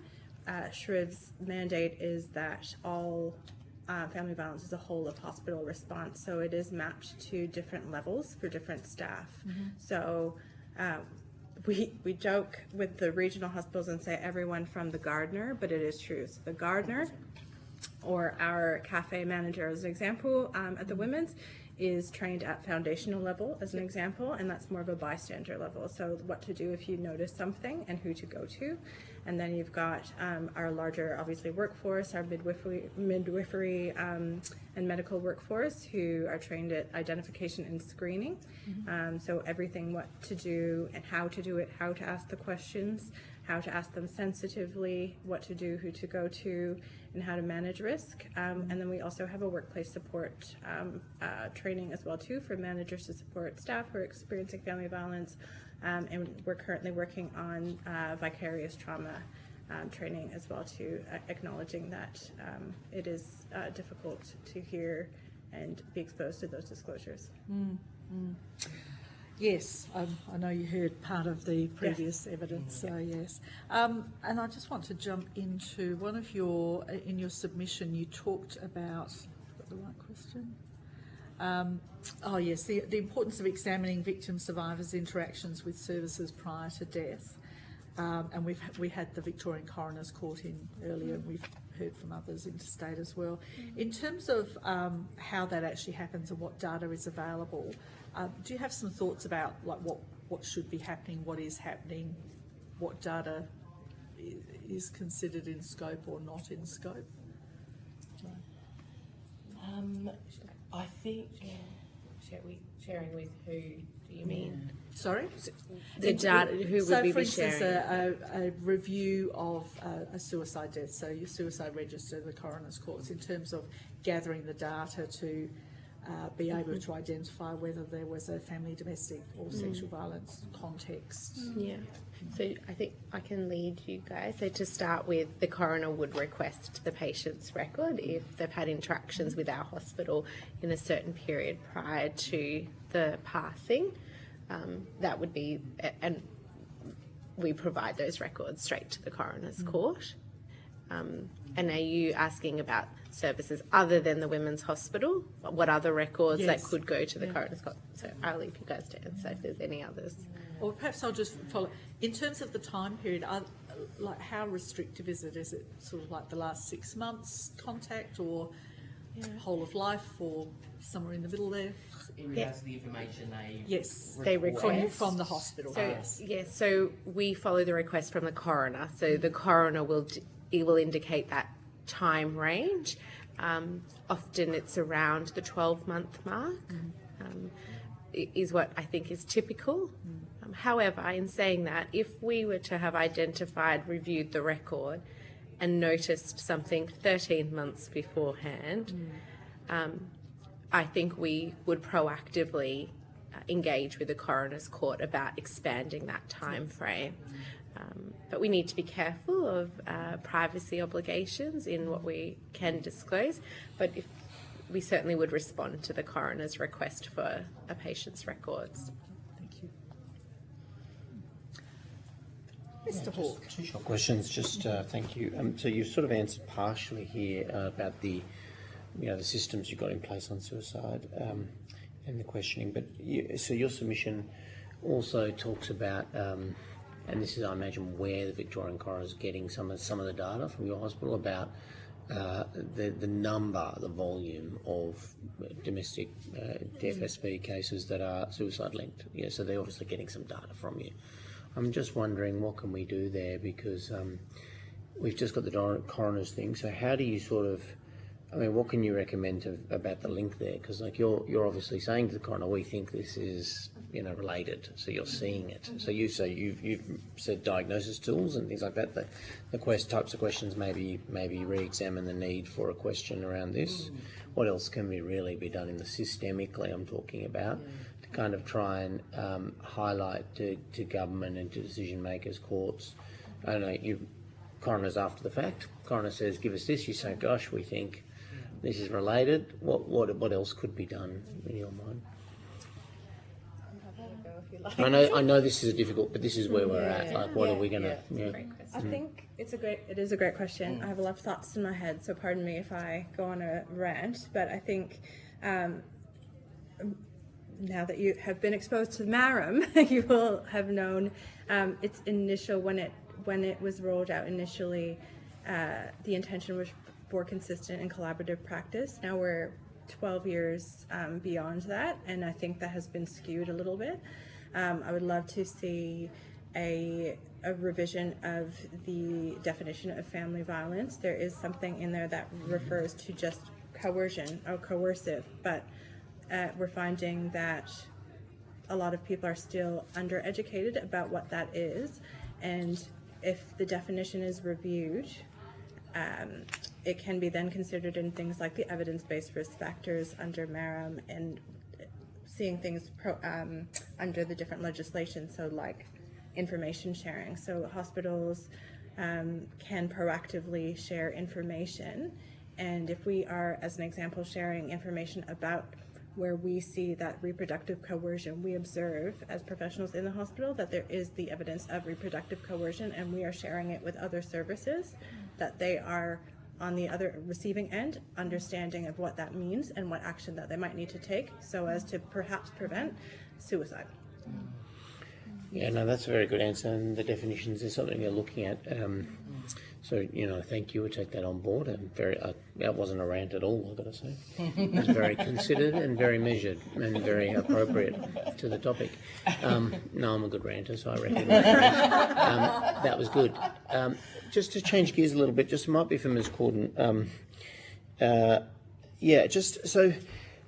you're a very credible group of people, very credible institution, so as the nurses and midwives that we've seen before, you speak very powerfully about these topics. It's still unrecognised and undervalued. Where, from a New South Wales perspective, the issues that you're sort of specifically raising about family violence around reproduction, abortion, birthing, all of these topics come to prominence generally through like the most violent and graphic ends, where in New South Wales we had Zoe's Law brought into the Parliament as a result of a public incident where everybody pays attention, and then suddenly there's a legal deficiency, and then there's a huge contestability around it, and then we get a law change. I'm just wondering, regularly though, couldn't there be better processes to sort of like improve the system as you want to and as you powerfully would like to? Why aren't we getting the change that we will want through the system more regularly around family violence, suicide, like in particular? Because, that incident in New South Wales was graphic, deliberate, and partner, but it was probably not the first time it had happened. Probably wasn't you've probably seen examples of it, and yet it captured an imagination. We got a law change eventually. Again, what can we do? What do you suggest, or internally, governmentally, legally, to kind of improve this, rather than wait for these horrific public moments? Yeah, and I think for us, we are somewhat desensitised. We see these things every single day. We would say we don't need to wait for one of those more horrific stories like what happened in New South Wales, but equally the things that we see every day are horrific. And maybe, Isla, do you want to talk about the reproductive coercion and what you see in your practice? And that might be helpful, because I think you've certainly explained the link between reproductive coercion and risk of suicide. Yeah, so I guess, something that we see in the hospital is that during pregnancy, we can identify reproductive coercion through screening, and we can really see that there is a period of risk that comes with that, and reproductive coercion, as I was saying in my address, is an indicator of a really high risk coercive control and behaviours. I guess through our practice, and maybe Amanda and Jackie can comment on this as well, within the hospital, this is something that we screen for, that we engage with on a I would say in my practice, a daily basis.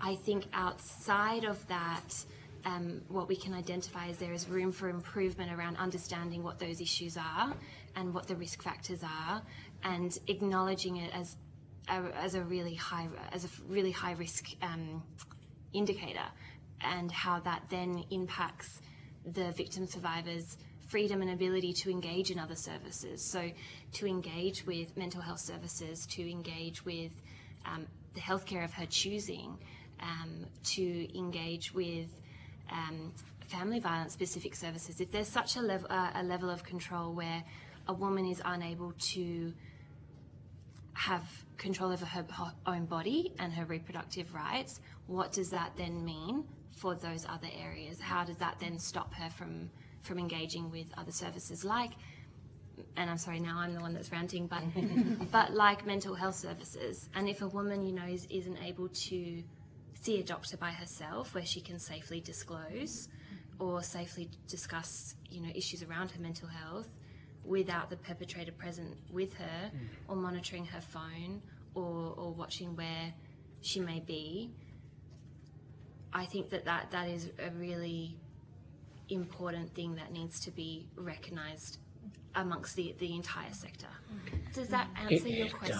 It does. It's very powerful. I'm just wondering, and this might be too, you may not be able to answer this specifically, but because we've got these new criminal coercion regimes. Now I understand this, we're not at the criminal particularly you're not, and you may not be a criminal expert. I don't know your background, but I'm wondering if these regimes are helping at all with that. You may not be able to answer that. You may not see any link. That it may not be applicable. But we've got new laws, criminal coercion. We're trying to address. So society's trying to get on with this. I'm wondering if that's helping in any way with the reproductive element that you're mentioning, or if there's any. I might just jump in and reinforce the point that I made before. What Isla was saying just reinforces that consistent and collaborative practice that's not happening. It's not happening in Victoria, and it's not happening nationally as well too. So without the effective compliance, and I think, you know, MARAM is considered best practice, and what's happening is that people are opting in, opting out at the rates in which they feel they can based on available resources or level of comfort per se, and by not having consistent practices, consistent understanding of what is needed, we are all contributors to systemic abuse. So someone can take someone to New South Wales because they're very aware that Victoria in several ways are ahead of their time.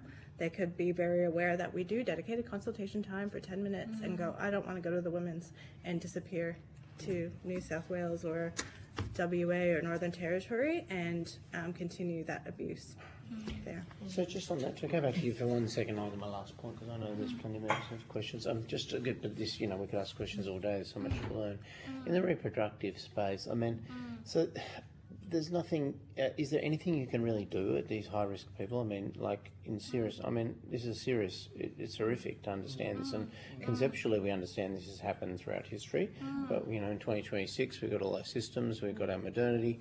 Like we've still got people hammering, you know, women at this state, and you're seeing it. What happens? What can we do better? Or what can we do to help you as in terms of reference? I'm sure some of this would lead to, you know. I think there are so many things and so many gaps that still continue to exist, despite having a Royal Commission in Victoria and a rollout of 227 recommendations for fantastic changes for our state, and my personal view around the criminal, like these are great steps forward, but I think there's still so many gaps that exist, and I think that is around consistency of practice. So, thorough and good training across the board that's linked to practice.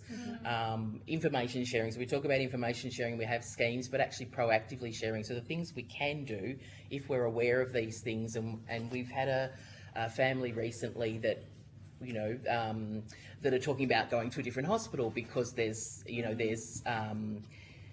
we're aware of some family violence, and so because of that they're starting to pull away and want to go somewhere else. So for us, if that happens, we would want to proactively share that information with the other hospital so that they can hopefully then pick up that support, and we're able to do that under the legislation, Victorian legislation. Yeah, good. So those things, but I Privacy think can be a barrier sometimes. But yes, that's not 100%. But I think that us doing that, that's not across the board. So we have had people come from other hospitals to us, and we had no idea that family violence was occurring. And so when we realised that was the case, we contacted that other hospital and said, hang on a second, why didn't you let us know they were being transferred here? So it's those things. I think it's the consistency across the board, the gaps. Also, I think services continue to be understaffed and under-trained and, under-resourced, and so there are still long waiting lists. I think we still exist in silos in services, and we had that in our submission in regards to, we do have mental health support, and at our hospital they are mandated to do screening under the MARAM framework, but that's not across the board, and people struggle to get counselling and mental health support quickly. There's very long waiting lists. That doesn't happen straight away, and so having those things accessible to people more quickly. Also for private mental health, those services are certainly not under the MARAM framework, and so it's about having support, but having good quality support. We hear unfortunately stories of counselling practitioners that might say inappropriate things around victim blaming or around inappropriate things around family violence. So it's how do we continue to push around that kind of consistency of best practice. Yeah. I wonder, I'm so sorry, if I could just add, Jackie, in answer to your question around what would help, specifically in the reproductive space, as we were saying around, including the definition of reproductive coercion and abuse within that definition of family violence, because I think if we're screening for it, and within the MARAM, we screen for sexual assault, we screen for sexual violence, if then we're then screening for reproductive coercion, I think it's opening up a dialogue around, okay, if this person is unable to engage with healthcare and access reproductive choices, then flowing on to understanding other elements of coercive control. And I think, you know, there is so much evidence within the literature in terms of women who are experiencing coercive control and detrimental outcomes for their mental health. And so I think it's all one in the same. And I think, you know, including that and understanding and increasing awareness and training around those risk factors then allows us to identify and also then to refer onwards to support systems and services. Yeah, and perhaps it might help the committee if we take it on notice, because I think the Women's have very good systems in place to identify the reproductive coercion and then what we do following that. And it might assist others to know what processes we have to try and circumvent a woman's mental health deteriorating and then the suicide following. And perhaps if we take it on notice, then we could provide a response to detail what we do at the Women's, and that might assist others. Because I recognise we are in a very privileged position as a tertiary hospital in Metro Melbourne, but not every health service has the systems that we have. Thank you very much, Chair. I suppose in standardising these expectations, to go to the kind of legal issues, it expands the kind of scope of practice and the duty of care imposed on professionals, which creates a bit of a risk area if you say you're adopting these practices. Do you think there is some kind of hesitance in expanding the scope of practice expected of practitioners when they're busy people, there's a lot going on, there's a lot they have to think about simultaneously? So perhaps let's find out when you're talking about expanding the scope. So as in creating new expectations of practitioners to systemically screen for these things. Obviously, if that's not something they're already doing, that's adding to their workload. So it's not new. It's something that we are already doing. So 100% of our patients. Yeah, and that's not limited to the women. So all antenatal settings are to be screening 100% of pregnant patients that should be coming in, and that should be 12 years in the making. Whether they are complying with it, I don't know, and I think that's the problem with the term recommendations. I think the recommendations were great, but the people may be taking it as a recommendation, but not actually an application. So I think compliance, from my perspective, as in my role, supporting all of the maternity hospitals to be following suit and doing that, it is helpful for me to hear that people are just nervous about asking the question. How do we do that? And that is part of my role. I am very cognizant, as Danielle has mentioned, we are in a very fortunate position, but we, in terms of my role as a mentor, statewide mentor, we are only funded up until 2027, and the need is sounding like it is going on beyond that as well too. So there's a concern from my perspective as to how will we continue to support all hospitals to be able to have the capacity to do this and do this with confidence. So we've had I think, that duty of care question, I think, is a very important question to address. And perhaps, Amanda, you might want to explain, obviously not in our setting where we are doing the screening, but if someone doesn't do the screening, what are the potential implications of that? And I think that's setting out what the duty of care would be, and if it is breached or not met, what could happen. Maybe you might want to explain then the risks of not completing the tests, and then I think that might help the committee. Yeah, well, there is. That's a good question. I have to also take that one on notice to be able to provide you with a comprehensive answer. But you mentioned it 7 times. It is, and it does take 7 times on average from our research with University of Melbourne for somebody to feel safe enough to disclose to a healthcare practitioner. If they're not screened at all, are they being asked at all? And do they know about MARAM, really? Probably not. And I was remiss in saying that we also do this in 25 different languages and hoping to increase to 33. So asking the standardized questions to increase access as well too. And we are, again, in a privileged position where, because we are on an electronic medical record, for those patients who are not pregnant, they still have access to be able to be asked by healthcare practitioners if there are signs of high-risk trauma factors as well too. So, and again, that's a training. That's the part of the training that we can provide, but certainly can take that on notice so that we can provide a more comprehensive response. Is the hospital subscribed to the Australian Death Check?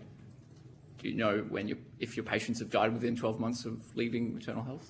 What was that? Sorry, So the Australian Death Check, where you can get your data and compare it to registered deaths. Yeah. Do you know how many of your former patients have passed away within a suspiciously short period of time of giving birth? Yeah, I think we have to check with our health information teams to know what tracking is done.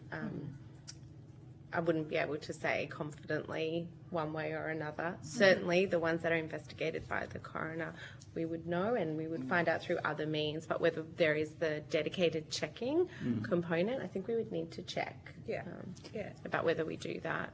So a connected question. Obviously we've got 12 years of this practice now. Do we have clear evidence of the positive outcomes, like, this number of fewer people are experiencing family violence, this fewer people have, likely people who are deemed likely to engage in suicidal behaviour have not? Do we know the outcome? Yes, to a degree. Yes, so we, from a manual screening perspective, prior to 2023, we were having on average, 7% of patients being screened for various reasons. We didn't have dedicated consultation time is a big one. So we didn't have a mechanism to remove patients safely from their partner or support person, and a lack of training, lack of confidence from midwifery to now, in the first 12 months, that increased to 58% of patients being screened, and since then I can't even comment, but I'm hoping that it's a lot higher than that at the Women's. And in terms of disclosure rates, it has turned out to be 1 in 10 disclosures after being asked on average 7 times. In terms of referrals internally, because we are asking again psychosocial risk questions, mental health, and marriage and family violence screening questions. Last year we had, from just screening alone, with the antenatal screening, we had 142 referrals to social work for family violence. So is it going to outcomes though, like Yes. ultimately? Yeah. And I think I was thinking as Amanda was talking, I think the reality is that unfortunately, fortunately, people have choice, and so we don't know how that necessarily flows on in regards to continuing behaviour and continuing to be in the relationship and things like that. But every kind of interaction with a family violence informed practitioner, every opportunity for screening gives us that opportunity to provide information to assist with. Hopefully, and we're very focused on that at the Women's, is providing a positive interaction with someone, even if they're not ready right now. But hopefully what they can see is that this is somebody who has their welfare, in mind, and that we're providing them with the information. So much of family violence is about isolation and lack of information and resources. And so to be able to give people information about where they can access support, that they are worth more than what they're being told they are in that relationship, that this is where financial resources exist, this is how you can get assistance with visa issues. So it's those opportunities for us when we are screening, when we are interacting with people, to give those little bits of information that is empowering for somebody. And so it's hard to predict, I guess, where those people go in the future once they leave our service. We certainly can't mandate them to stay with us, but it's those opportunities to really try and make a difference, and for them to feel, when they are ready, that I had a really good experience at the Women's, and so I feel comfortable now that maybe I will talk to somebody, because we can tell them what's available to them, and that people will hopefully provide them with that positive response. It's just those little moments that hopefully can make a difference. How we measure that is difficult. That's anecdotal evidence. Yeah. So we do partner with the University of Melbourne to look at research on family violence and the prevalence of family violence, and tools that can be used to try and reduce someone's risk. Do you want to talk about any of the research with Kelsey's team? on outcomes? Okay. Or- We no, have- that's okay. we probably don't have do the have time. collaborations with the University Yeah. of Melbourne, and they have dedicated family violence researchers that look at the outcomes of different tools. We will be, to save time, we will be publishing one in the next number of months on this exact thing on our website. Great. I'm mindful of time as well. Thank you very much. We have actually reached time, so thought so. thank you so much. But feel free to send anything else through. However, let me just get to my little bit that I need to say. A minute when the paper's open. There we go. Thank you for your attendance today. If you've been asked to provide any additional information, I think we did, and I think you offered some as well. That's lovely. Please forward it to the Secretariat by Friday the 3rd of July 2026. Please note that responses to questions on notice will be published on the committee's website as submissions to the inquiry. You will also be sent a copy of the transcript of your evidence to assist you in answering questions taken on notice today, and you have the opportunity to request corrections to transcription errors. So just let us know. And anything else you think we need to know, feel free to attach that as well. Thank you so much, and I think we are now going to suspend for lunch.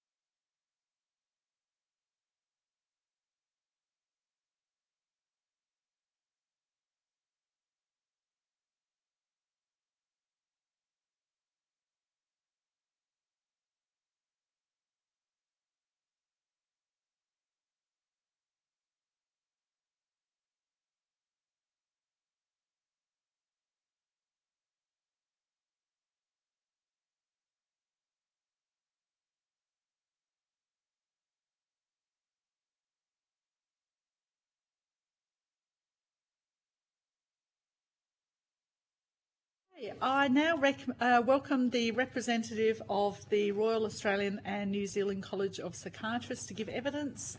For the Hansard record, would you please state your full name and the capacity in which you appear before the committee? My name is Dr. Karen Williams, and I come as a representative of the Royal Australian New Zealand College of Psychiatrists. Lovely. Thank you very much. Although you're not required to give evidence under oath, this hearing is a legal proceeding of the Parliament. It has the same standing as proceedings of the House. The giving of false or misleading evidence is a serious matter and may be regarded as a contempt of Parliament. The evidence given today will be recorded by Hansard and attracts parliamentary privilege and is being broadcast as well. Please note that information in relation to ongoing investigations or cases, such as identifying personal details, should not be divulged to avoid potential interference. So welcome. My name is Louise Miller-Frost. I'm the member for Boothby, which is Adelaide's southern suburbs, and I'm the chair of the committee. Alex Hawke, the deputy chair member for Mitchell. Matthew Gregg, member for Deakin here in Victoria. And I think we might have Mr. Ng online. Thank you, Chair. Yes, it's Gabriel, the member for Menzies in Melbourne. Fantastic. Thank you very much. Dr. Williams, would you like to make a brief opening statement before we proceed to discussion? Yes, please. Yes, so, Chair and members of the committee, thank you for the opportunity to speak today. As you know, my name is Dr. Karen Williams, and I'm the chair of the Royal Australian and New Zealand College of Psychiatrists Family Violence Psychiatry Network Committee. The RANZCP is the principal professional body representing psychiatrists across Australia and New Zealand. RANZCP accredits and represents over 8,000 psychiatrists, medical professionals who routinely deal with survivors of family violence. We are very grateful to the committee for holding this inquiry, as it shines a spotlight on an area that needs much more attention. And I want to start with what we don't know, because that in itself is the most important finding I think I can give you. We cannot currently tell you how many Australian women die by suicide each year as a result of domestic and family violence. And this is not because the question hasn't been asked, but because currently no government data system in this country is designed to answer it. There are no nationally agreed definitions and no nationally consistent coding framework for identifying a domestic, family, sexual violence-related suicide within our mortality data. And that is not my opinion, that is what our own statistic agency tells us. But what we do know is this: 3 separate state-level reviews in Victoria, Western Australia and New South Wales, using 3 different methods, a suicide register, an ombudsman investigation and a death review pilot, have each independently arrived at roughly the same number. Close to half of the female suicides they examined showed a clear history of domestic and family violence, 3 different doors into the same room. I also want to speak to you as a clinician and about why this happens, because this is not simply correlation. Sustained intimate partner violence places a woman in a state of hypervigilance for survival. But where most threats resolve, this one does not. It persists for years, not days. And when you're held in that state for years, her physiology, neurobiology changes in ways that we as doctors can measure. Heart rate changes, respiratory rate changes, sleep and appetite. And when her autonomy is also stripped away, her work, her money, her ability to leave, that physiological siege becomes a psychological one. And suicide in many of these cases is not a separate tragedy laid on top of the abuse, it is a direct consequence of it. The evidence on this is now strong. In women with no prior history of mental illness, 37% will develop a mental health disorder within 1 year of their first exposure to gender-based violence, 54% within 5 years. When you think about women who have never been exposed to domestic violence, the figure is close to 1% in 1 year and 12% in 5 years.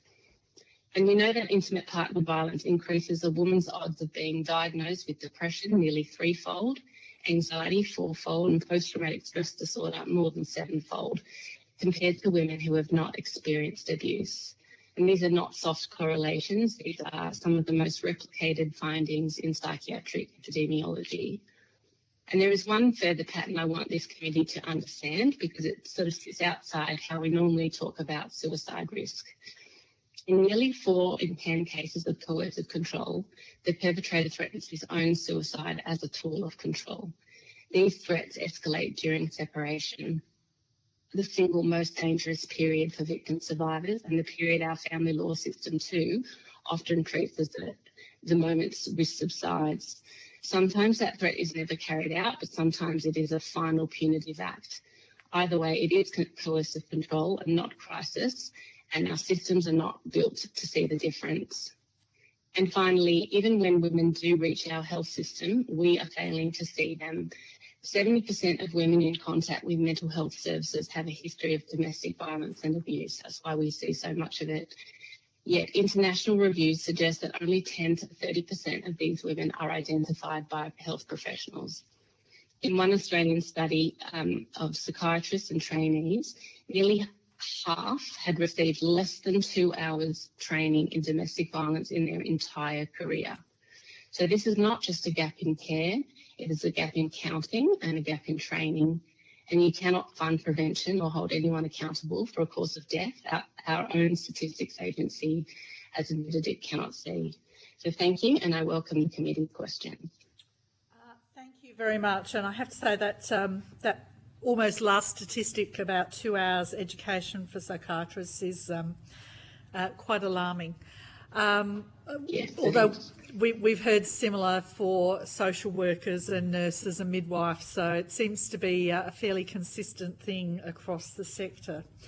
In terms of ongoing education, so that's your basic psychiatry. Is there additional CPD that people can do if they so choose? Are there specific courses that people can opt into as psychiatrists in that area? In the area of family domestic violence? It's a really very good question. You can teach and look up courses yourself, but that would require, a psychiatrist that's not busy doing lots and lots of other things, because as you know, psychiatrists in general are overloaded. They're high demand at the moment. It's very hard to get in with one, and so the general duties of a psychiatrist keeps them pretty busy. And there has to be sort of like a change in culture and acknowledgement that family and domestic violence is actually our core business. That's probably still quite embedded in the culture of psychiatrists at the moment, that it's more it's not really quite our business. But that is changing. We are seeing a bit of a culture change.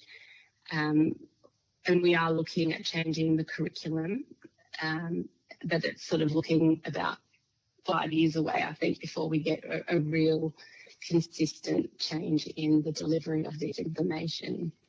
Right. So I'm taking from that there's not a formal recognition anyway that family, domestic and sexual violence and perhaps, specifically coercive control is a risk factor for suicide?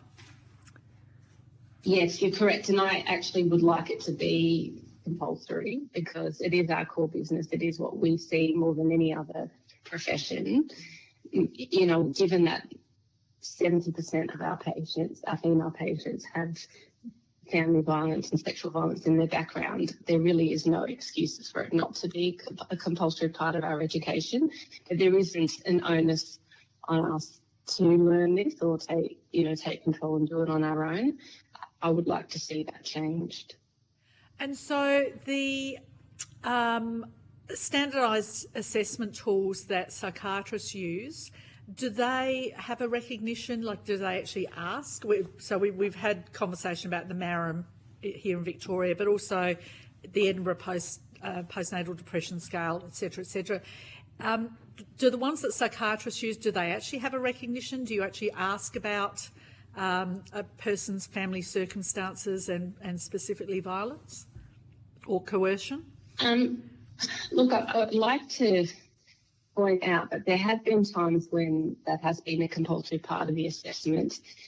We used to have sort of forms that needed to be filled in where each new patient came in, you would sort of tick boxes about asking, around family relationships. So that did not really change the way a person would formulate the patient either. It didn't, you can ask the question, but what do you do with the information, and how do you see that information as being important and relevant in the person? And doing those screening sort of tests right at the beginning, so, when a person walks into emergency or in their first assessment on a ward, really doesn't capture what is needed to be captured in family violence and sexual violence.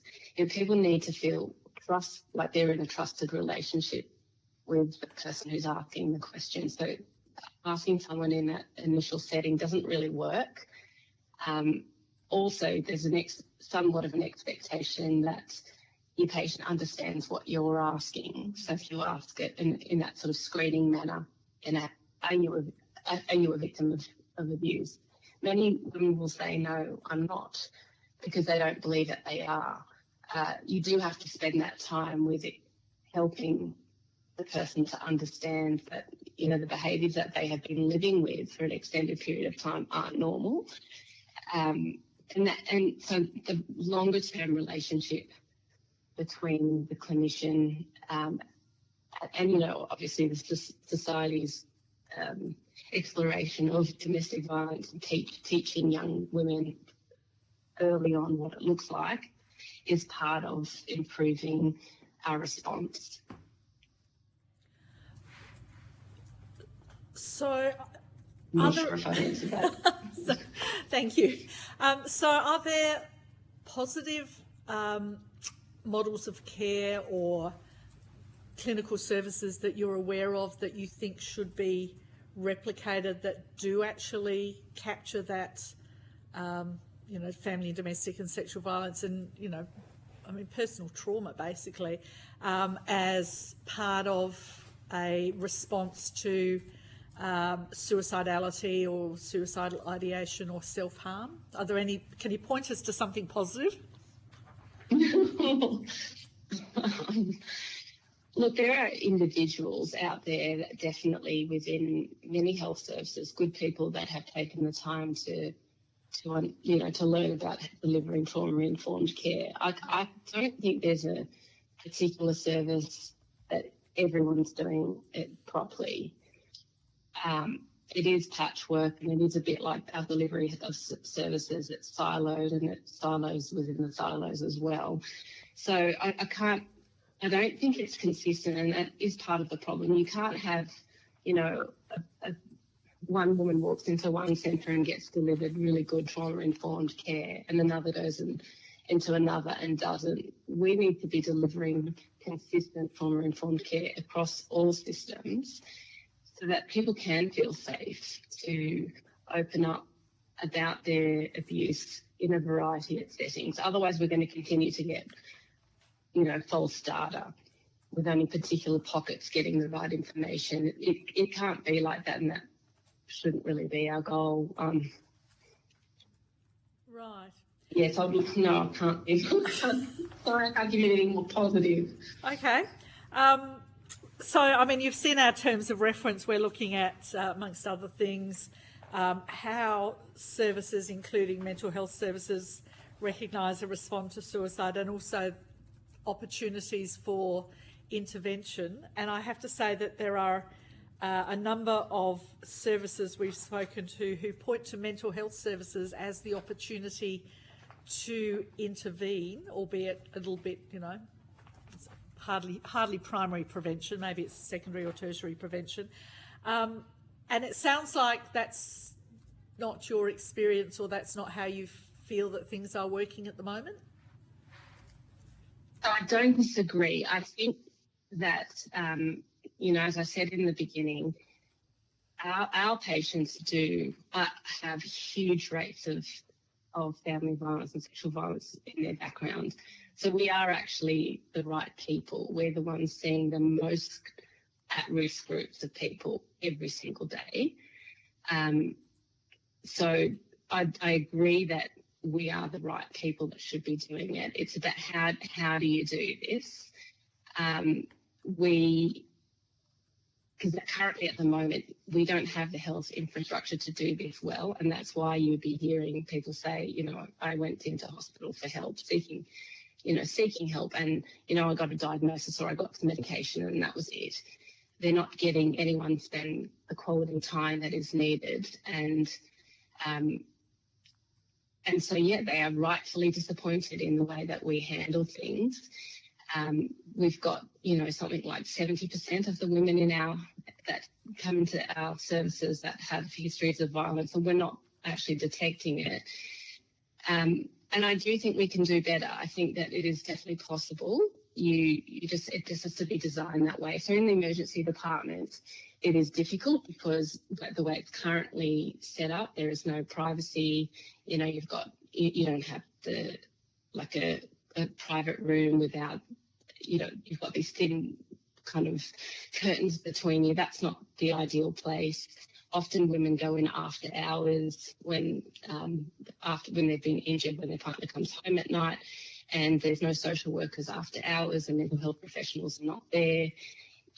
There's no policies around, even doing a concussion check for women who've been injured overnight. So usually those women have a very brief intervention and they get sent on their way. The same thing happens in general practice where, doctors are working at capacity, very short appointment times. There's no financial incentive to spend time with people. So you could certainly change things there if, there was even an item number to allow a person to spend that time with a woman, to give her enough space to safely unpack what's happening at home.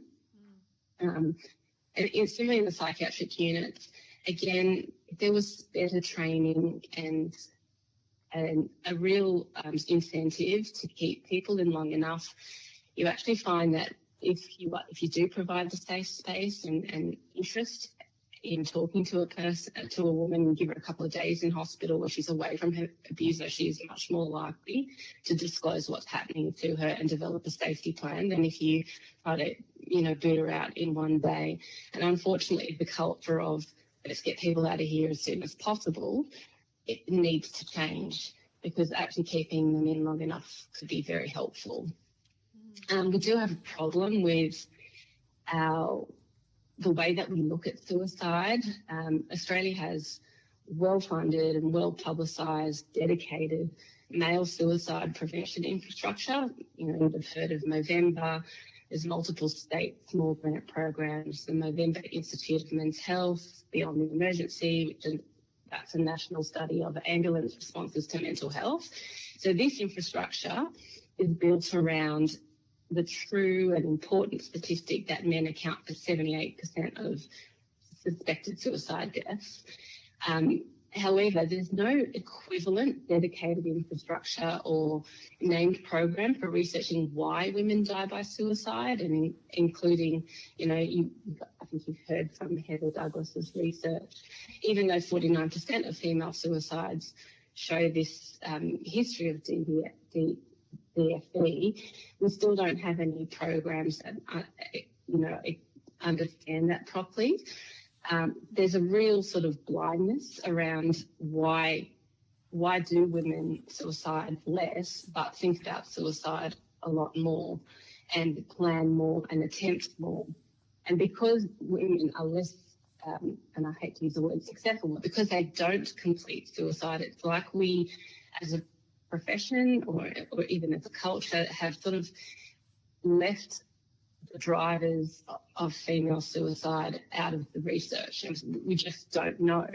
What we know about it is that, for example, we know that women with children suicide less, and there's been an assumption that children are somehow protective, but for somebody like myself who works with survivors every day, I can tell you having children doesn't stop the suicidal ideation. Having children doesn't stop the suffering. It just means that the woman feels a responsibility to stay alive. So they're still just as suicidal, but they feel like they can't suicide. They feel trapped by their children. That, it's not to say that they don't love them and care for them, but, they want to suicide just as much, but think that if I do, I'm going to leave these children motherless and no one else is going to look after them.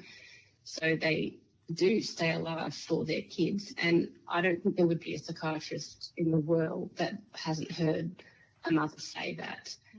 Yet we haven't got any research on this at all.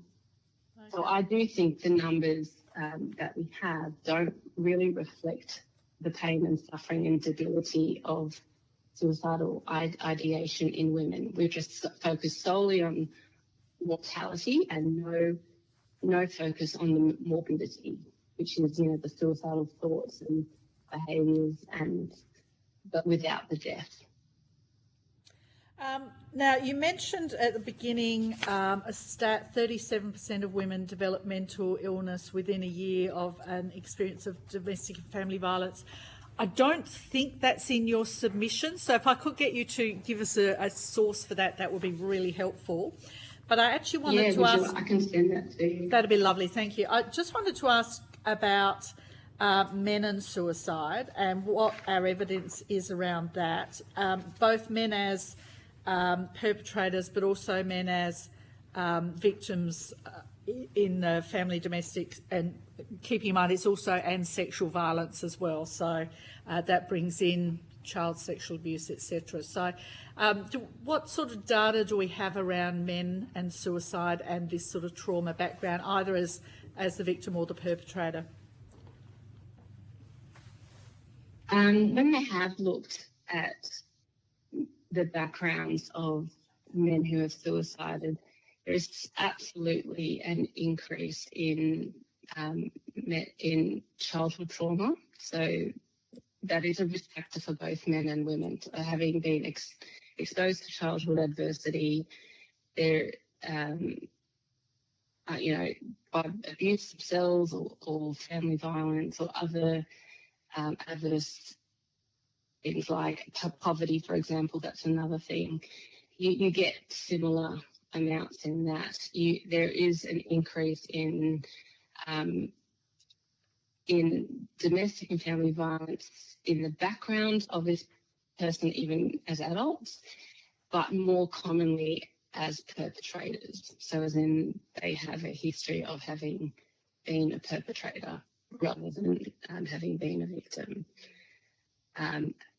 That's been studied both in Australia and America. I could try to get you those papers as well. Thank you. I think it's about 14% in Australia that have histories of perpetration, and that percentage of men of people that have got histories of family violence and perpetration, 93% of them are men. Right. Thank you very much. Mr. Gregg. Thank you very much, Chair. My question is going to be a little out of left field, and feel free to take it on notice. There's a lot of focus on intimate partner violence, but I suppose in households we also see examples where young people, particularly those that might have a neurodevelopmental disability and exhibiting challenging, unregulated behaviours, are routinely committing violence against their, mothers and other members of their family. Would it be fair to say that a lot of the risk, that kind of pathological kind of outcomes that arise from that kind of violence still occur, and that risk of suicidality also applies to kind of those cohorts, or is intimate partner violence kind of have a unique level of consequence? I would say that from my experience in my reading of the literature, it is intimate partner violence is much more likely to cause this. I mean, sort of having an understanding of what happens in intimate partner violence helps. What you do see a lot of is perpetrators do coach their partners to kill themselves, and part of the, coercive control, the tools that they use are things like you are a waste of space, you shouldn't be here, you're crazy, you would be better off dead. Now, they're kind of lines that you hear almost all of our patients saying. Part of the tools of coercive control is to make a person feel like they're worthless, that they're no good, and that they are the cause of all the problems in the relationship. So you do see women believing that they should kill themselves, believing that they would be better off and that everybody would be better off, and in fact even the children might be better off without.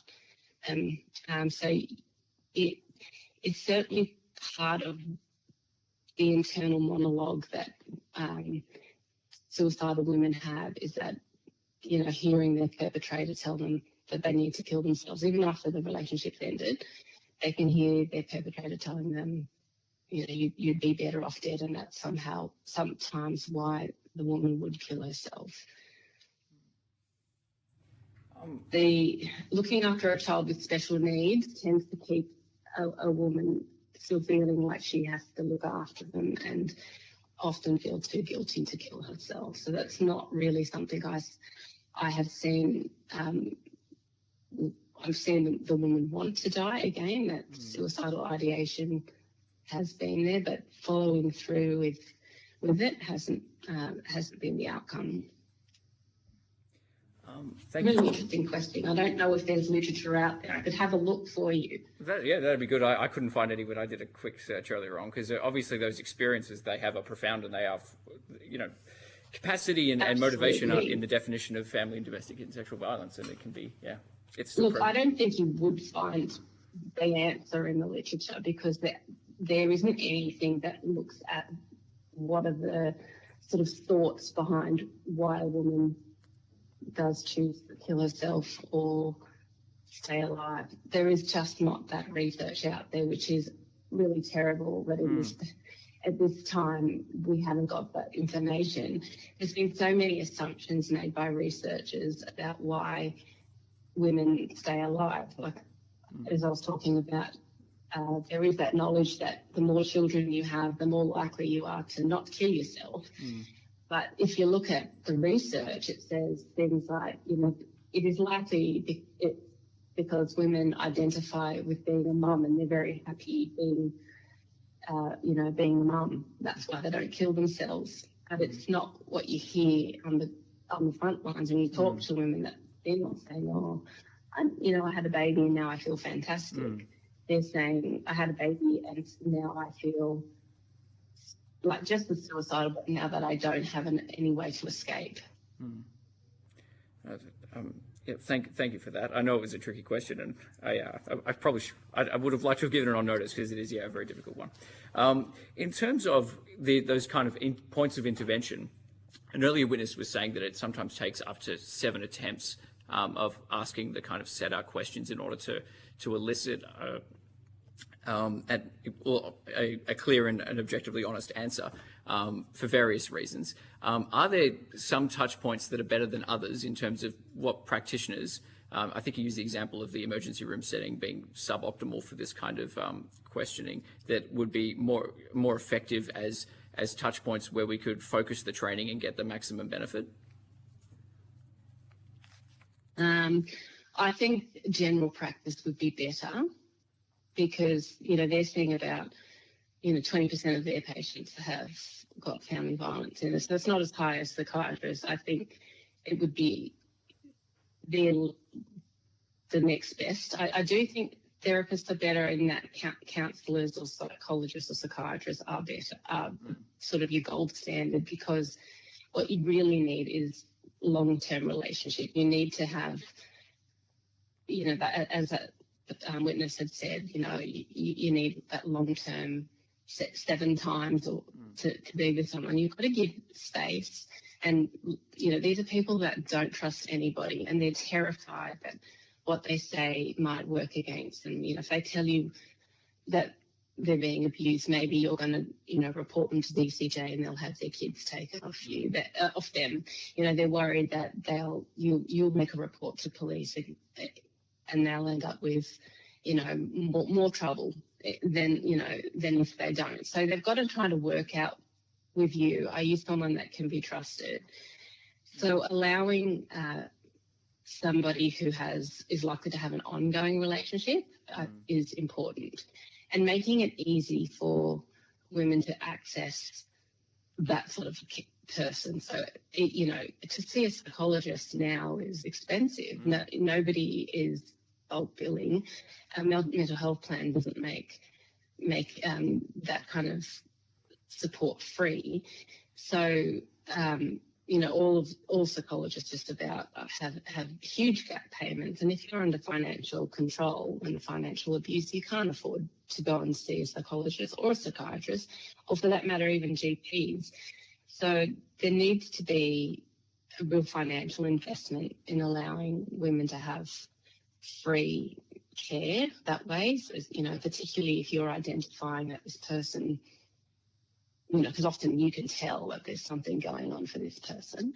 If a person who, you're sort of red flagging needs extra support, the government should fund these women having completely free access to therapy where they can form a strong relationship with someone and understand what is abuse, and that what they're going through is abuse, and workshop their whole internal monologue that they have, that it's not that bad, what they're going through, and it's not abuse because, he didn't punch me with a closed fist, but he just slapped me and it was only once, or you have all that sort of excuses that they have kind of given themselves. You need time to workshop that with somebody. You're never really going to get that with a one-off appointment.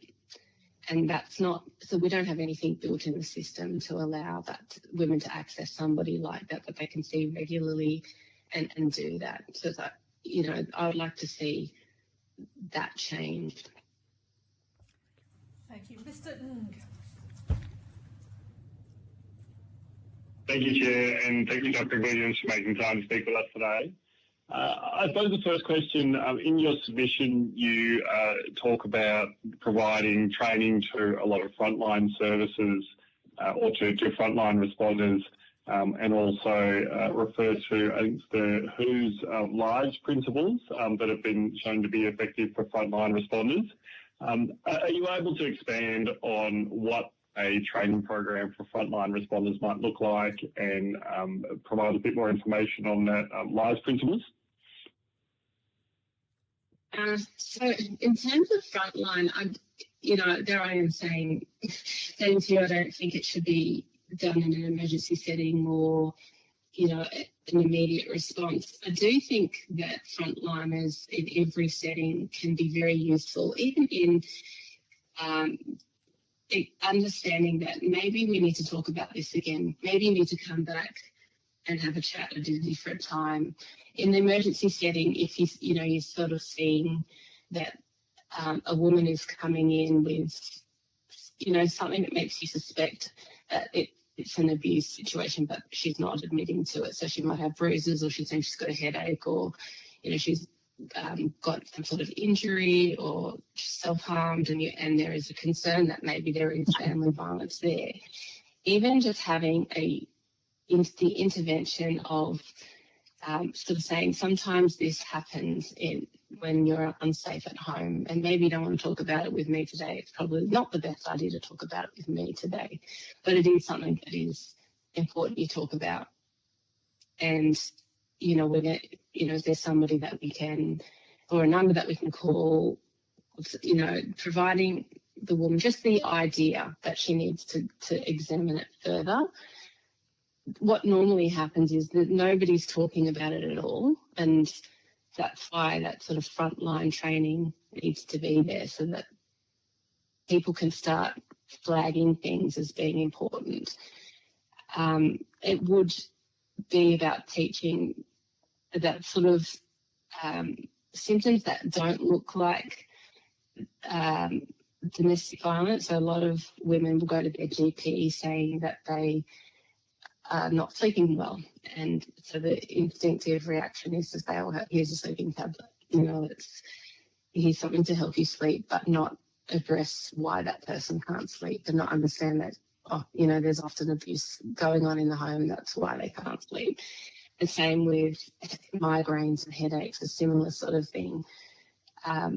So understanding how trauma presents in different ways on the front line. It's not always, hi, I'm here to tell you about my abuse, but actually I'm here with chronic pain or bleeding, abnormal uterine bleeding, that sort of thing. So there's a whole range of things that need to be talked about and taught on the front line that aren't happening. So that's sort of why I think it's important, well, why we as a college think it's really important that everybody on the front line understands what trauma looks like. It looks different than we might expect. And our responses need to be consistent throughout the system. And you mentioned that a couple of hours training would be pretty inadequate to understand family violence issues. Well, what kind of intensity of training? And I know this is a pretty broad question, but what kind of intensity of training might be necessary to get frontline services up to speed? I think it would be different. They're different. Yeah. I think it would be quite different for GPs. I mean, GPs would need more than a couple of hours. I do think you could do, 3 or 4 sessions with emergency doctors and you could get them up to speed with at least, sort of getting the basic knowledge around it and providing some understanding about not doing harm as well. I mean, there is the when you ask someone and you don't really know what you're doing, you can actually cause more harm for the person. So, yeah, I don't think it would require that much for certain populations, and then I think something like police, they need lots more. Like they would need at least a week of intensive training. Thank you. And another area of challenge that we're looking at is collecting data and sharing information amongst different services, collecting data from the coroner. Now, considering the privacy obligations of psychiatrists, is there any opportunity for psychiatrists to be able to share information on particular cases with, say, the coroner, or kind of more broadly with organisations like the Australian Institute of Health and Welfare? Not at the moment. Usually with the coroner's case, they do ask you to be involved. If it's your patient, they'll ask you. And, you have to be asked the right questions too. I mean, And do privacy obligations prevent psychiatrists from being able to provide that kind of information? No, not if you're asked by the coroner. No, you can provide that information. I mean, I think it would be really helpful if in South Australia they have the domestic violence disclosure scheme, where you can report domestic violence without having to press a charge to the police, and they keep this on file. And I've seen it in practice where, one of my patients, actually a doctor as well, she got 3 people get in contact with her, and they had seen her name in the domestic violence disclosure scheme. They were able to tell her that she had, that they had all experienced domestic violence by this one person. And this particular person, I was thinking about, she obviously is still alive and she hasn't had any suicide attempts, but, should she end up suiciding because he has told her that she should, there seems to be a police track there that, a coroner could access and look up and say, oh, look, this guy has done all of this to somebody else, multiple other people. And I think that needs to be in all states. I think in all states, women should be able to leave a bit of a track record without being compelled to go down a forensic case, which is completely traumatizing and often of no real benefit to her. But sometimes, society thinks that she should report and go, and go through the whole process of charging.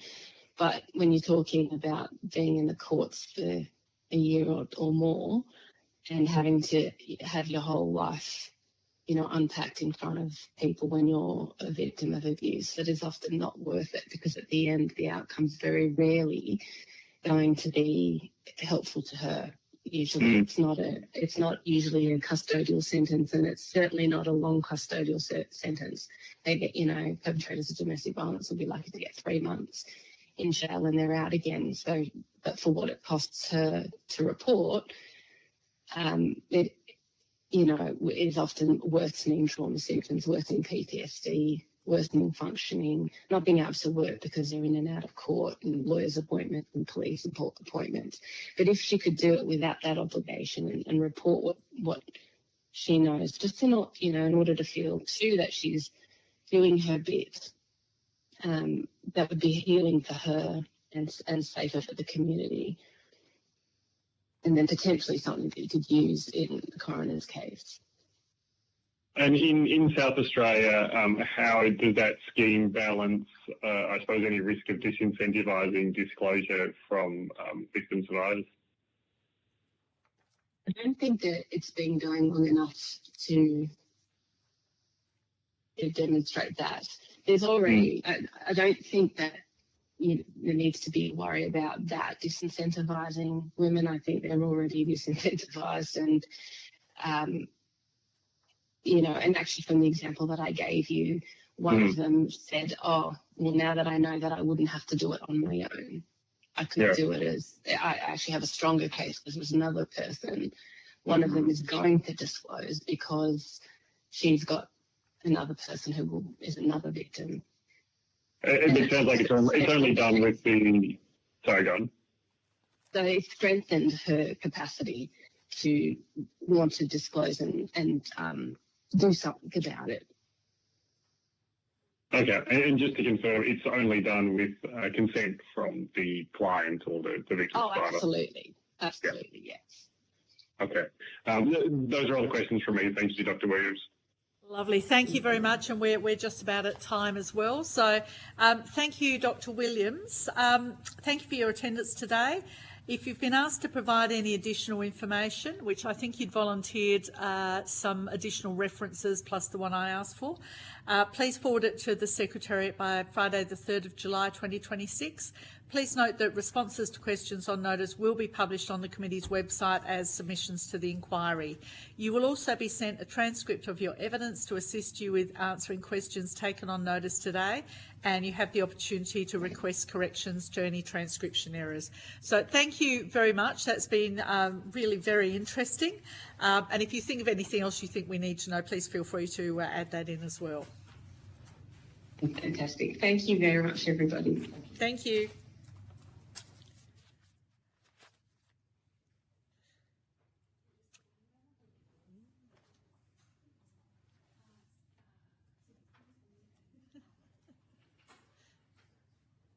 I now welcome representatives from the Melbourne Children's Campus to give evidence. For the Hansard record, would you please state your full name and the capacity in which you appear before the committee? My name is Sydney Stevens. I'm a graduate researcher with the University of Melbourne and Murdoch Children's Research Institute. Thank you. My name is Alma Gaborski. My pronouns are she, her, and I'm a researcher with the University of Melbourne, but presenting in my capacity as former project officer in trauma-informed preventative care. Terrific. Thank you very much. Although you're not required to give evidence under oath, this hearing is a legal proceeding of the Parliament and it has the same standing as proceedings of the House. The giving of false or misleading evidence is a serious matter and may be regarded as a contempt of Parliament. The evidence given today will be recorded by Hansard and attracts parliamentary privilege. Please note that information in relation to ongoing investigations or cases, such as identifying personal details, should not be divulged to avoid potential interference. I'm Louise Miller-Frost. I'm the Federal Member for Boothby. I'm the Chair of the committee. Alex Holt, the Deputy Chair from New South Wales. I'm Matthew Gregg, Federal Member for Deakin here in Melbourne. And I don't think we have anyone online anymore, so I will leave it at that. Would you like to make a brief opening statement before we proceed to discussion? If you'll allow it, Please. thank you. Just a brief overview of our capacity which we present today. And thank you guys for inviting us. It's really a privilege to present our work and reflections with you. The Melbourne Children's Campus Mental Health Strategy was a partnership between Murdoch Children's Research Institute, the University of Melbourne Department of Paediatrics, and the Royal Children's Hospital. It was developed to strengthen mental health promotion, prevention, and early intervention across the three organizations. It began in 2021 and finished in April of this year, and it was focused on workforce training in family-centered and trauma-informed preventative care, resources for families and clinicians around common mental health conditions, lived experience network, we had quite a large one actually, and co-designed initiatives to improve services. A key output we focused on as part of our submission, which was led by Calvin Trong, who's here with us today, was the evidence-based clinical practice guideline for suicide and self-harm in children and young people.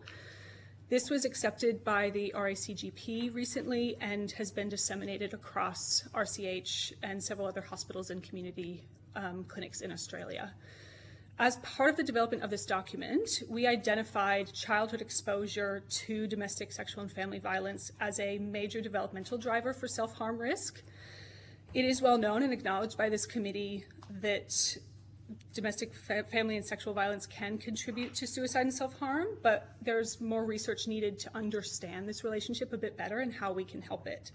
What I'd like to propose to this committee is the intersecting risk factors that can be related to and are affected by domestic sexual and family violence and contribute to risk of poor mental health and suicide.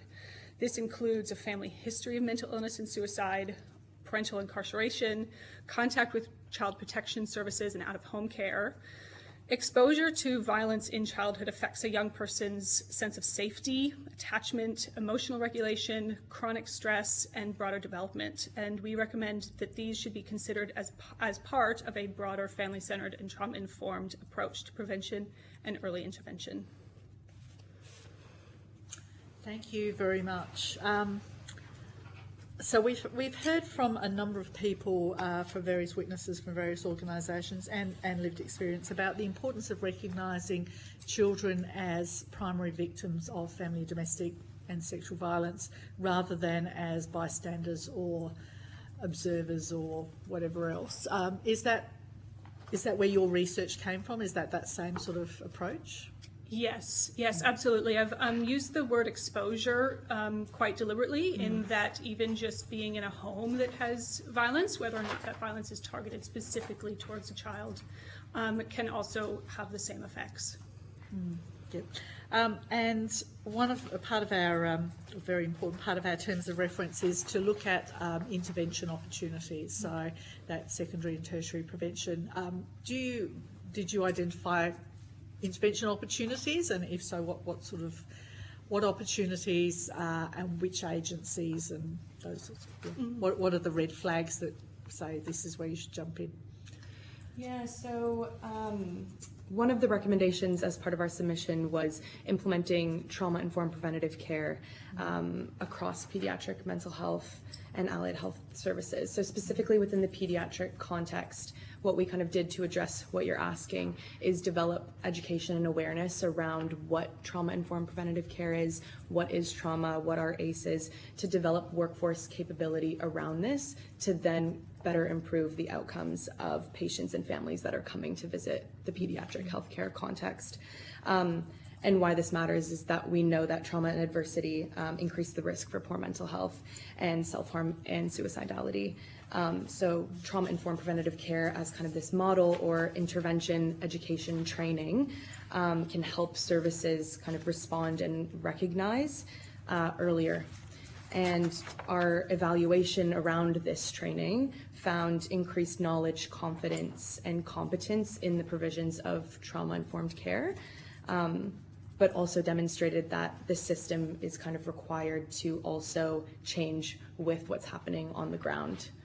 If that answers your question. I think so. Thank you. We've also heard today some quite alarming data about a lack of training and awareness in various clinician groups.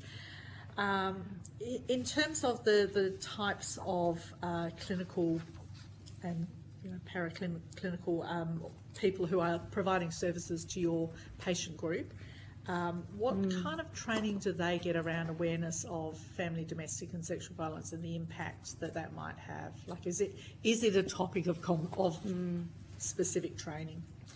Yeah, so I believe we've got a few programs at the hospital that are specific to education and training that is specific to domestic and family violence. That's developed by the social work department. Within our remit, within the campus mental health strategy, we were focused on developing training around trauma awareness and trauma-informed care. So we can provide further information around what exactly is happening specifically within that space at the hospital. Pardon me. So that training that's going through the hospital, that is for people who are already qualified, social workers, nurses, whatever. Yes. Yeah. So do you have any knowledge about their undergraduate training that qualified them?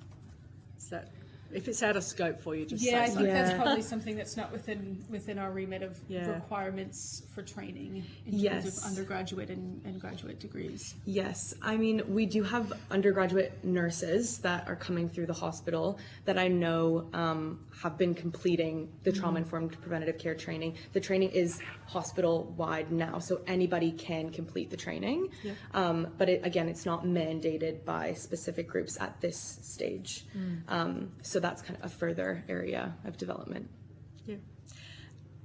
And so is every child that comes through screened for that trauma background? So there are a few, so it's complicated. There are various kind of tools within our electronic medical record system that do screen. There's risk assessment forms that do exist. That's not the work that the campus mental health strategy was specifically focusing on, but a tool that we had looked into developing further is a tool called the Behavior Support Profile, which is a psychosocial documentation and care planning tool that looks at strengths, family history, likes, dislikes, self-harm, expressions of distress, various different things, almost like an about me profile. And that does indicate certain risk factors that then do get linked in to mental health department, where that is then flagged further. Right. Yes. And in terms of those risk factors, are there particular patient cohorts that you would say, yep, okay, you're almost 100% going to be referred across? Yes. So I think at RCH specifically, young people with autism and attention deficit hyperactive disorder, so ADHD, are more likely to be experiencing this compared to others without those diagnoses. So some research indicates that trauma exposure is highly prevalent in those children, and for this group of young people, there is an urgent need to improve behavioral de-escalations. So in a study of the code grays that were done, which is basically an event where there's some sort of distress that's happening for a child and a family, in 2018, 69.8% were associated with mental health presentations in the emergency department. So this cohort of patients was characterized by multiple presentations and higher suicidality, which emphasizes the importance of having tools embedded to be able to identify these things prior, so that we know what things might potentially distress, or we know what things that they like or that they don't like, so we can prevent these escalations and these code grays from occurring. And so, if I understood you, you said that for children with ADHD and autism spectrum disorder, there is a higher incidence of family and domestic. Yeah. What's that about? So, like, does one cause the other? Is it a family in distress? Like, what? How do we understand that? It is less understood, but it is perhaps one of those intersecting factors that can cause a family to have more. So ADHD and autism are likely genetic. It's something that perhaps parents are dealing with, if undiagnosed, is more likely to have mental health issues and other behavioral issues along with it as well. So that's something that is definitely something that is considered as part of that risk factor just because of the genetic component of it. You can also consider that the sort of social aspect of a person with autism or ADHD is likely more socially isolated, which can also be a factor as well. Right. Okay, thank you. Mr. Hawke? Yeah, thank you, Chair. Thanks for your submission and your evidence so far. Yeah, I might start at the end, actually. I'm just trying to understand with your strategy. So this came out of the Royal Commission Yes, it was. originally. And why did it wrap up? Like, is it a 5-year sort of thing? It was a 5-year strategy that just wrapped up and finished funding. So what happens then? What happens now? Are you seeking further funding from the Victorian government? There are parts of the strategy, sort of specific pieces that we identified that would be good to continue. For example, trauma-informed preventative care, the family-centered care stream, and other things that would be amazing to continue. And I think a few people are working independently to write those grants on it, but nothing more formally. Yeah.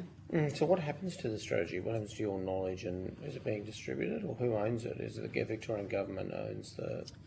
It is, I think, currently sitting under the campus flagship within the Children's Hospital and Murdoch Children's Research Institute. Okay. So in April, we finished up quite a large sort of wrap-up summary of all of the work that we did, and sort of compiling that, and have now passed it on to executives in the organisations. In the research institutes, yeah. And then, I mean, it's kind of interesting because obviously you've done a lot of work, and you've got some pretty good tools here and things that you're using, the wellbeing continuum, all this sort of stuff, and national clinical practice guidelines and stuff.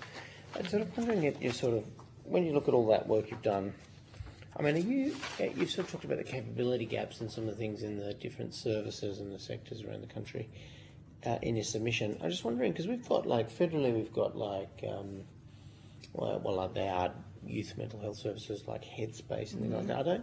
Are they able to access this kind of, because like I've visited one in my electorate and I haven't really seen a lot of these tools being used. I mean, I'm not a professional, no reflection on them, they've got other tools. It's contracted out to individual service providers, but surely these kinds of things have a kind of a national application. Isn't that sort of part of the problem? Especially when youth suicide is everywhere in the country, and sure there's a relevance of your work to everything. As you're actually recommending, we can join up all these sort of things. Yeah, absolutely. You're absolutely right. And I guess it is a matter of all of these organizations communicating with one another. The system, as it is quite fragmented, and so organizations like Headspace, which is incredible, and I've been talking with Headspace National about trying to roll out this guideline at that national level. Oh, that's good. So you are. Yeah, so yeah, I've been in contact with them and trying to roll it out in their schools as well. Yeah, their mental health in schools program. So it is just a matter, I think, of communicating with all these organizations, and unfortunately, because we had to wrap up, our work has not been able to be implemented as we would have liked it to be. Yeah, because of the 5-year limit, but that was just so that's you sort of run out of time kind of thing. Is that kind of the Well, I mean, so you'd recommend to this committee, when we're thinking about our recommendations, that we would have a way of recommending better coordination around best practice and things like that in relation to some of the work you've done. Yeah, absolutely. Even just a sort of national understanding of sort of clinical practice guidelines is you get into sort of a very specific stream of clinical practice guidelines, but everyone has a different idea of what that means and how they're developed and other things. So having just a national understanding of that as well. Yeah, because it correlates with stuff happening in my electorate. I mean, I've got financial stress, increased domestic violence. I've got high rates of families and mortgages, and a lot of young youth mental health issues. So I wonder about who's bringing some of that together with the services that we've got. And I fought hard to get Headspace myself, so it's kind of how to tie in these things so people can, this can evolve. So I think there is some space for us to make some observations or recommendations around this sort of with federal, and you get a state doing this out of a Royal Commission. It's fantastic work you've done. You've got some best practice stuff, and then I wonder, just because the 5-year mission is over, I wonder, you're doing your best, you've reached out. What happens to you now, by the way? What happens to you move on to other things? So we're still you know, within you the don't have to organisation. disclose Yeah, so personal. we both have moved on from You have our to move. roles. Yeah, so so there's no retention in this situation, or sort of interesting. Yeah. It's very interesting. I know that's particular to here, but because you've had this Royal Commission, you've worked and you've done this best practice work, I wonder now, we've got to make sure this goes on. It's obviously very important. That's why you're here. So I really appreciate you being here as well about this. Thank you for having us. Yeah, I mean, that's pretty much what I wanted to ask about. You've answered that very well. I think, your submission speaks for itself here in putting together some of these things and the gaps in the system. So I'm pretty happy to do that. This is great. Thank you very much. Having a quick read of the guidelines, it does look like there's some kind of reliance on an ecosystem of supports to refer to. So refer to a mental health professional that relies on there being a mental health professional to refer to, which is easier said than done in a regional area or even where I am. I have no headspace in my electorate. So what are the kind of key dependencies that seem to be missing in the system that might be a restraint on the success of such a guideline? Yes, that's a really good question. I've always called the guideline a bit aspirational, and there are parts of it that are not achievable currently in the current system, and things that we can work towards. And that was something that, as a group, this development group talked a lot about in terms of, do we recommend things that are within the status quo, or do we recommend things that are best practice that we can work towards? And that definitely is something. I think having that ecosystem around a child, the idea that you can't have a healthy child without a healthy parent and a healthy family, and you can't have a healthy child without a healthy community around them as well.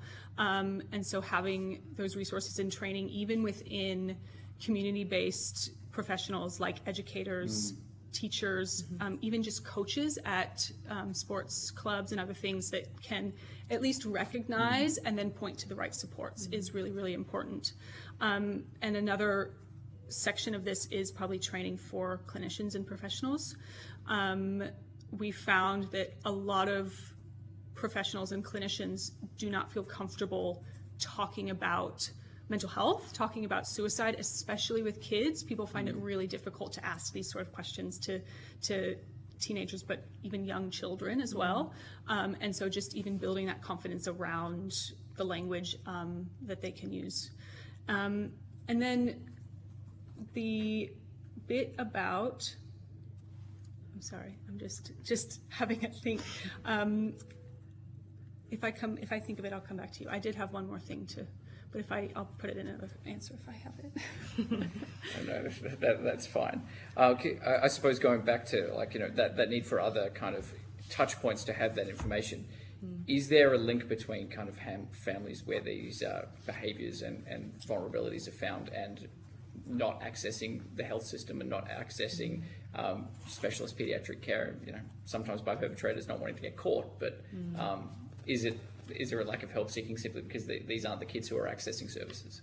That is absolutely right. There is a lack of help seeking. I think there's some sort of statistic estimating that we only see a very small percentage of presentations at hospital that are self-harm related, and everything else just gets sort of swept under the rug, or perhaps it's not quote unquote bad enough to be able to see a health professional.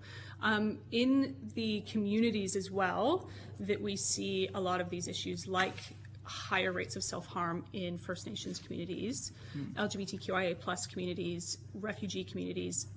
They are not the people that will seek health care because there is mistrust in the system. And so meeting a family where they are is a really important part of that, which means perhaps schools where they are every single day is a really important aspect of this sort of system, and then getting them to the right care that they need. And I'll just add to increasing the kind of awareness and knowledge around the healthcare system and healthcare practitioners to better identify these things. A lot of patients and families are not coming in and saying, there's domestic violence happening. They're not disclosing that information. But if they do feel comfortable and if they trust their healthcare practitioners and if they feel safe after multiple and repeated sessions of perhaps coming in and building that rapport and relationship, then perhaps they will feel comfortable to disclose that and then they will feel more comfortable to seek that support and seek that help and be referred onwards. I'll make my final question two parts, if that's okay, Chair. Obviously, the who is disclosed to often matters. Is it someone the young person's comfortable with? Do they have a rapport with them? Do they have things in common? Sometimes it is a female preferring to disclose to a female, or an LGBTIQA person preferring to disclose to someone else who understands their lived experience. Is it important that we kind of recognise as professionals that sometimes it is referring it to a colleague who might be better positioned to deal with that person rather than trying to do everything ourselves? And also, I suppose, if you could speak to the importance of continued professional development, because I know that there are labels and things, sensitivities that exist now that weren't around when I was born in the 1980s, and we kind of have to upgrade our understanding and knowledge to be effective in this space. Yeah, absolutely. That's a really, really good point. Professional development understanding for like this trauma-informed preventative care training is available to every clinician at the hospital, and it's really been taken up by young people, which is amazing, like young clinicians, but that sort of small minority of people that have been around for 40 years, and this is the way we did it 40 years ago, this is the way we're going to do it now, is just changing that mindset. In terms of, is it okay to refer to a colleague, or is that, appropriate? I think a lot of times, just from hearing what clinicians are saying and healthcare practitioners at the hospital are saying in general, that they do feel like sometimes this stuff isn't their role, and that they feel like they don't know how to respond, they don't know how to act, especially if it's medical staff. We see a lot more nursing and allied health staff feeling more prepared and feeling more competent in addressing these things. I think one thing that we got a lot of feedback on from our training pilot was that staff felt like they could manage and handle these things if they themselves took a breath and took a beat and understood the environment that they were in, understood how that family is presenting, and those very small, tiny things make all of the difference in how they're having that conversation with the family. So I think it's definitely appropriate to refer to a colleague, but I think the more that we kind of increase our own personal development and our own training and awareness around this topic, then everybody will feel like they can do it and will be able to identify these things. Like, I can see this happening in the next 10, 20 years where we're being able to kind of, identify all of this as quickly and as early as possible before we reach that crisis point.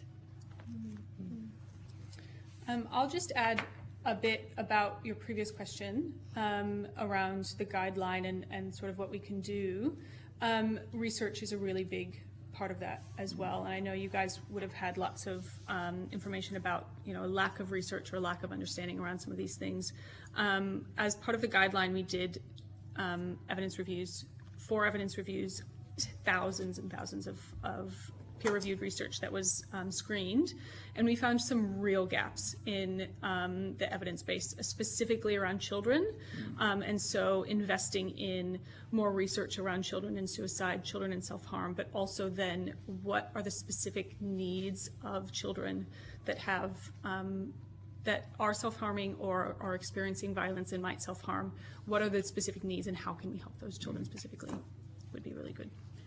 And I'll also add a little bit more to the professional development or personal development part, is that there are this training that we've developed and tools like the behavior support profile are great within the pediatric healthcare context, but obviously there's many different contexts that we would love to be able to apply trauma-informed care. It's not just within the healthcare space, and there's so many different organizations like Emerging Minds and Beyond Blue and the Black Dog Institute that do speak about what trauma-informed care is if that's in a leadership setting or an executive setting or just an education setting, any kind of other service that's delivering some sort of something. And there's also a lot of podcasts, a lot of content out there that you can just, learn, educate, and be able to kind of share that with your colleagues so that it's not this additional kind of time constraint or time pressure, or, we're all working in this system where we want to get things done and do things efficiently, but sometimes it does take that extra little bit. And if something like a podcast, you can plug it in on your way to work, and then you feel maybe a little bit more comfortable to have a conversation with a patient or a family or a student that's coming into school, or just your colleague as well. Thank you. Yeah. One of your recommendations is around recognising exposure to domestic family sexual violence as a determinant of suicide in children. Is it your experience that that is not, like, it's not recognised? Surely when a child presents who's self-harming or suicidal or has made an attempt, is there not that holistic look at what the child's experience is and where this has come from? Yeah, I think there is generally that sort of holistic view, but something that we were trying to do as a strategy is turn that view sort of, as a child, there's a lot of focus on the child and their behaviors in that moment. So sometimes if there is violence at home or violence that is not specifically directed at the child, it might get missed just because people are not having these conversations specifically with a parent or a carer.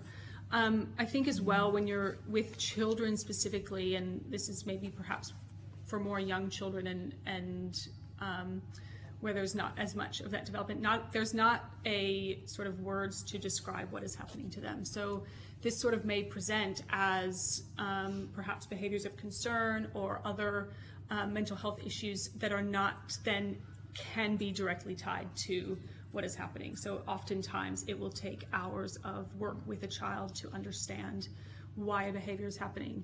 And so sometimes it can get a bit missed when there's only a few minutes to have, even especially, you know, if you're working in a clinic with GP with 15-minute appointments, or you're at a school and your school counselor trying to sort of figure out that relationship with the child. It's really difficult to find because the child just can't voice it. And one of the things that we've heard is that in the terms of an adult who is a victim, the perpetrator obviously exerts a level of control over the environment, or tries to exert control. And I'm imagining with the child, obviously there is a legitimate involvement of the parent who may also be a perpetrator, or, you know, or be the victim themselves, but also not want that disclosure to happen. Yeah, absolutely, and that's why it's so important to have conversations with parents with the child, but also then have conversations where you ask the parent to leave and you say, can you go into the other room? But sometimes it can be a bit difficult if there is sort of that control, but definitely something that more training around when that is appropriate and how to do that safely would be really good. And is it your experience that your involvement, or the involvement of the clinicians with external services like police and other social services, etc., does that work, or is that actually problematic as well? It can be really difficult for that sort of communication to happen. I think even within healthcare services, even within organisations that are connected to each other, it's really difficult to communicate in that way because of system barriers, because of sort of, we at the hospital have an electronic medical record, police have other things, and it requires a lot of work to do that communication. So something where these services have a sort of shared knowledge and understanding of what they're talking about, and that shared way to communicate as well would be really, really important. And I think Alma mentioned earlier the behavior support profile in that record taking of what makes this child comfortable, what is their experience, what are their behaviors, that sort of thing, and then handing that off to the next service would be really, really important. We found with a lot of our lived experience advisors, they sort of recounted these stories of, they would recount their story to every single person they saw. They'd see the GP, and then they'd have to see the psychologist and say the same thing, and then they have to see the specialist and see the same thing, and then they'd have to, and just recounting that story so many times is really, really difficult as well. And I think that would translate even to police and other community supports. Yeah, absolutely. And even in the context of the hospital that we work at, we've got a security team that's embedded within the hospital, which is actually they're lovely, and they are a great bridging gap to the police. So, you know, we did a whole trauma-informed preventative care day, and security were part of that. They were part of the development of our training. They were a part of a lot of the work that we did, our working groups, our advisory groups, and they do a great job at kind of linking in what's going on. If there is some sort of code gray called or distress that's happening, they're kind of that first responder, and then they're able to communicate effectively with that family and with the police to then be able to bridge care a little bit better. Yeah, so that's... Okay. Any more questions from you? No, I'm good. Mr. Greg?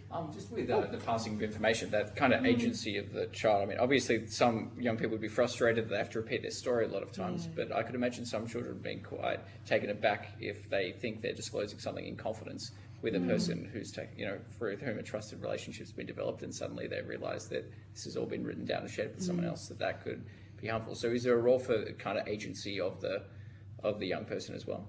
Absolutely. They do not have to answer any questions that they don't want to answer. The entire thing is completely optional. There are bits of it that don't need to be completed, and yeah, that is reiterated at the beginning. So it's typically a parent in care can kind of access that information and add to that behavior support profile with the healthcare practitioner, or the healthcare practitioner can add to it themselves. But it's always done in consultation with the family or the child. So there's never kind of, the aim is for there to never be kind of a breach of confidentiality, and there would always be that kind of check in with that family to make sure that that's not happening. Because there would always be complexity, particularly in domestic sexual family violence space, with the family's involvement. Even if the other parent who you're working with isn't the perpetrator, there's clearly a relationship between them and the perpetrator. Yeah. So how do you kind of navigate that, or give guidance to practitioners on how to navigate what is a genuinely tumultuous space? This is something that came up a lot in the guideline around confidentiality and consent. When you're working with a child perhaps that is under the age of consent, that is not able to consent for certain things but still doesn't want to, like, we had so many conversations around this topic, and what we found was the jurisdiction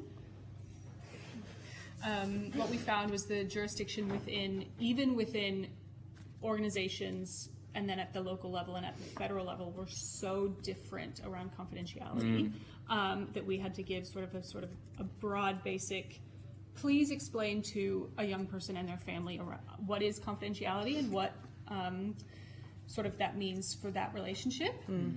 What is consent, and consent to treatment and other things, consent to your information to be shared, and then what is mandatory reporting in I'm a teacher and you've told me this information, I am obligated and required by law to tell someone about it. And doing that, really making sure that a child understands those concepts and understands that what you're doing is in their best interest, and having really open communication with the child about disclosing their information to other professionals. Thank you. All right. That's all for us. So thank you so much. A little formal thing to say again. Thank you for your attendance today. If you've been asked to provide any additional information, I think you volunteered to offer some additional information. Anyway, please forward it to the Secretariat by Friday the 3rd of July 2026. Please note that responses to questions on notice will be published on the committee's website as submissions to the inquiry. You'll also be sent a copy of the transcript of your evidence to assist you in answering questions taken on notice today, and you have the opportunity to request corrections to any transcription errors. If there's anything else you think that you'd like to add, feel free to do so. For those in person or listening online, if you've heard anything today that's upset you or caused distress, please reach out to 1800-RESPECT, Lifelines, 13 Yarn, Kids Helpline, or other support services. There is also a Parliamentary Workplace Support Service and Employee Assistance Program for Broadcasting, Hansard, the Committee Secretariat and the Committee itself. I now declare the public hearing closed and the committee adjourned until tomorrow morning at 9 a.m. on Friday 19th of June. And thank you, Secretary.